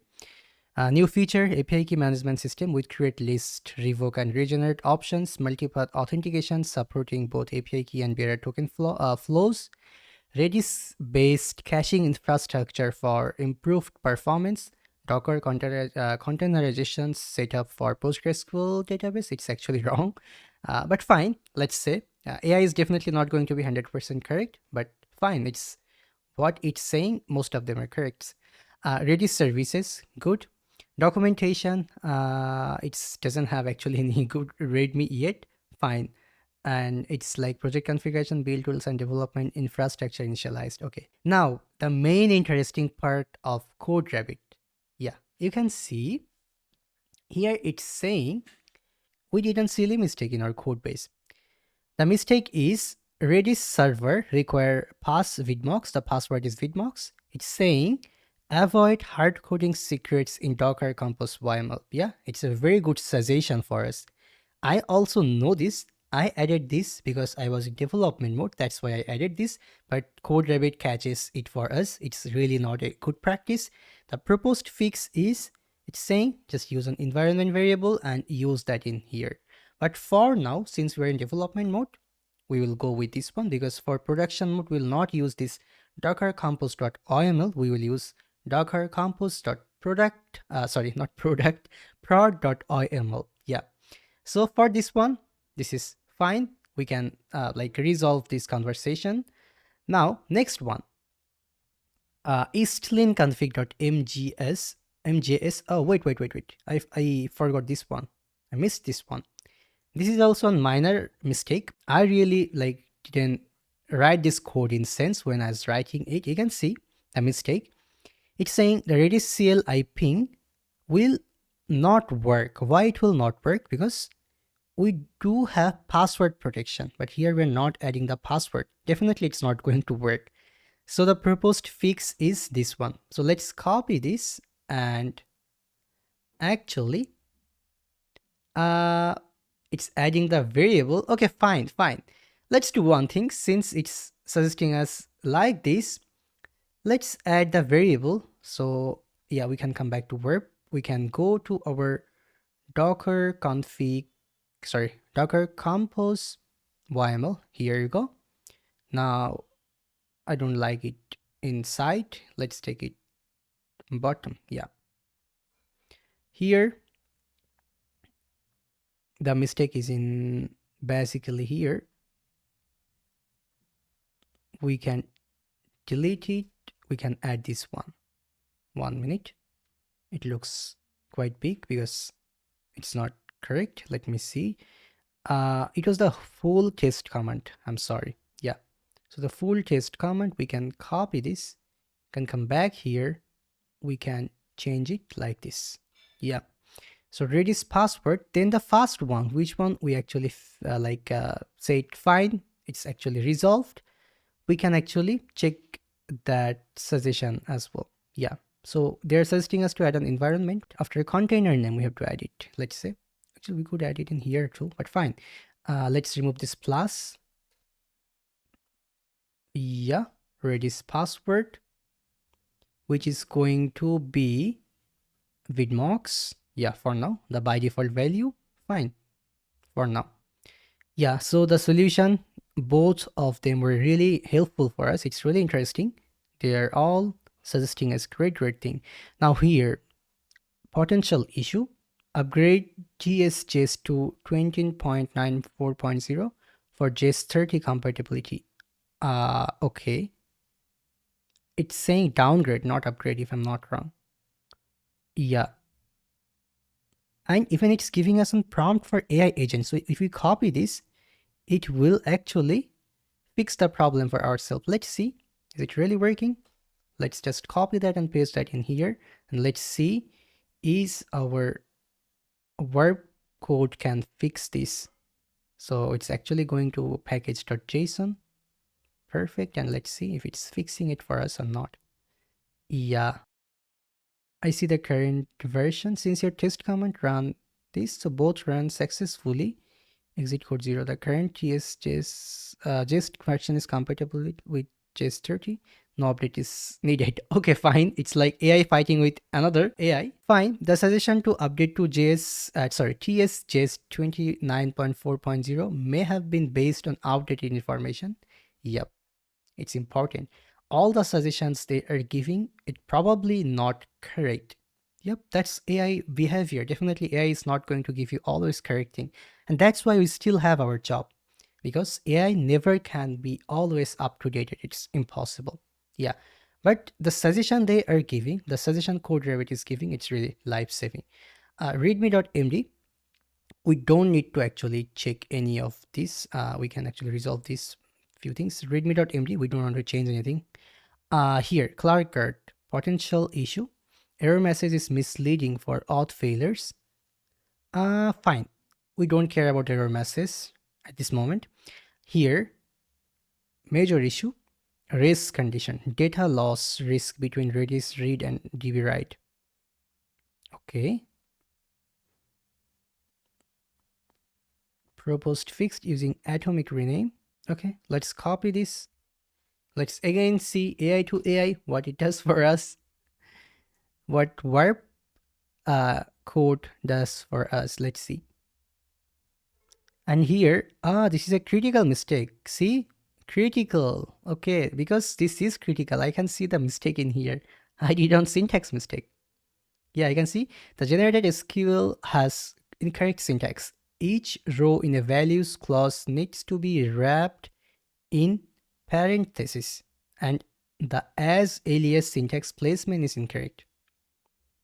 So it's giving us the solution, what we have to do. Okay, let's see here what verb telling us. Yeah, it's right now saying yep, code Revit is correct. So let's accept the problem. It was on race condition issue. I understand the race condition meanings, like, you know, here it's also explaining it clearly. I think it's explaining better than me. The current flow reads the hash, immediately deletes it, then writes to DB. If the process crashes after delete, but before the DB update completes. Yeah. So this is called race conditions, meanings suppose DB crashed or something happened before updating the database, that's a big problem because that will not update the database, and that's what it's saying. Additionally, any new writes to the hash between delete and the DB updates are orphaned. Yeah, makes sense actually. So in event-driven architecture, we actually like use on idempotent things for like this type of race conditions. That's a different topic. I will talk about that later when we'll work with event-driven architecture. Yeah, but the solution is already done. This one, let's fix it now. Yep. Oh, it's again running the test, but who cares? The test again last time also got passed because that's not any big problem. That's not any big error. But for like long term, for a scalable application, that's an error. Now let's give this one to fix this problem. And here, this is a minor mistake. The current implementation updates the ID column to a new UUID during regenerations, while the schema contains no foreign key constraints. A cleaner approach would be insert a new record with a new key and revoke the old one. It's a minor issue. I think it's fine for now. Okay, so we can actually ignore this. This is another critical mistake. Defaulting Redis key secret to an empty string means HMAC will use an empty key if the environment variable is not set. Yeah, that's actually not a good thing. Okay, I know the solution, but here it's actually fixed the problem. Yeah, it was a big problem. The SQL code was not correct. Yep. Regarding this one, let me fix it by myself. It's a small thing, so let's fix it. Where's the file? It's inside key digest. Okay. Key digest, it's in utils. Yeah, here you go. So we should not allow something like this. We can say if there is no Redis key secret, we could add it in here. Then what to do? Throw new error like this. Yeah. So throw new error that Redis key secret environment variable is required. Cool. This one done, and that was actually our all problems. So all problem solving done. Let's clear it. Let's add everything again. Let's commit that implemented code rabbit suggestion. Yeah. So git commit, git push API key and chapter. Right now it's working because we don't need to do login again. That's why it's working, and we don't need the VS Code anymore. Yep. Now we can actually merge the pull request since we have already updated it, or even we can also wait a little bit for CodeRabbit to check the new like update. All right. This time we can see review completed, no conflicts with base branch. So everything is right now wrong. We can merge it into our main branch. That's it. We can close this pull request. We can come back here right now. You can see the main branch has the API key chapter code. Yep. So right now, if you want to see the API key chapter part, you can just come back in this branch and you can check this branch code base for the first chapter. Now the next one is we're right now going to work on the front end. We will right now implement the API keys inside here. We will make it dynamic. It will definitely not take long time since front end is almost ready. Actually ready. We just have to make it dynamic. After that, we'll start a new feature. And the new feature will be in here that uploading video, not uploading video. For uploading a video, we need so many things. For an example, you can see we need playlist.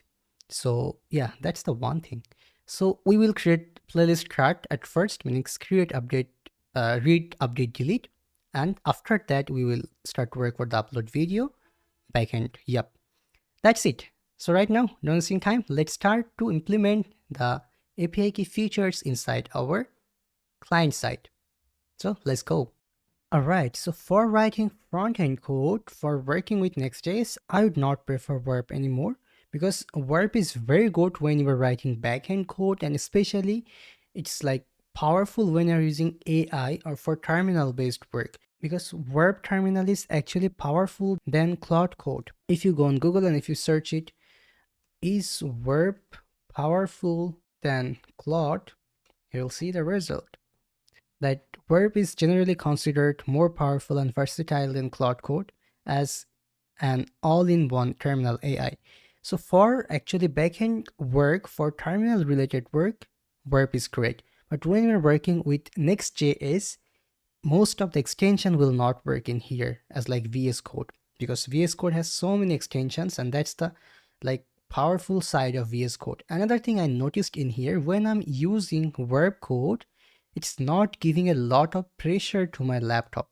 A lot of pressure means it's not using a lot of RAM since it's built by using Rust. That's why. But on the other hand, VS Code, it's completely built on Electron JS. That's why it's quite heavy.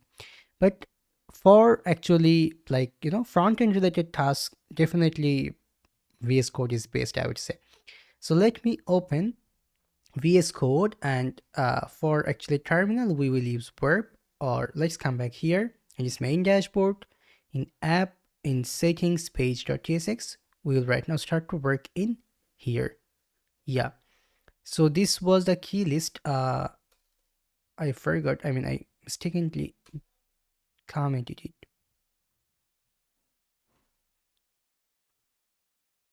Yeah. I mistakenly commented it, and some of the code I commented out. However, you can see it's same completely. Now we have to make it dynamic. First of all, we have to import here use auth hook from clerk/nextjs, and from here we have to receive the get token. We need this for our authentication token. Yeah. Now after this, we will create here another function, something like this, that fetch API keys. It's going to be async function, and let's use your try catch statement. Let's say const token equals to await get token, and const response, so response await fetch,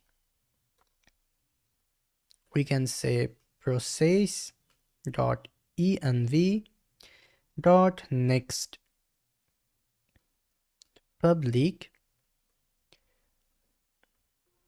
server URI slash actually API keys. Yeah, that's our endpoint for like fetching our all available API keys. Now headers, we have to pass here authorization. We have to pass here authorization token. So authorization bearer token. So bearer token. Yeah. And finally, after this here, we can say if the response dot okay is true, it means API key fetching done. So then we can do one thing. Actually, instead of this, I think the better option would be using here our actually use query. Yeah. So we can say use query that will handle cache more efficiently. Yep.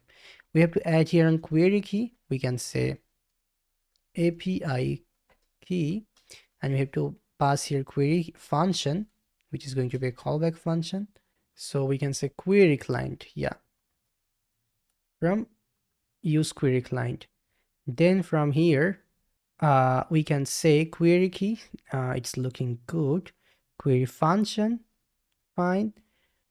Yeah, I don't know why then the warning is coming. Okay, fine. Let's ignore the warning for now because there's nothing wrong in here as per me.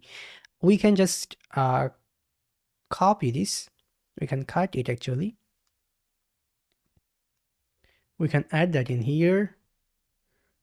Let's add here async. Just add this, cut this line. We don't need this fetch API keys function then. And sorry, token is going to be then our await get token. Yeah, I think we have to add here await. Yep. And here we can say API keys instead of API key. I understand it. We have to basically add here an array. That was the mistake. Yeah. Because API query key is basically an array. Yeah. After this, we have to add here on scale time. We can say, actually we can skip it. We don't need any scale time. Just come here and return something from this query function, because that's the current problem right now.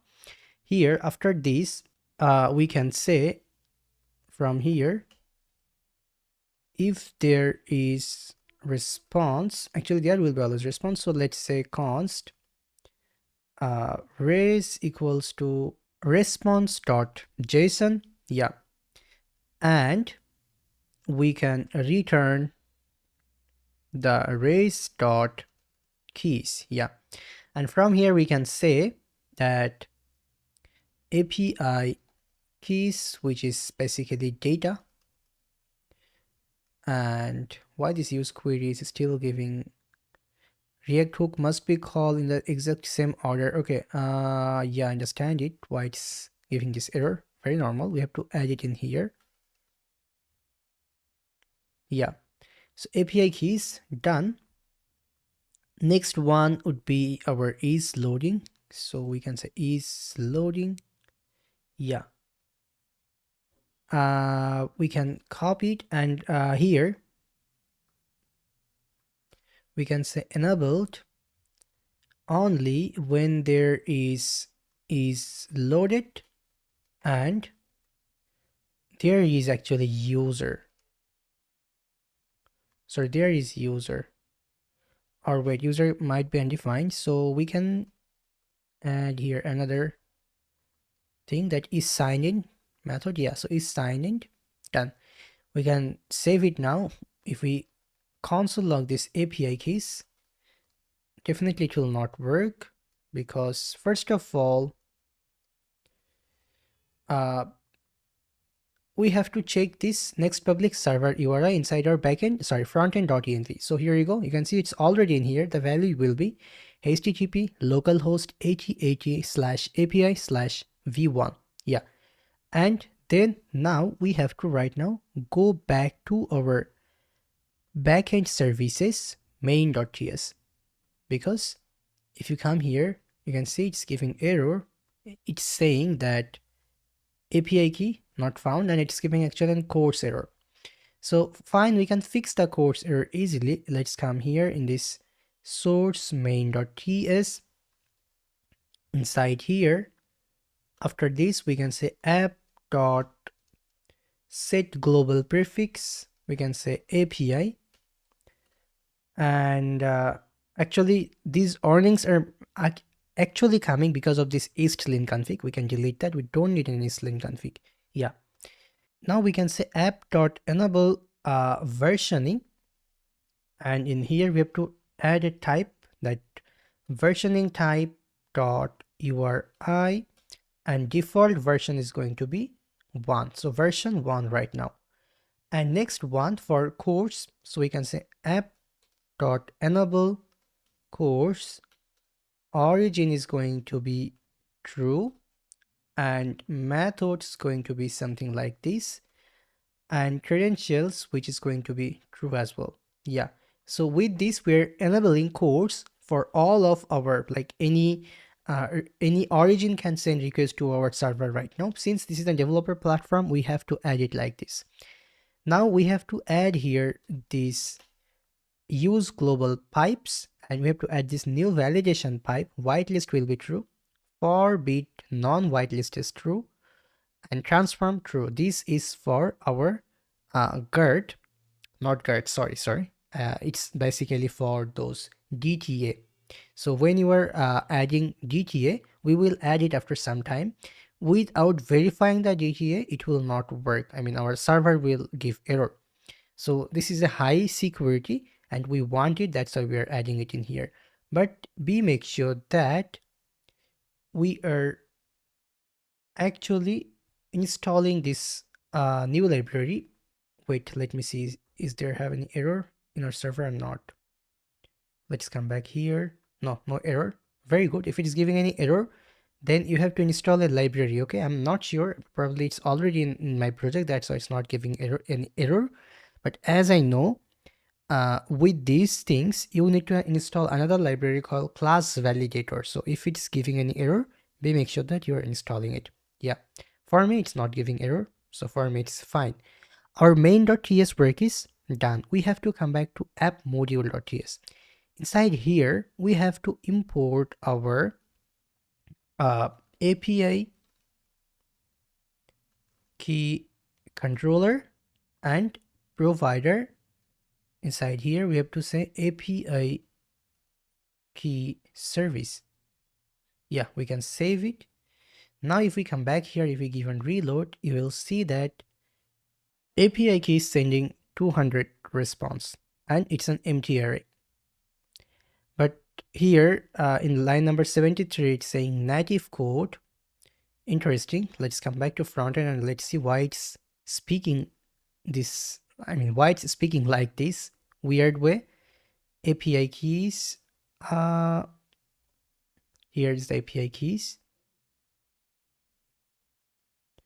We were returning the response.json. What's wrong in here then? Let me do one thing. Let me console log this race. Then we'll be able to understand what's wrong.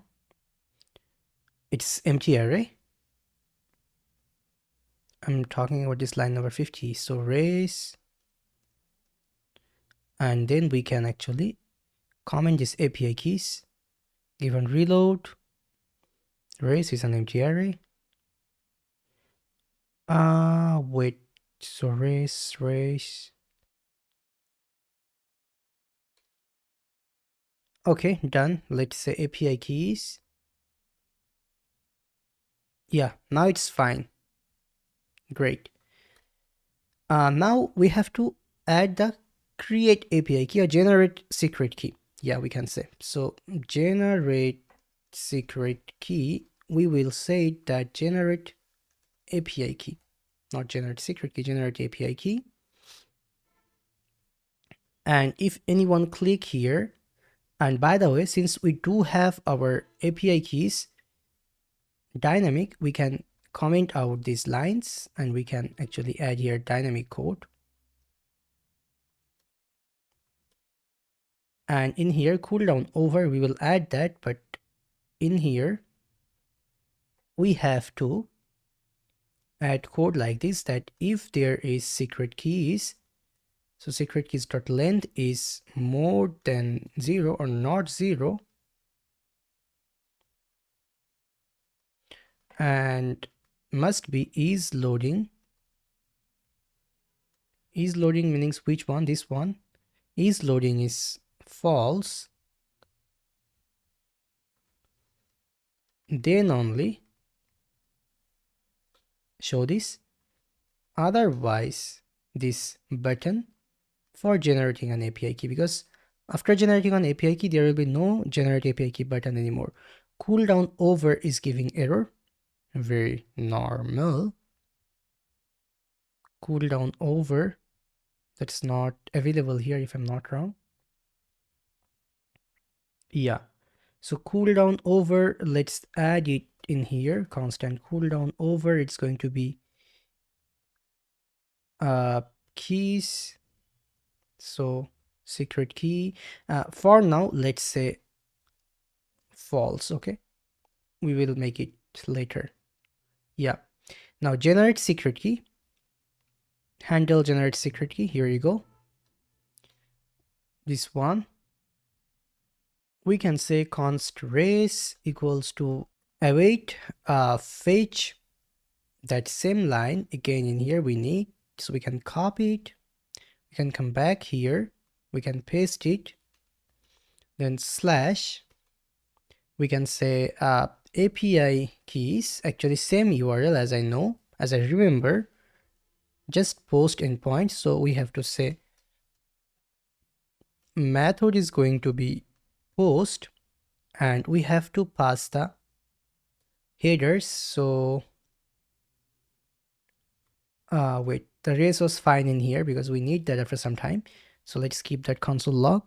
And yeah, we need the headers. So let's copy the headers from here and paste it in here. Wait, like this. Yeah, what's wrong? Okay, I added an extra, and we need token. So token is basically coming from here. Wait. Yeah.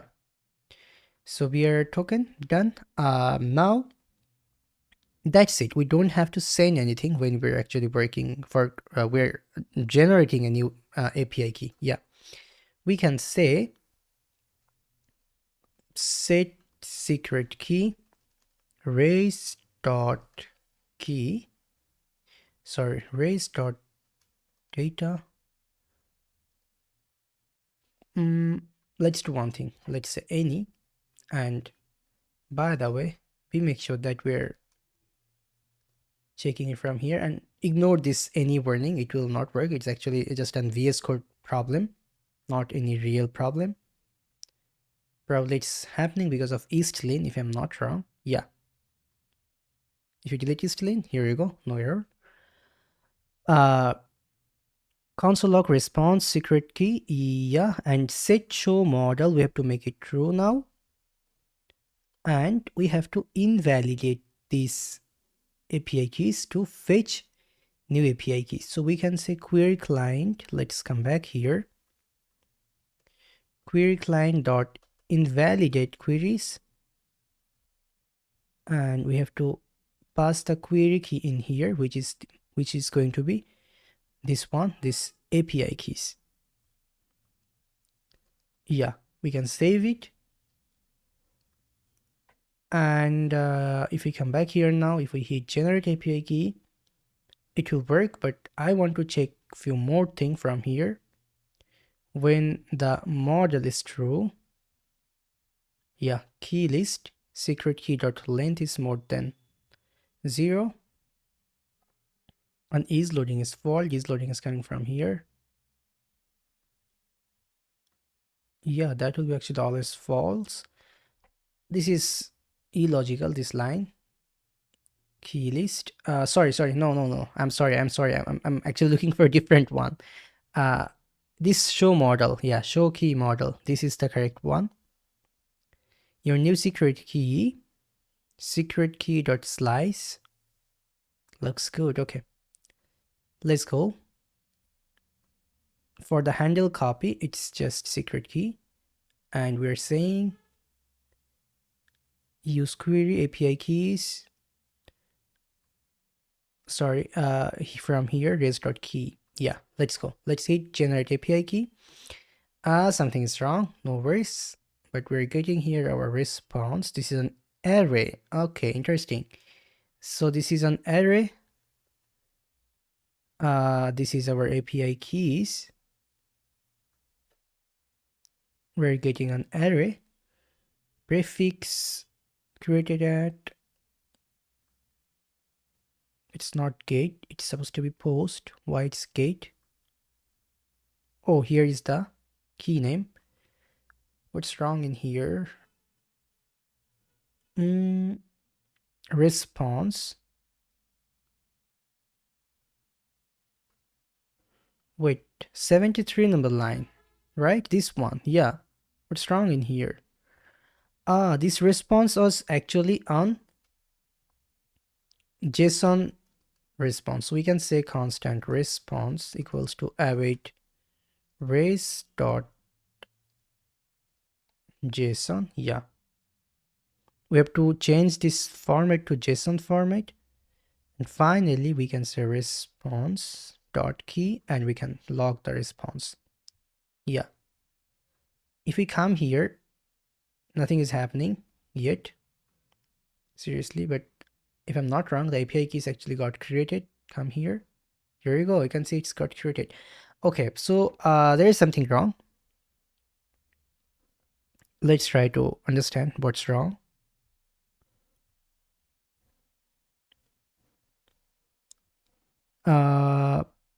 It's in here,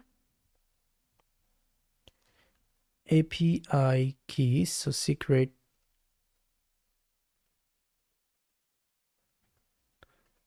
key secret key dot length is if it's 0 secret key. It's supposed to be API keys. My god, that's why it's not working. It's supposed to be API keys dot length, not secret keys dot length. Yeah, here you go. You can see. And it's saying please wait 5 minutes before regenerating. Interesting, because cooldown over is if it's true, then this regenerate. Otherwise, okay, yeah. But since we do have our data right now, we can add this cooldown over. We can say key data or API keys. But wait, API key is an array. So API keys first index. Yeah, there will be one API key always. So secret key dot created at if it's available then date dot now minus new date and key data dot, sorry, not key data, I meant to be API keys first index secret key dot created at dot get time. Yeah, then 5 multiply 60 multiply 1000, otherwise true. Yeah, if we save it now, if I'm not wrong, there might be something wrong. Let's see. Yeah, I was wrong. In here, actually, we don't need this secret key. And this created at will be created underscore at. Same in here, we don't need the secret key. And here we must have to say this, that if API key is available only, then this. Yeah, we can save it now. Here we go. You can see since 5 minutes already passed, that's why it's saying regenerate key in here. However, it's already in here. But let me do one thing. Let me delete it. Delete the records. And I want to check one thing from here again. Here it was saying secret key, secret key, secret key, set secret key where? Response.key. Yeah, it should work now. Give on reload, generate API key. Here you go.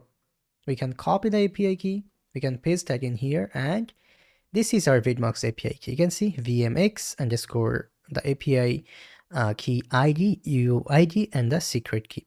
So it's actually working. You have to first copy it. You will not get it again. When I'm clicking copy it, you can see please wait 5 minutes before regenerating. So yeah, it's very, very important. You cannot regenerate the API key right now just for a security purpose, and the security is really good. It's for protecting our server from spamming. Yeah. Now, when we are hitting this regenerate, this is very, very important because we have to change few things now. Handle regenerate, where is the regenerate?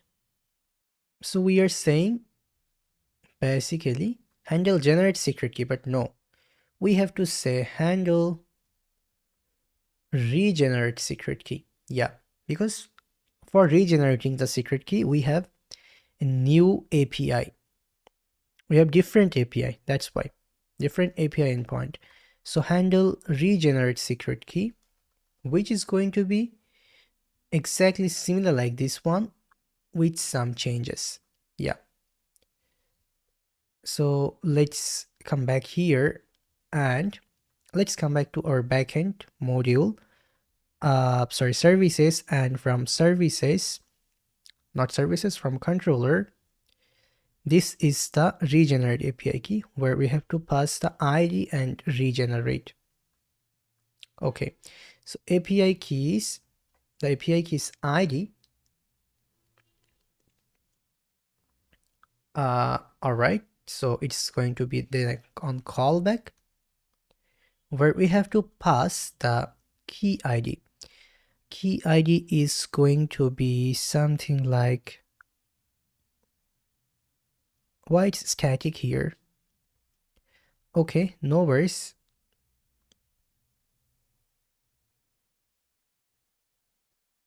Here it's going to receive the key ID, which is going to be string, and we'll pass the key ID from here, then slash regenerate. Yeah, now let's come back here. It's giving error.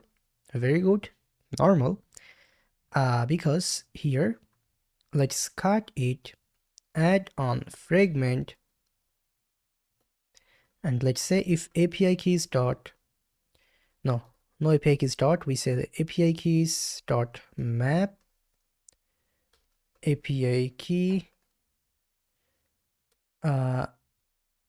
type will be any. I really don't have time to define that type by myself right now.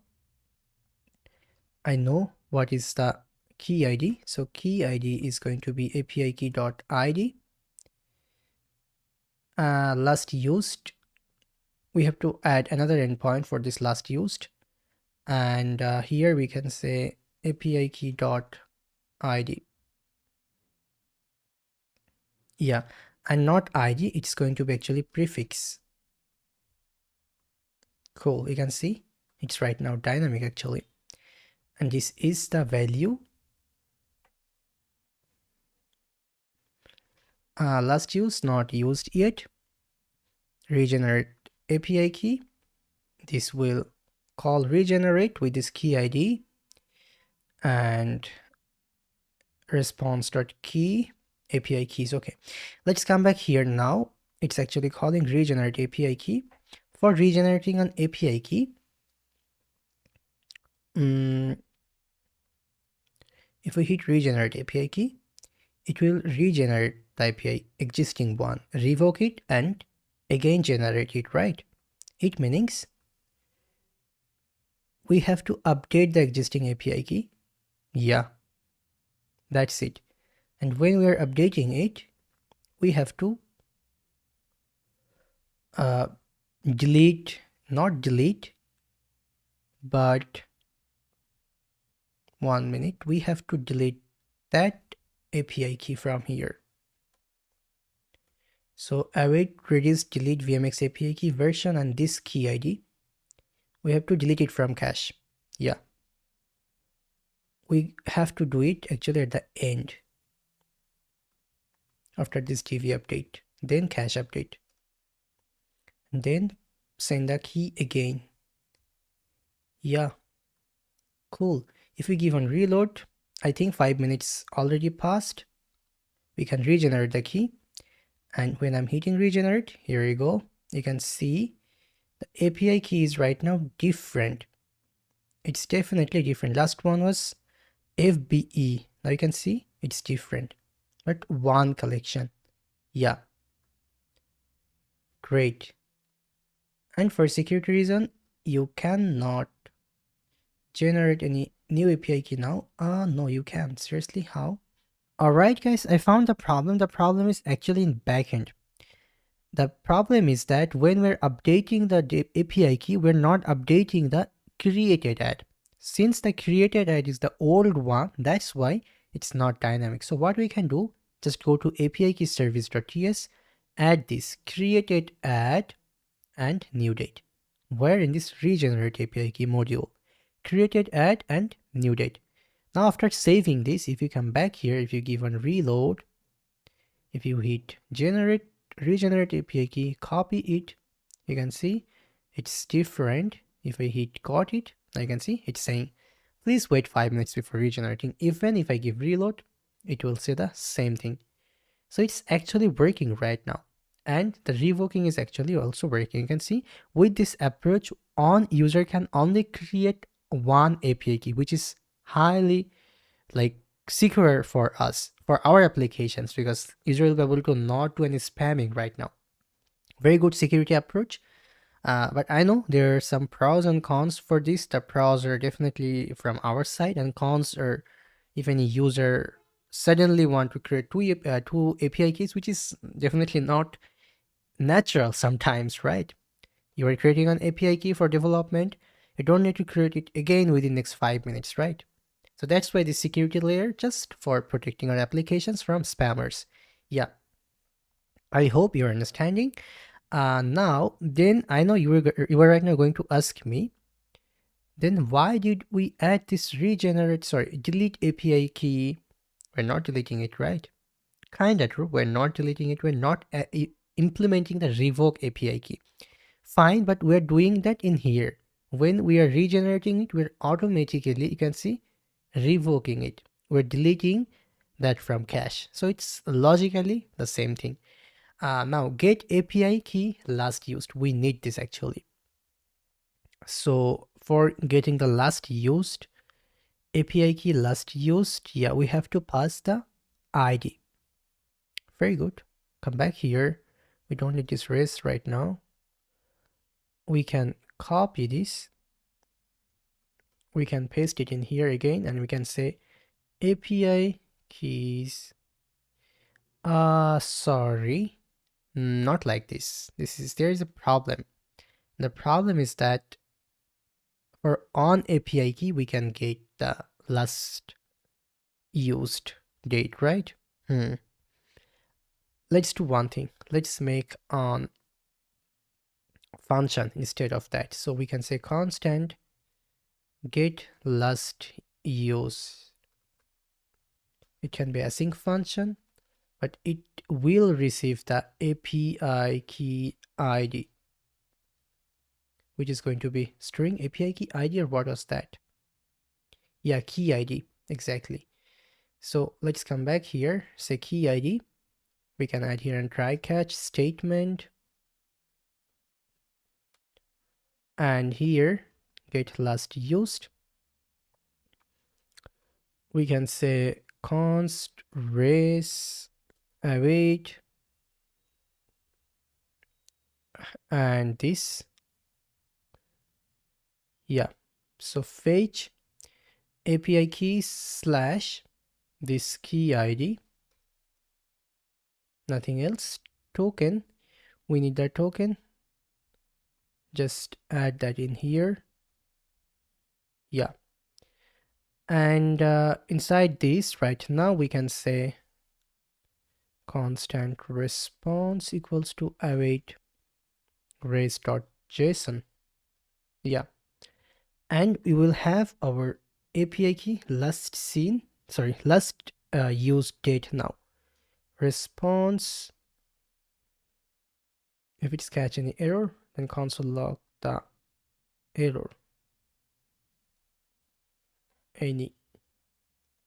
Yeah. I want to check one thing. Is it really updating the last used? Not yet.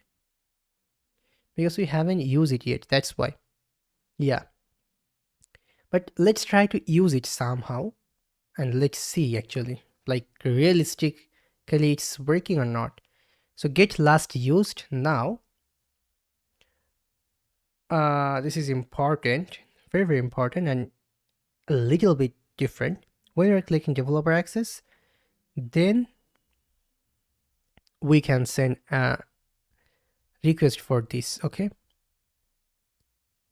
But wait, there's some problem here. Okay, I understand how to solve it. I have an idea. Let's add here an use effect hook. So use effect snippet. Let's remove this, and let's say if there is this API keys and API keys dot length is not 0, then we can call this actually we can say get last used. Yeah, and we can pass the API keys first index dot ID. Yeah, and add here API keys as dependency array. Let's come here. Let's see, is it doing any problem or not? Okay. API keys. What is this? Yeah, so it's saying nothing. You can see it's actually sending requests to our API keys and the specific one. Let's try to send a request to, so let's say we're going to send a request to http localhost 8080 slash API slash v1 slash API keys, but this time we will add X API key as an header. And let me write on curl comment for this. Let's do one thing. Let's come back here. Let's ask verb for, could you please give us a curl comment for sending a GET request into this API and point. Yeah. Why do I need this? So if we start a new conversations, continue the current conversation, no problem. By the way, another interesting thing which I said at the first time of the video, that we can run multiple MCP servers at once in verb.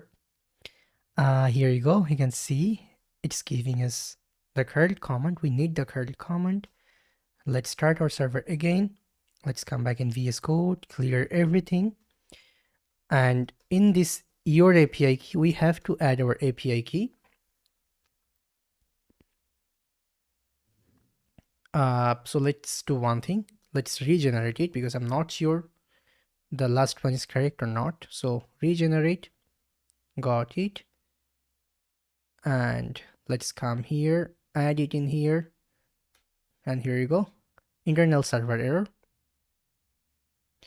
Let's see. Redis key secret environment variable is required. Redis key secret. Interesting. Redis key secret.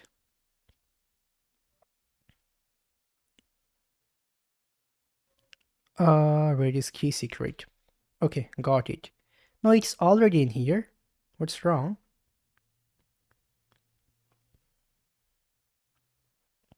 From where it's coming? From key digest. Okay, let me see. Key digest, it's inside utils.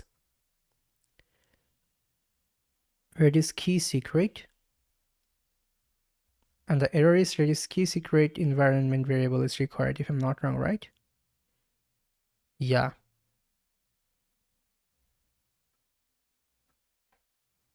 If not available, then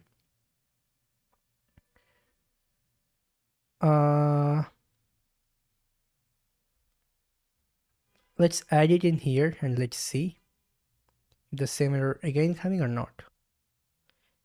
This time it's saying unauthorized. Alright, I found a problem why it was saying unauthorized. We have to come back in our clargert again because the problem is in here. If you read this line, this snippet, rdigest.invalid, if it's 1, fine, or we say here or rdigest.api key digest, but rdigest is basically on empty object. The problem was actually happening in here. That's why this is automatically saying unauthorized when still it's not unauthorized. The solution is very simple. Just delete it and add that logic in a different, like in a different if condition. If rdigest dot API key digest and rdigest dot API key digest is not matching with D, then only say this unauthorized. Yeah. Now here we are ensuring it that the rdigest have any API key digest or not. If the rdigest doesn't have any API key digest, then we're not saying anything. We're ensuring it from here. Yeah, so this is the solution. It's right now going to solve the problem. Next one, our API key service inside here, the last key used is not working. And it's not working because we are using here Redis HGet. And when you are using this HGet, sometimes this key ID, since this key ID has hyphen, it sometimes do problem with that. So we have to normalize it. We have to remove the hyphen. We can say normalized key and key ID dot replace like this. This is on regex pattern. Yeah.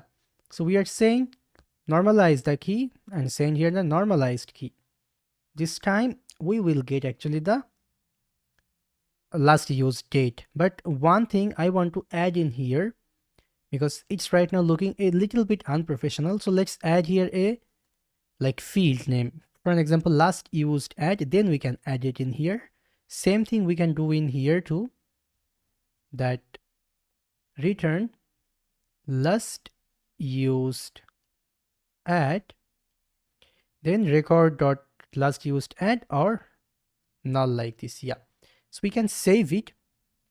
One more thing we also have to fix right now, and that is inside our scheduler. Yeah, so scheduler, everything is fine, just this line is wrong, this values SQL, because here we are saying e.keyid, e.ts, very good. I'm not saying it's incorrect, but the problem is that in here we're not defining the type. So we have to must say this is on UUID, and this e.ts, this is on time stamp and tz. Yeah, timestamp and tz. Yep. So right now if we save it, it will start to work. Let me show you. I'm clearing my terminal. I'm right now doing login again to Redis. No, we don't need to do Redis login. We can say curl that same thing again. This time it's not giving any error. If we give on reload, you can see that we're having our last used add in here. We're having our last used add in here in page 60 number line, 69 number line. Let's come back here. Since we're having the last use add, so we can say set last used add response dot last used add. Yeah, but I want to add here on string because I want to change this type. So 1 minute, or let's do one thing. The best thing is we can use here on npm library, and let's go to apps main dashboard, and we can say npm I time-ago.js, or even we could use moment.js, but fine, this is also fine. It's easy, actually easy to set up. Time-ago.js and last used. Let's come back here. Here it's going to be the last used. Yeah, here we can cut this and we can say if last use has any value, then show that, otherwise this not use yet. Yeah, then here we can say actually format, we can import it from time-ago.js, but fine, for now let's add it like this, that our last used, yeah, last used is fine, because when you are saying the set last used, we are adding the last used in here. Yeah, now we have to import the format from time-ago.js. Yeah, we can save it. Here we go. If we give a reload, you can see last use 2 minutes ago. So it's right now actually real time. If we come back here, You can see last used at, that's even right now updated inside our database. So let's come back here again. Let's send another API request and let's come back here, give on reload. You will see just now. So it's right now actually perfectly working as we expected. Yes, so format. I want to just add one thing in here, that capitalize. Yeah, it's looking actually perfect. You can see 17 seconds ago. It's very accurate. It's really very beautiful. Last used 17 seconds ago. But our database is not up to date yet. It will be updated after 5 minutes as per our cron logic. Cron job logic, yep. As per our scheduler. So yeah, you can see developer access, our API key, we're getting everything. Right now it's time to work with this playlist feature. It's going to be interesting because right now we're actually starting our main internal backend. I know it was quite long. We're working with API keys for over the last 4 or 5 hours, but it was actually indeed complicated. That's why we did this, because this is kind of like the backbone of our application. If we are doing anything wrong, definitely our application will not work with like a lot of users. That's why we took a lot of long time. Finally, we are ready to go. Right now, we will use this Clark auth card everywhere, even for creating this playlist, uploading video, everywhere. Yeah. So let's start to work with this playlist right now. We will create a new module and we'll start to work. We can come back again in verb, or let's do one thing. Let's create it from here in services, source, modules. We can say playlist. Inside here, we can create on playlist.module.ts. Yeah, playlist service. So playlist.service.ts and playlist.controller.ts. Yeah, and let's create another DTO folder, which is very important. So module, controller, and service, all of them are ready. Let's start work now. Alright, so at first we have to go back to our schema.ts, because we should design the schema at first and then we will work in here. So for the schema, let's go to database and schema.ts, and inside here we have to design the schema. We can say export const playlist, so playlist, and PostgreSQL table, so pg table playlist. Then inside here we can say id, which is going to be similar like this one on random UUID. And we need on user ID, definitely, like which user is creating this playlist, that user ID. Then we need name, we can say text and name, and we can say not null, because name cannot be null. We need description, the playlist description, which is going to be text description, and yeah, then limit, we can say integer. So yeah, because limit type is going to be an integer, we can say playlist underscore limit. So this is the highest limit for like playlist. You cannot create more than that until admin is giving you access, because like, you know, we should always give a limit when you're making a SaaS product. For create type of task, always you have to make a limit, otherwise like it's a security risk actually, like anyone can spam with our this playlist. So that's why we are adding on hard limit, not hard limit, I would say soft limit. You are not going to see it on dashboard, but internally when you are creating a lot of playlist, you will see a error message that please contact support for creating more playlist. Yeah, here we can add total videos field, which is going to be also an integer, so integer, and in here we can say total videos. Yep, and default is going to be 0. Yeah, then created underscore add timestamp created underscore add with time zone, which is going to be true. Yeah. Name, what's wrong in name? Alright, I found the problem why it was happening. You can see in here, we mistakenly imported the integer from drizzle orm slash jail core, meaning actually it's not PostgreSQL.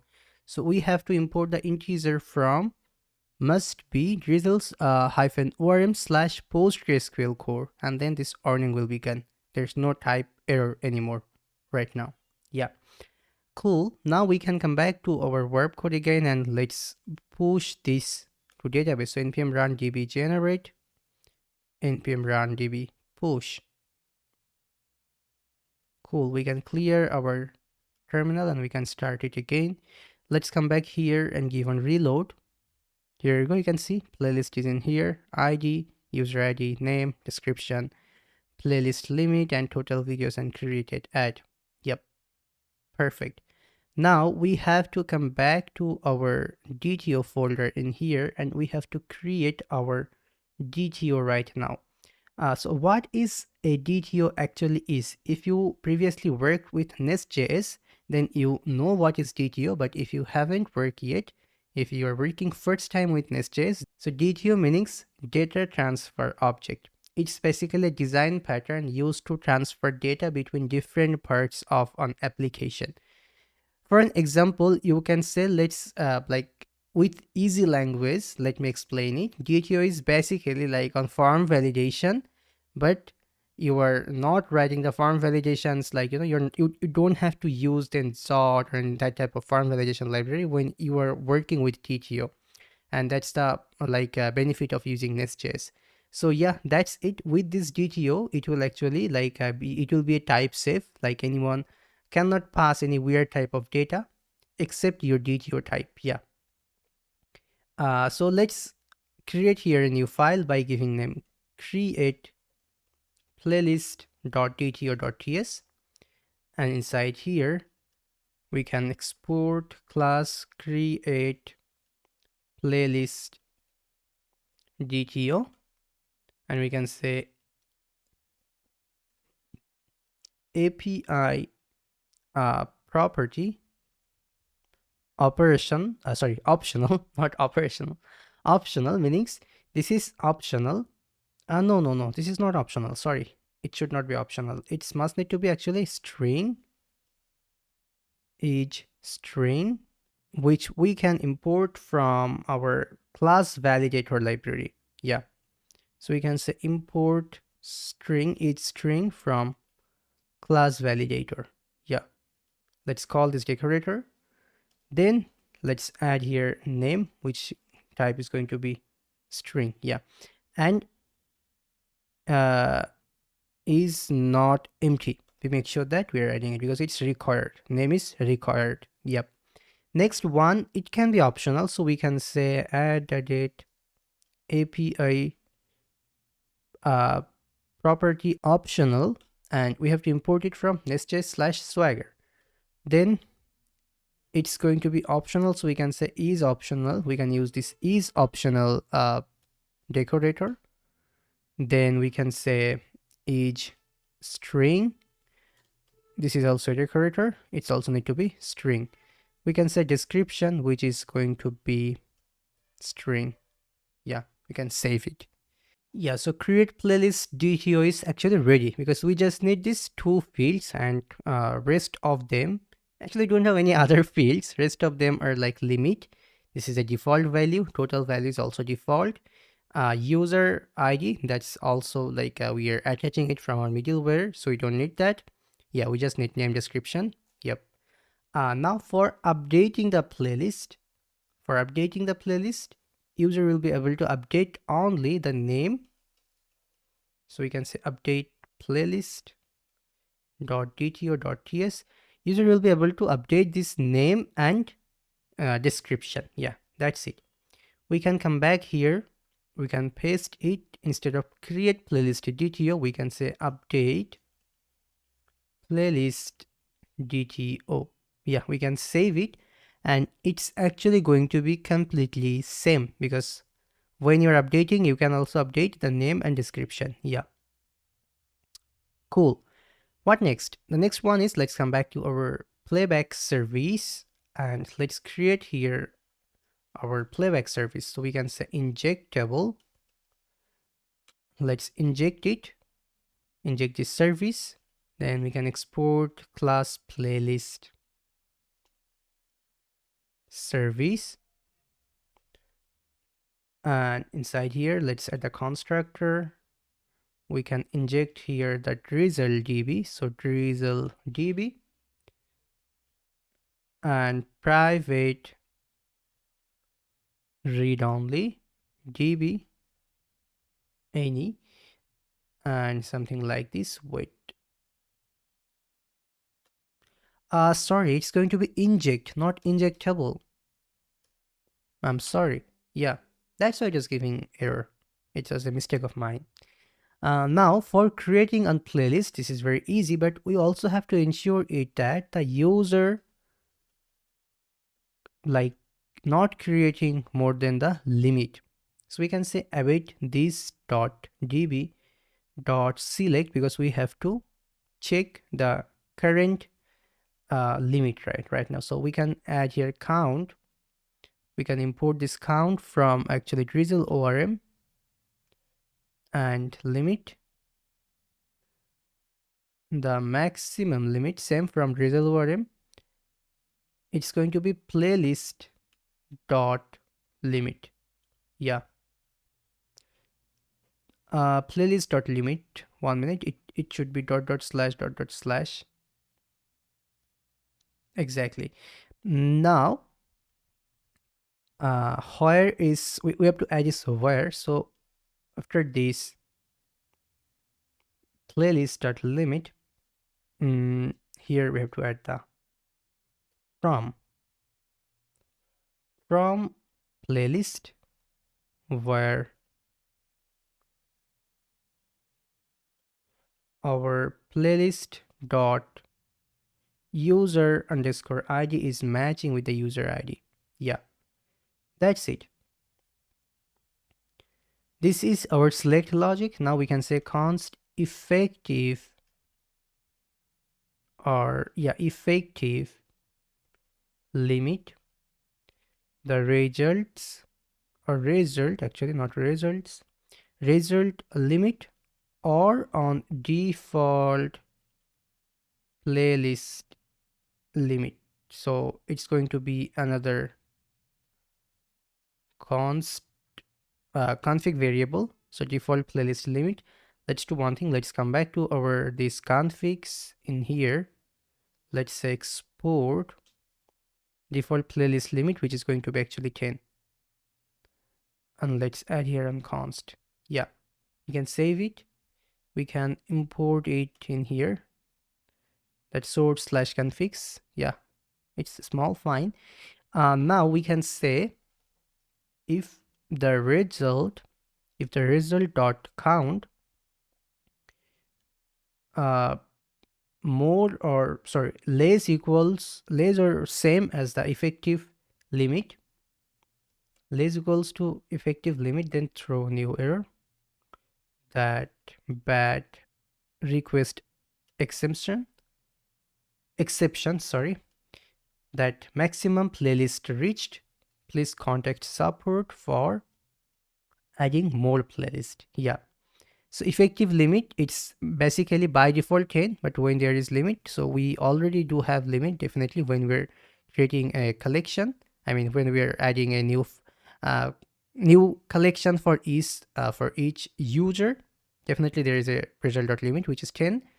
When it's same or 10, it means like less equals to 10. When the result.counts is, when the result.count is more than effective limit, more or equals to, like the result.count is 10 and effective limit is already 10, then this will give this error that maximum playlist reach limit. Please contact support for adding more playlist. Yeah, otherwise we can create the playlist now. So const, we can say created await this dot tb dot insert. We're gonna insert in playlist the values is going to be user ID, user underscore ID actually in our schema. So we have to write the user underscore ID, which is going to be user ID, name, DTO. So DTO is coming from here. It's DTO, not dot. DTO dot name. Description is going to be DTO dot description. So when you are working with DTO, we make sure that you are adding like this, okay? Because we're verifying through this DTO. Yeah, this is kind of like a validation layer before like the API is reaching to this playlist service. It's just a validation layer. And the request must have to pass this validation layer to come inside this async create module. After descriptions, we have to also add created at, which is going to be new date. Yeah. And we can return it. So we can say returning and something like this. And we can return the created. Cool. Next one, we need our find all, the all playlist for on specific user. We can say, sorry, not callback. Async find all user ID. We must have to receive the user ID, and then we can just write on single line of database query code that db.select from playlist where the playlist user ID is user underscore ID is matching with this logged in user ID. Yeah, that's the find all. And then find one, not all this time. This one is for finding the single playlist information. Yeah, and we are kind of writing here, we're writing here find first instead of actually select from, like we're not completely returning array right now. We're returning right now object.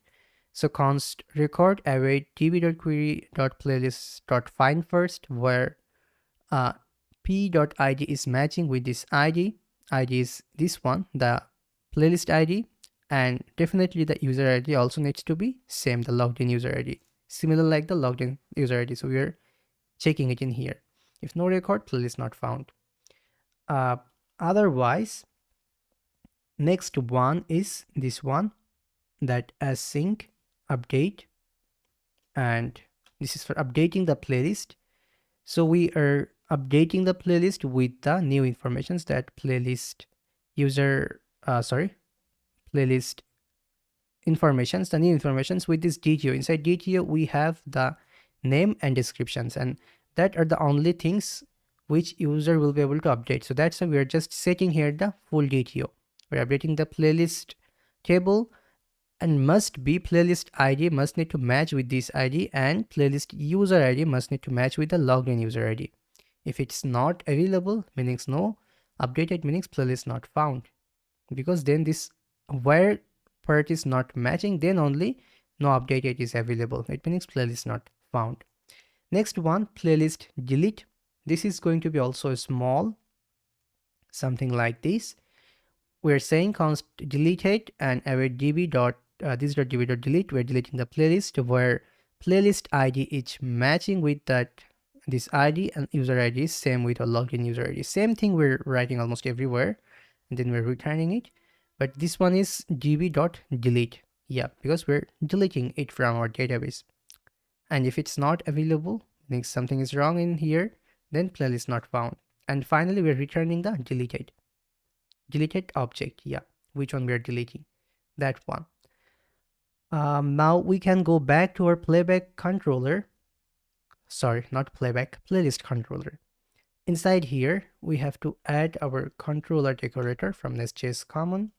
We have to add our API tags from NestJS Swagger.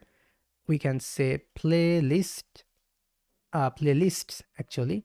Same in here, playlist. This is the API endpoint for the controller, and we have to use here guards. So we can say use guards, and let's use here Clark auth guard. Yeah. After this, we can say API bearer auth imported from NestJS/Swagger. Now we can say export class playlist controller, and inside here we can add our playlist service as, inside the constructor as a read-only service, that playlist service, and import this playlist service from here. Yeah. Then let's add our first endpoint, the post endpoint for creating a playlist. We can add that API operation in here, API operation from NestJS Swagger, that create a playlist. Then we have to create it, so we can add here create method like this, request which is coming from NestJS/common, and body NestJS/common, the DTO from our DTO. Yeah, so create like the create endpoint, which is going to be /playlist. It means localhost 8080/API/v1/playlist. If you are sending a post request with this DTO data, then the user will be able to create on playlist. Yeah, but you must have to verify this card, this Clark auth card. You have to pass the auth card, then only you can do it. Next one is the get for finding out all of our playlists. So get and list all playlist for logged in user. Yeah, that's why we're passing here request.user.id. Next one for searching one specific playlist information. So we can say get playlist by ID. We're sending the param, that ID, which we are receiving in here. And we are also like sending request. Sorry, we are sending the logged in user ID. Definitely we have to send it. Next one, updating a playlist, which is going to be same, but instead of get, this time it will be put. And body, this time the body is our update playlist DTO. So you can understand right now how much powerful DTO is actually is, and it's kind of like built-in dot inside NestJS. And here we can say return this.playlist service.update. We're calling our that playlist service.update from here. Yep.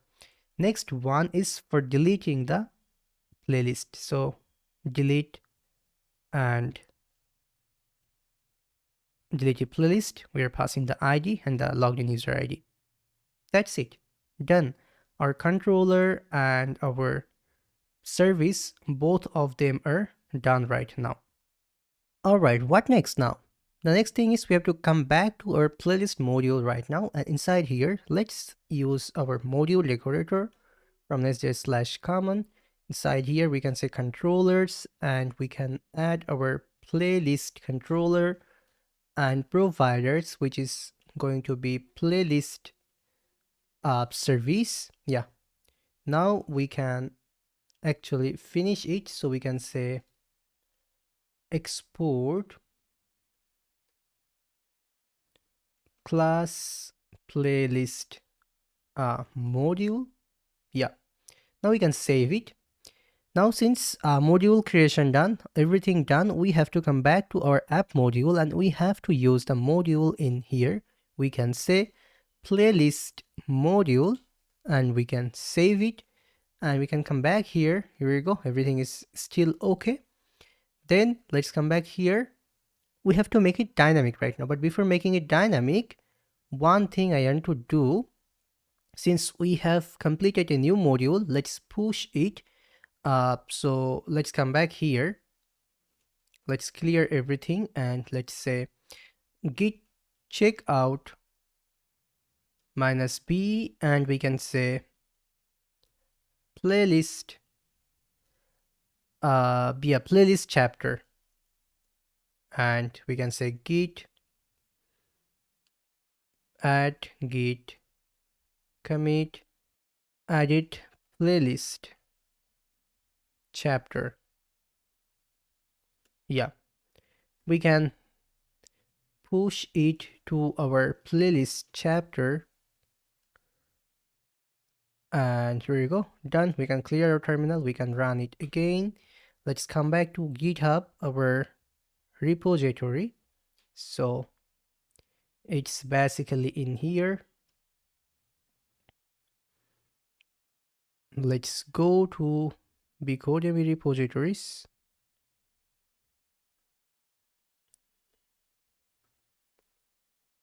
This is the Vidmox server. Here we go. New pull request done. So we can compare it and create a new pull request for our main branch. So hit create pull request now. Let's come back here. And it's telling us to protect this main branch. Yeah, we can protect it, that like but for now I'm fine in here. Okay, I will add it later on, like some security, so that no one can, except me, no one can push into this main branch. It must need to be added through a pull request. Yeah, so here you can see code rabbit is right now checking our code base. Fine, very good. There should not be anything wrong right now. No description provided. Fine. Yeah, so while it's reviewing the code base, we can come back into our front-end site right now. And by the way, we're not adding our front-end code into GitHub anymore. I mean, we're completely not doing it, so we will do it, no worries. But let's come back to our page.tsx and let's make this our playlist dynamic from here. So playlist page.tsx. Yeah, looks good. Let's make it dynamic now. For making it dynamic, we actually need here few more state, if I'm not wrong. No, we don't need for now. Let's add here const get token and our age signed int from use auth from clerk NestJS. Now we can say const is loaded from use user clerk NestJS. That's it, and we need our query client. So query client, which is going to be use query client from Transtack React Query. Yeah. After this, we have to fetch our APIs, meaning not APIs, I mean to be playlist. So you can say data playlists and is loading. Let's add here use query, and query key is going to be playlists. Then query function. Inside here we can say const token equals to await get token, const raise await fetch, our process dot env dot next public server URI slash playlist. Yeah, playlists actually. That's it. So this is our API endpoint. We can fetch our playlist data, but we must have to add these headers for sure, that authorization bearer token. After this, we can return the raise.json. Then here we can say this that enabled fetch data when the age loaded true and each signed in true only. Then yeah, there is one warning in here. PL for now, say any. We'll check it out later, but we can save it. We can come back here and we can console log our playlists. It's saying undefined. Something is wrong here. Playlist yeah, playlists. This is the problem. So playlist.length playlist. For now, let's comment it since we do not have any dynamic data yet, and let's delete this dummy playlist.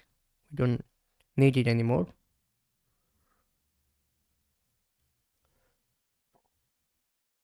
Check the network tab.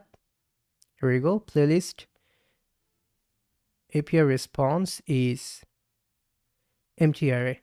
Okay, yeah, because we do not have any playlist yet, that's why. In here, I think CodeRabbit checking is done. No, it's still checking. No worries, we can come back here. We can focus into our work now. And when CodeRabbit will finish it, we'll check for any possible mistake we have done in our code base. But now we have to create a playlist, otherwise we can't see it. So we can say use mutation, and from transstack react query, we need here mutation function,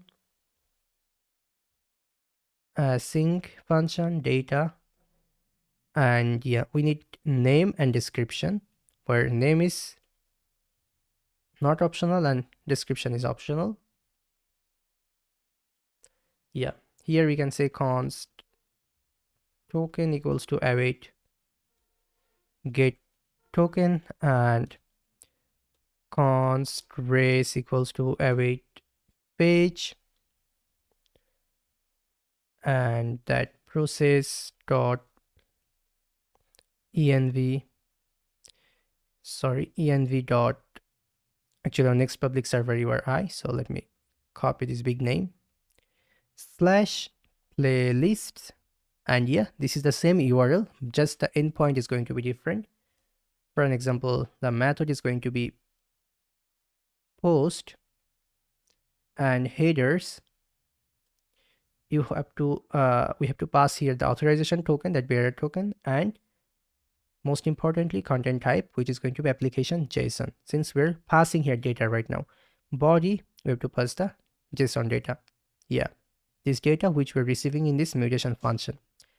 After this, here we can say if the response.ok is not true, meaning mutation wrong, something went wrong during the playlist creation, so we can actually check the error message, or we can add on like fallback value for the error message if there is no error message that failed to create playlist. And then finally we can return this res.json. Yeah, and on success, wait, since this is mutations, we do have one success access in here.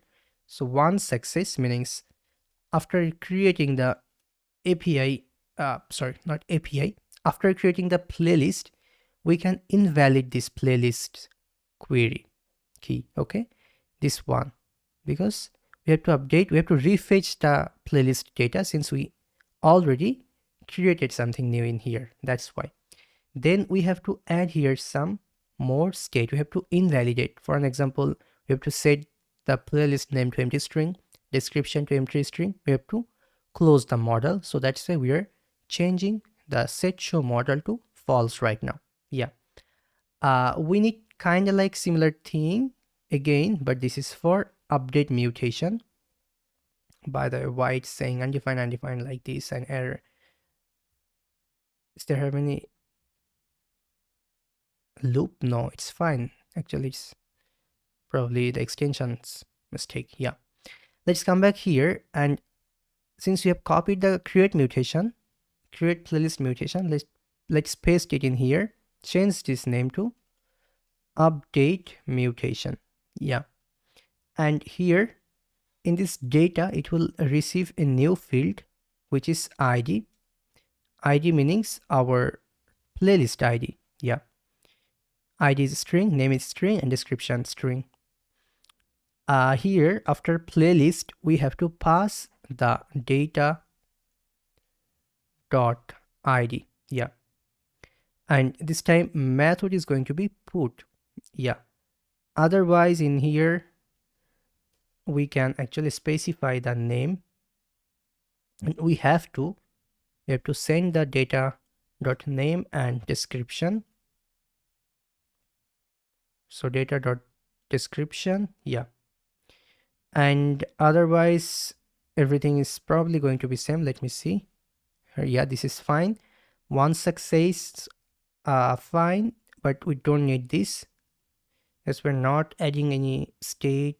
Yeah, we can just make this set show model false, and most importantly set selected playlist. This is a new state we have to make. We'll make it null. Yeah. So let's add it in here, this new state. something like this, selected playlist and set selected playlist. Yeah, that's it. Create mutation, update mutation, done. Next one is our delete mutation. So for delete, let's again copy this update mutation. Let's paste that in here and let's say delete mutation. Yeah, here we just need the ID, we don't need the name or descriptions. So just ID. Then we need here playlist and data.id. So no data.id, this time it's going to be only ID. We can receive here completely like this since only ID. And here we don't have to send any body if I'm not wrong. Yeah, we don't have to send any body because this is delete endpoint and we're sending just ID through params. Yeah, instead of put, this time this is going to be delete. Content type, we don't need any content type now since we're not sending any content anymore. Yeah, and here we can say fail to delete playlist, and we have to make the set delete show model to false. We don't need this show model, set show model false, and set selected playlist null. Yeah, inside this handle create now, let's delete everything and let's say if playlist dot trim, meaning there's the playlist is empty. I meant to be playlist name, not playlist.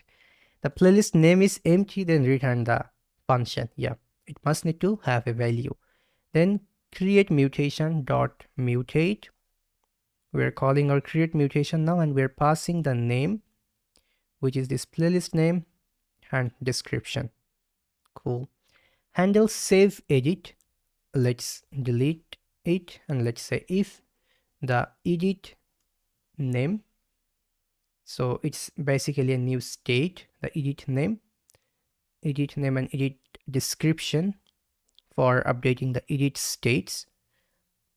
Yeah, this is our like when we are editing the playlist informations, we will use this edit name and edit description state. Let's come back here again. If edit name dot trim, if it's empty, then let's return it, but also you have to check the selected playlist.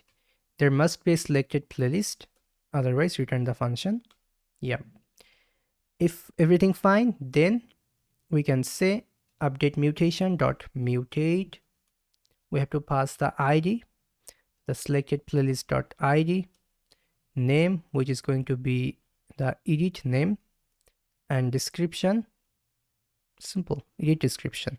Yeah, now handle confirm delete, the last one.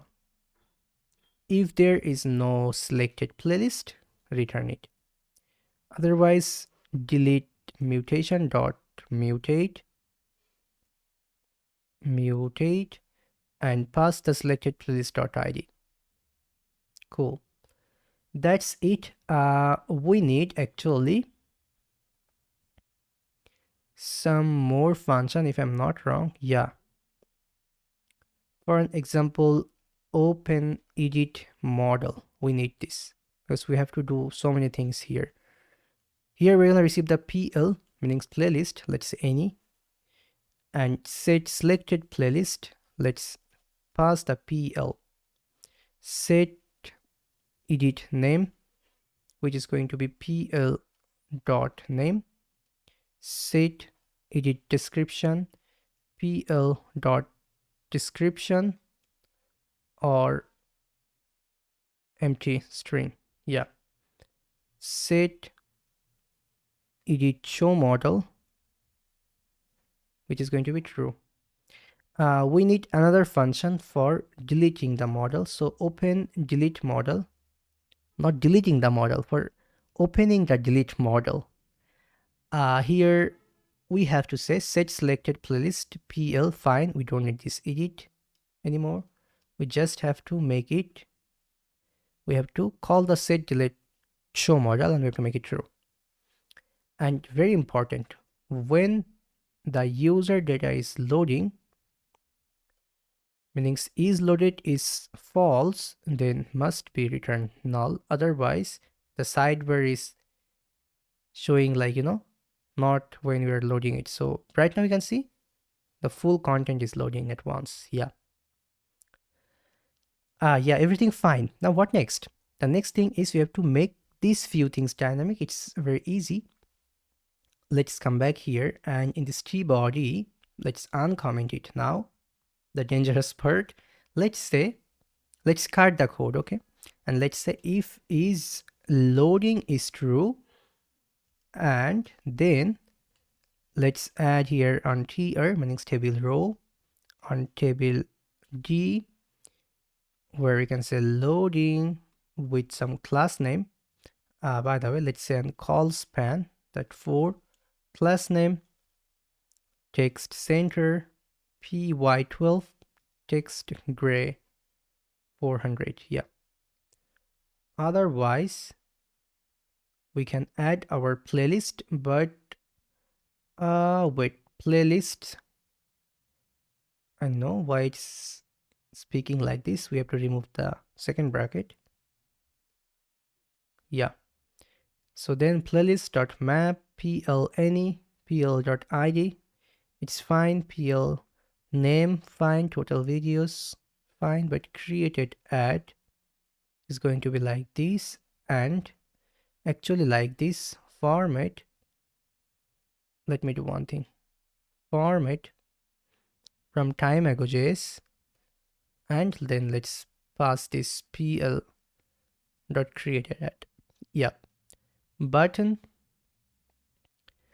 edit. Yeah.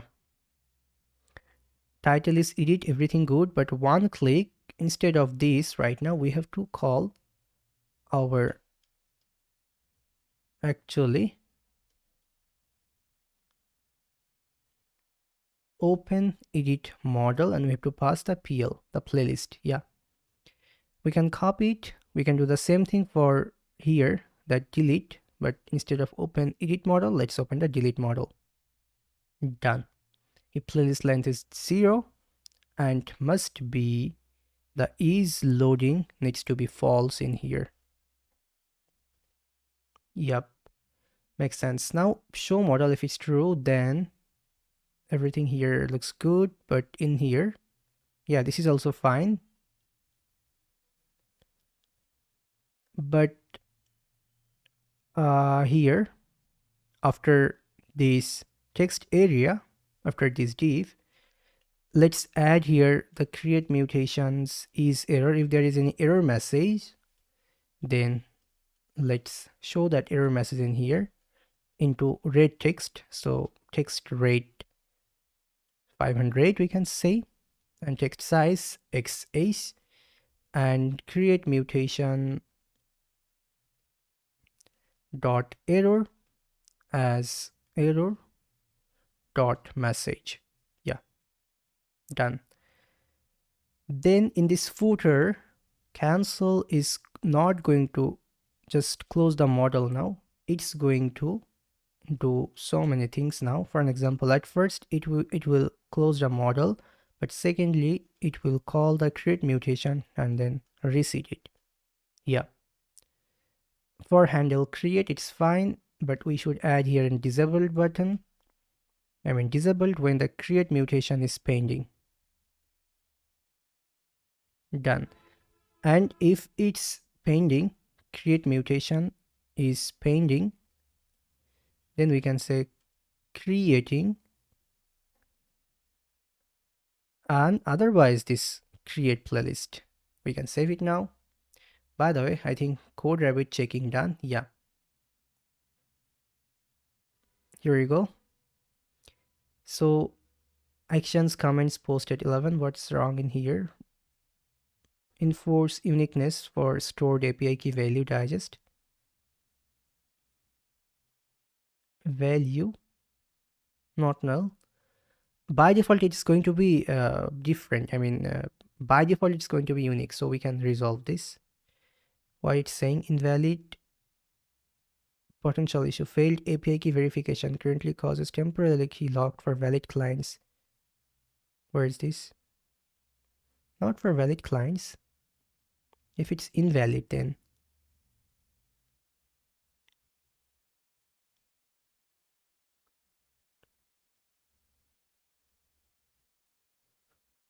Okay, we can ignore this. Restricted credential course origin. Yeah, I know. Okay, fine. So we can resolve all of them. Looks good for us. Here it's saying again something. Let's see. Updated. Regenerate API key.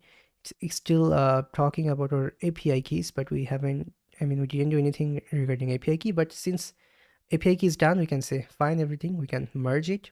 Yeah. So we didn't find anything serious inside our playlist. Everything looks good. Great.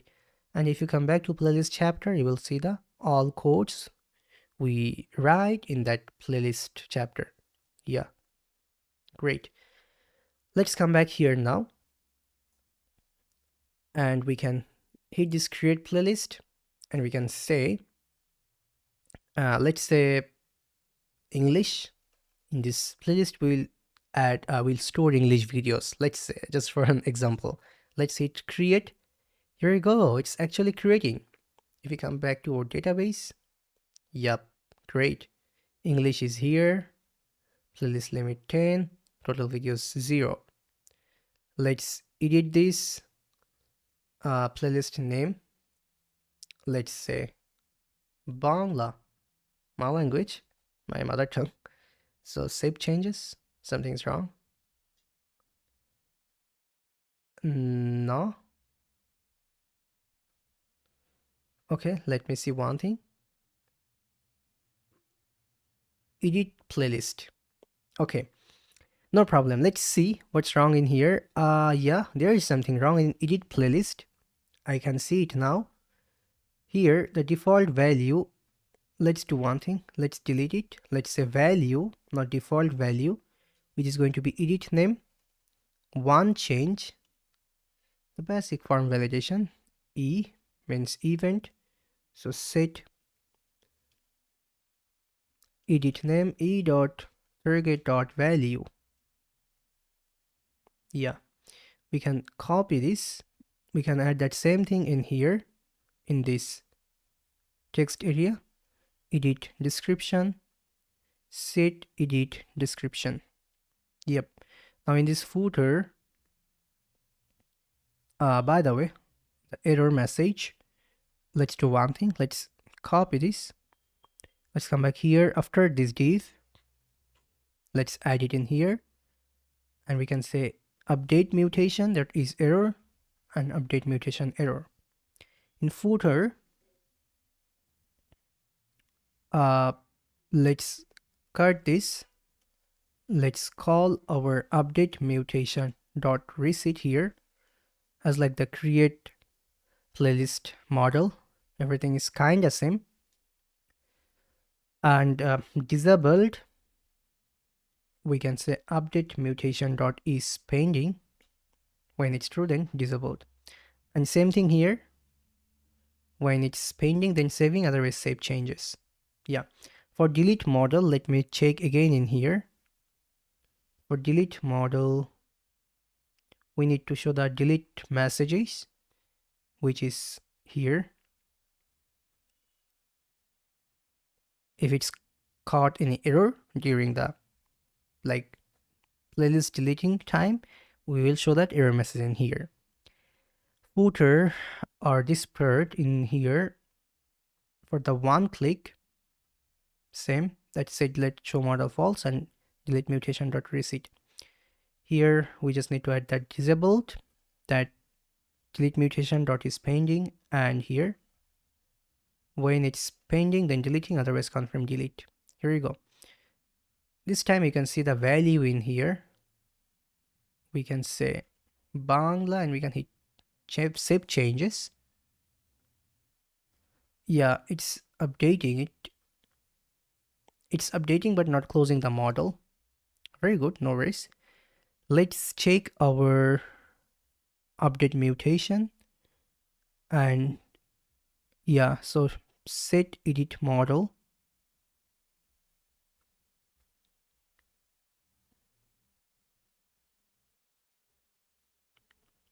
So it's supposed to be set edit show model when we're updating it. And here, yeah, it's good. What's about this set playlist?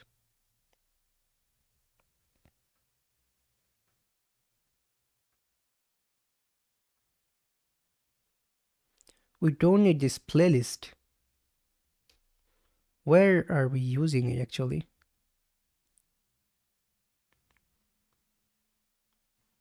Wait, we don't need this actually, guys. We can delete it. Yeah, everything looks good now. Now it will work again. Let's say English and hit save changes. Here you go. Looking great, isn't it? And if we hit delete, deleting, done. Great. So basic CRUD operation ready. And let's say this is for backend, this playlist, and we're gonna store here all backend like code. Sorry, backend videos, not code. Now format, I found something in here. It's supposed to be capitalized. Yeah.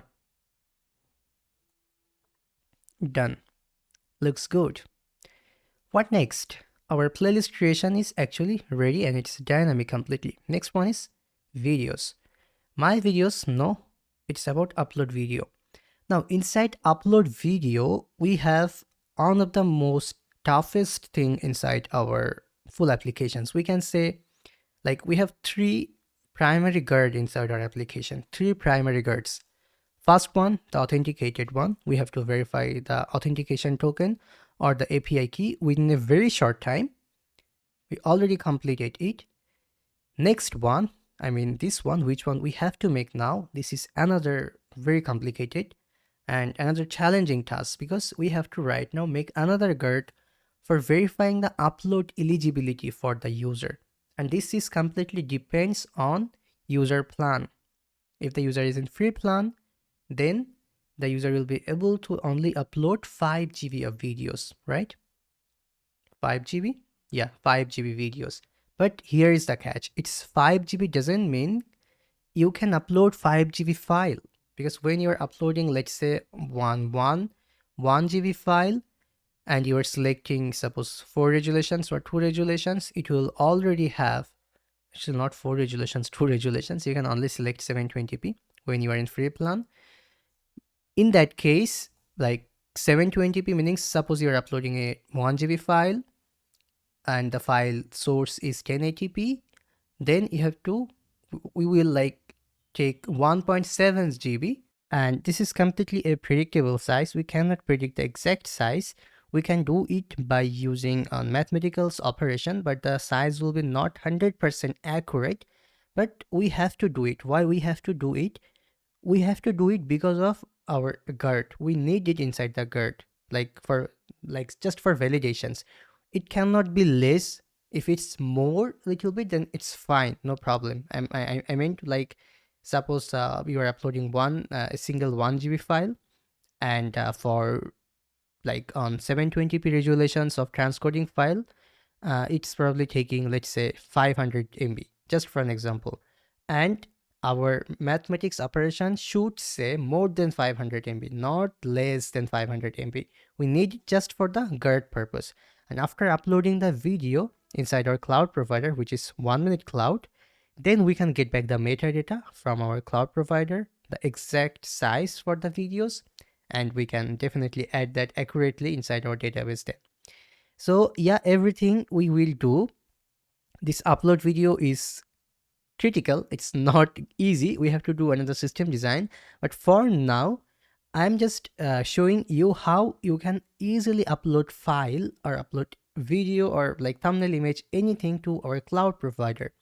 So for going to our cloud provider, you can see the link in my screen right now. Just go to the link and here you go.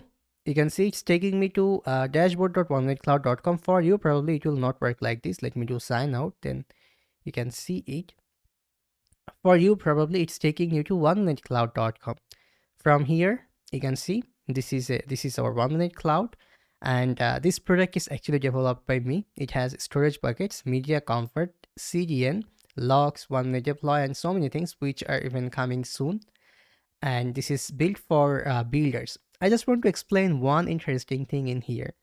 Did you ever think why this name is 1 minute cloud? Why 1 minute in here?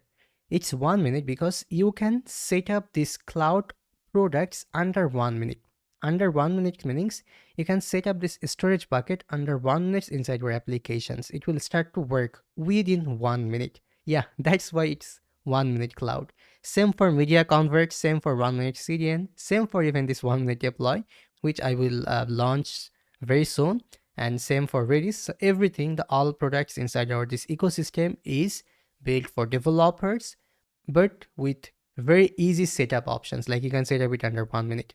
Yeah, and it has free plan. You can start it right now. So let's hit get started, and from here I'm doing login to our Vidmox account. So it's actually teamvidmox.com. Email address is taken. Oh, sorry, I mean sign up. I supposed to go in this login because I do have account for you. You can create an account from there. So let me do login again. Here you go. You can see I'm right now in dashboard.oneminutecloud.com. In here, you have to go to this settings. From here, make sure that you are hitting this create key. For you, in this home, here it will be like 000. Everything will be 0 for now. Account balance will be 0. I do have some credits in here. You can add balance from here if you want. And it's actually pay as you go. You don't have to pay money like monthly, except this one storage bucket. Yeah, storage bucket is monthly because actually we have to pay money for storage bucket monthly. Like even if you're using AWS S3 bucket, if you're using like any other services, you must have to pay monthly money. It's actually for storage buckets. And same in OnNet Cloud. Storage buckets monthly meanings when you're using actually, let's say 1 GB storage, you have to pay this per month. And for data transfer, this is not per month. This is for actually when the data transfer is happening, we will charge as per that. Yeah.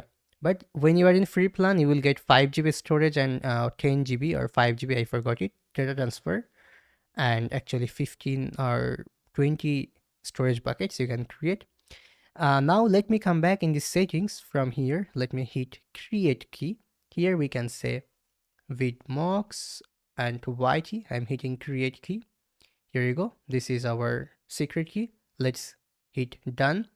Let's come back inside our application. Let's go to the .env inside our main dashboard, and let's paste the API key and add here 1minute underscore cloud underscore key. So 1minute cloud key or API key. I forgot the variable name. Why I'm saying I forgot the variable name? Because we're gonna right now use this npm package. And for working with this storage buckets, since we're in Next.js, we have to use this npm package. This is actually 1minute cloud storage bucket next. This is the package name. You can just go to this link. I will also share it in the video description box. You can click from there, then it will redirect you in this GitHub repo, or even you can go to this npm package from here as well. When I'm clicking there, you can see I'm right now in npm. From here, I can copy this. Let's come back here and let me paste it in here, that 1minute cloud slash storage bucket next. And after that, we have to add this 1minute cloud API key. Yeah, so this is going to be 1minute cloud API key like this, and the value, it's going to be something like this. So yep, as I said, 1 minute setup. What you have to do, you can see, you just have to copy this code snippet, come back here in this app folder, create an API folder, create an 1minute cloud folder. After that, just create a folder like this, that provider, and raw.ts. Yeah, and we can paste it and we can save it. Done. Setting up done. Now for uploading the file, we just have to add this inside our handle upload. You can see we have here storage.upload, and if you want to see the percentage when you're uploading the video or anything like that, you can see that from here, something like this. Yep. So let me come back to our videos, not videos. Let me come back to our uploads page.tsx. From here, the handle upload. Yeah, this is the handle file change, handle drop, and this is the one submit. Yeah. Let's do one thing. Let's paste that in here. Let's import the storage from our 1 minute cloud / storage bucket next. Yeah. And set progress. This is for actually tracking the progress. So we can add here on use state hook, something like this, that progress and set progress. By default, it's going to be our percentage, which is 0 by default. And here we have to pass the file name. So we can say data dot video. Yeah, I guess this is the video file, if I'm not wrong. Yep. And on the very important thing in here, you can see here I said your bucket ID. So it's definitely not correct. Your bucket ID means you have to come back here, this is storage bucket, you have to create a new bucket. For me, I do have a Vidmox dev bucket in here, so I'm using the same bucket. For you, you can create a bucket from here, your bucket name, and your region, which is closer to you. By default, it will be automatically closer to your region in here, or you can select any of this from here. So since I do have on bucket, I'm not creating it again. I can copy the bucket ID from here. I am pasting it in here, or we can also do one thing, and that is we can come back in this env. We can say next public. Yeah, no problem. It can be public. Next public bucket ID. Yep. We can save it. We can add that next public bucket ID in here, like where you want to upload this file. So process.env.next public bucket ID. Yeah, done. And here you are getting the on progress, meaning when you're uploading the video, you're getting the on progress. This key, this is very important. This key is basically when you were uploading the video, we are returning on a key to you. And we have to store this key inside our Vidmox database, because next time when we want to stream the video or we want to process it by using our media converter, we have to pass this key. This is an unique key and you must need to add it. Yeah, for now I'm just console logging it and I will try to upload on video. I want to check one more thing in here, video preview, wait.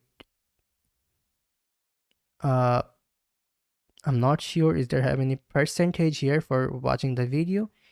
Each uploading. So set is uploading will be true. Okay, so we had upload progress, sorry. Then we can do one thing in here. We can change this to set upload progress. Yep. And is uploading, set is uploading. We have to make it true when we're uploading it from here. Let's make it true. Yeah, done. Now what next? We can actually right now try to upload the video file. I think I want to check the percentage. Yeah, here's the upload progress. Exactly, perfect. Now we can come back here. Let's say video title test on Slack, on video thumbnail. It can be anything. Timestamps optional, description optional, tags, playlist still static, we'll make it dynamic. Generate subtitles, yes, and include watermark, yes. Video file, just select a very small file, otherwise it will take a lot of time. So I'm just adding this one. It's on 1.5 MB video. I'm hitting open and I'm hitting this upload video. Wait, video file is required, what it's saying. Alright guys, I found a problem. There is something seriously wrong inside our form validation code base. Something is conflicting with our form validation layer. That's why the video is actually not, even after uploading the video is saying it's not uploaded any way. And the problem is in here. You can see one change, we're calling the handle file change, but here we're also calling the on change internally from this register. And that's the problem. That's what, like, in here, that's what conflicting in here. How can we solve this problem? It's easy actually. We have to come back here, and here we have to add another method called trigger. Yeah. After this, let's come back here, and we need to distract few things from this register video. Yeah, so we can say register video. We need our reference, which we can say video ref. We need one change, the new one, which is going to be video one change. Since this is conflicting, so we are taking it outside now. So video one change, and then we can spread the rest video register. So video register done. And now what next? We have to come back here. It's fine. Handle drop fine. Yeah, this is also fine. Remove video looks good. Let's come back here in this input, because we have to change mainly from here, from this upload video input. Yeah, here is the video file, here is the video button, and yeah, here is the input which I was looking for. In here, instead of register video, we have to say spread the video register. Yeah, that's it.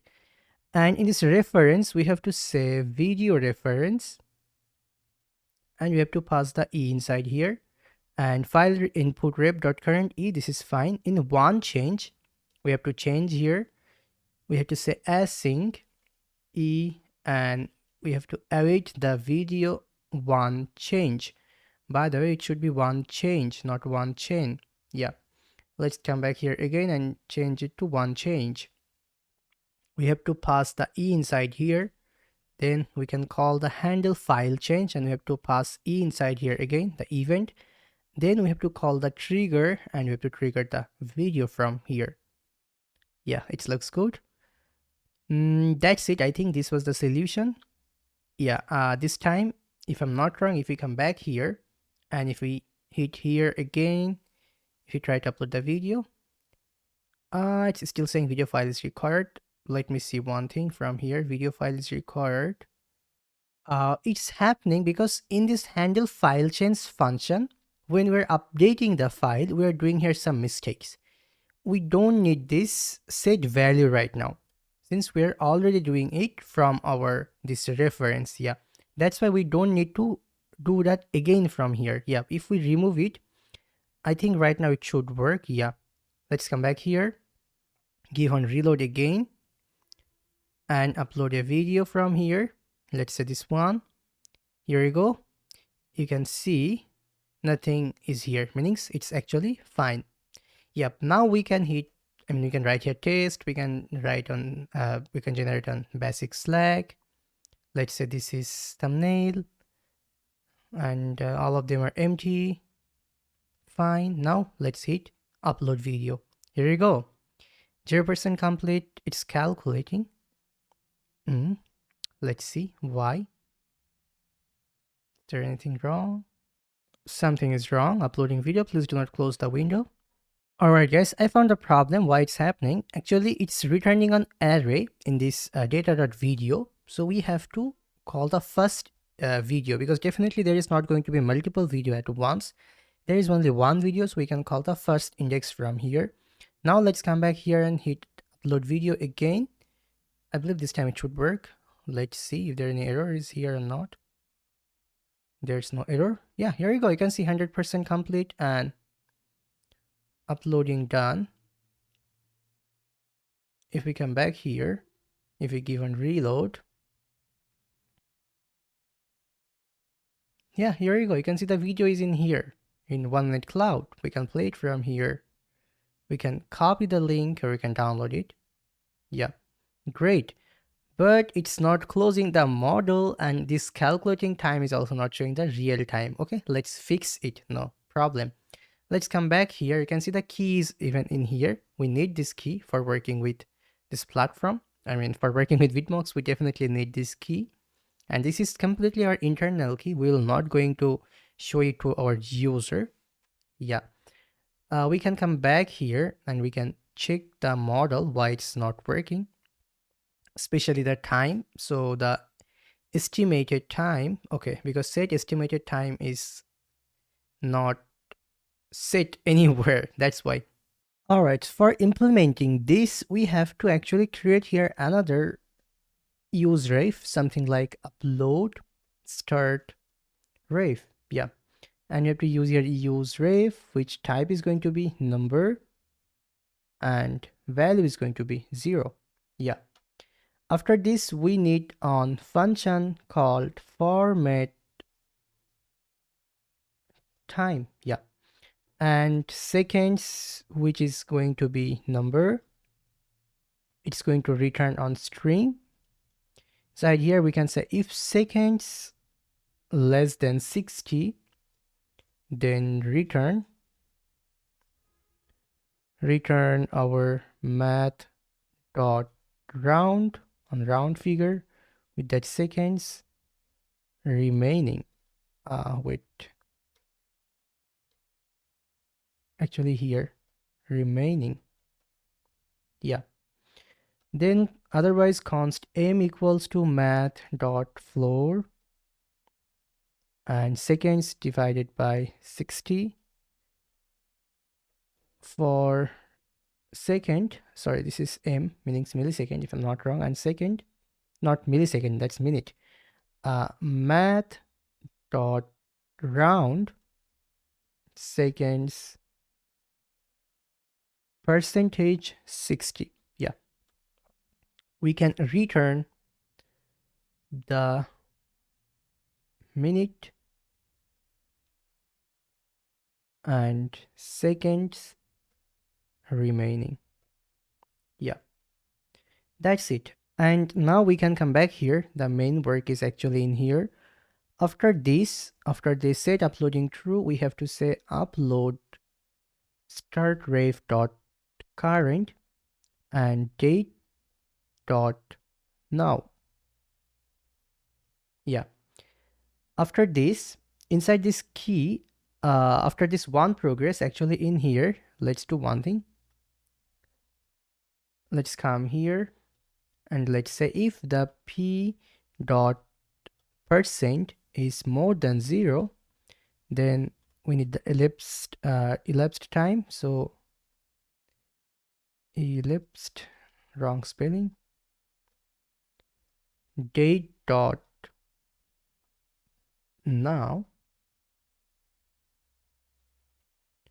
Then we can minus the upload start ref dot current, the upload starting time, and we can divide it with 1000.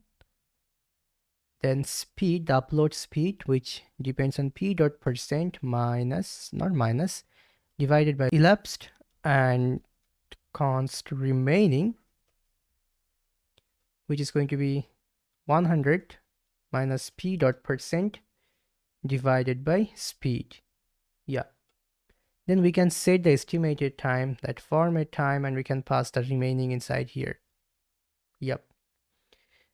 Finally, one thing we must have to do, we have to close the model. So we can say set is uploading false, and we're getting the key in here, which you have to definitely save inside our database. We will do that later. Now, if we come back here, if we try to upload a new video, let's say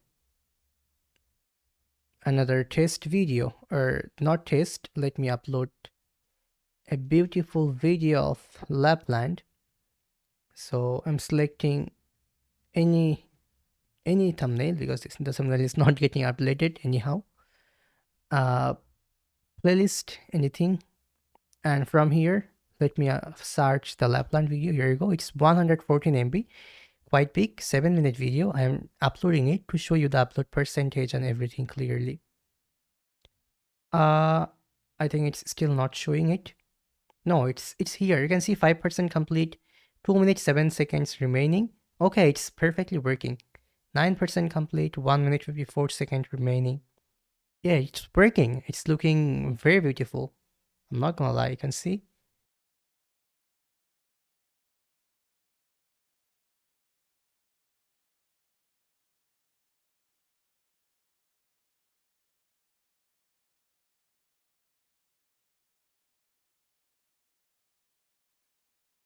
Here you go. After uploading the file, you can see it's right now closing the model. And it's perfect. If you come here, if you give on reload in here, you can see the file is actually in here now. Great. We can play it from here. I'm muting it so that you can see it. Here you go. It's working. It's great, isn't it? If you come here now, in storage buckets, you can see 110 MB already storage used, and data transfer is this one. If we come here, this is our storage used. For 110 MB, by the way, why it's saying then 111? Yeah, just 1 MB, which is fine because it's 0.61. That's why when it's more than 0.50, it will actually count as like more MB. But just look at the pricing. For even 1 GB, you have to pay 0.018. So when you are uploading 110 MB file, 110 divided by actually 0.018. So 0.018 meanings this amount. It's like we cannot count it even. This is the amount. So yeah, you are paying just $0.018 for 1 GB of video storage or for 1 GB of storage. Yeah, it's really very cheap. Really very cheap. But data transfer, it's not cheap as like storage, which is very natural because this is the real bandwidth cost or the CDN cost. That's why. But when you're using the like 1 minute CDN, then it's like less expensive than this one. It's 0.07. Here it's 0.072, just 2 cents extra, not 2 cent. I think less than that. Yeah. So yeah, this was our storage bucket setup. We have to also set up media convert, which we will do internally, not from definitely front end. And here you can again see the key ID. If we actually copy this key ID and if we call our stream method from this 1 minute cloud storage bucket, and if we pass this key ID, we will see our video file in here automatically. We can stream the video file, but we should not do that. Why we should not do that? That will charge crazy data transfer cost when you are like streaming this raw video file, because it has 108 MB. So every time when you were like, playing it, it will definitely take a lot of bandwidth cost. That's why we should not play the video from this storage bucket. We should use our media convert to process the video into multiple format, and after that the bandwidth cost will be like 90% cheaper than playing this raw video from here. Yeah, so we will do that, but not in this video because this video is already very long. I can also do it in this video, but I'm not doing it because I want you to finish this part, what I was doing. And in the meantime, I will design our SDK and most importantly, the guard, which we must have to make. And so many things we have to do right now. We have to design our Vidmox NPM library because in here, we're using 1 minute cloud storage bucket, but logically, we will not use it in the production. Definitely not. We will use your Vidmox library instead of that. And interestingly, inside Vidmox library, internally we will use this same library, this 1 minute cloud storage bucket, because this is our cloud provider, that's why. And we have to do a lot of work in that. So I'm super excited for that part. So don't forget to hit the subscribe button, then you will get notifications when I'll upload the second part, and it's coming within a very short time. I really want to finish this video series as soon as possible, because if I finish this video series as soon as possible, the application will be also live. And I believe Vidmox is definitely going to change developers' life. Yeah, that's it. This was the video. I hope you enjoyed it. See you in the next video. Till then, take care and bye bye.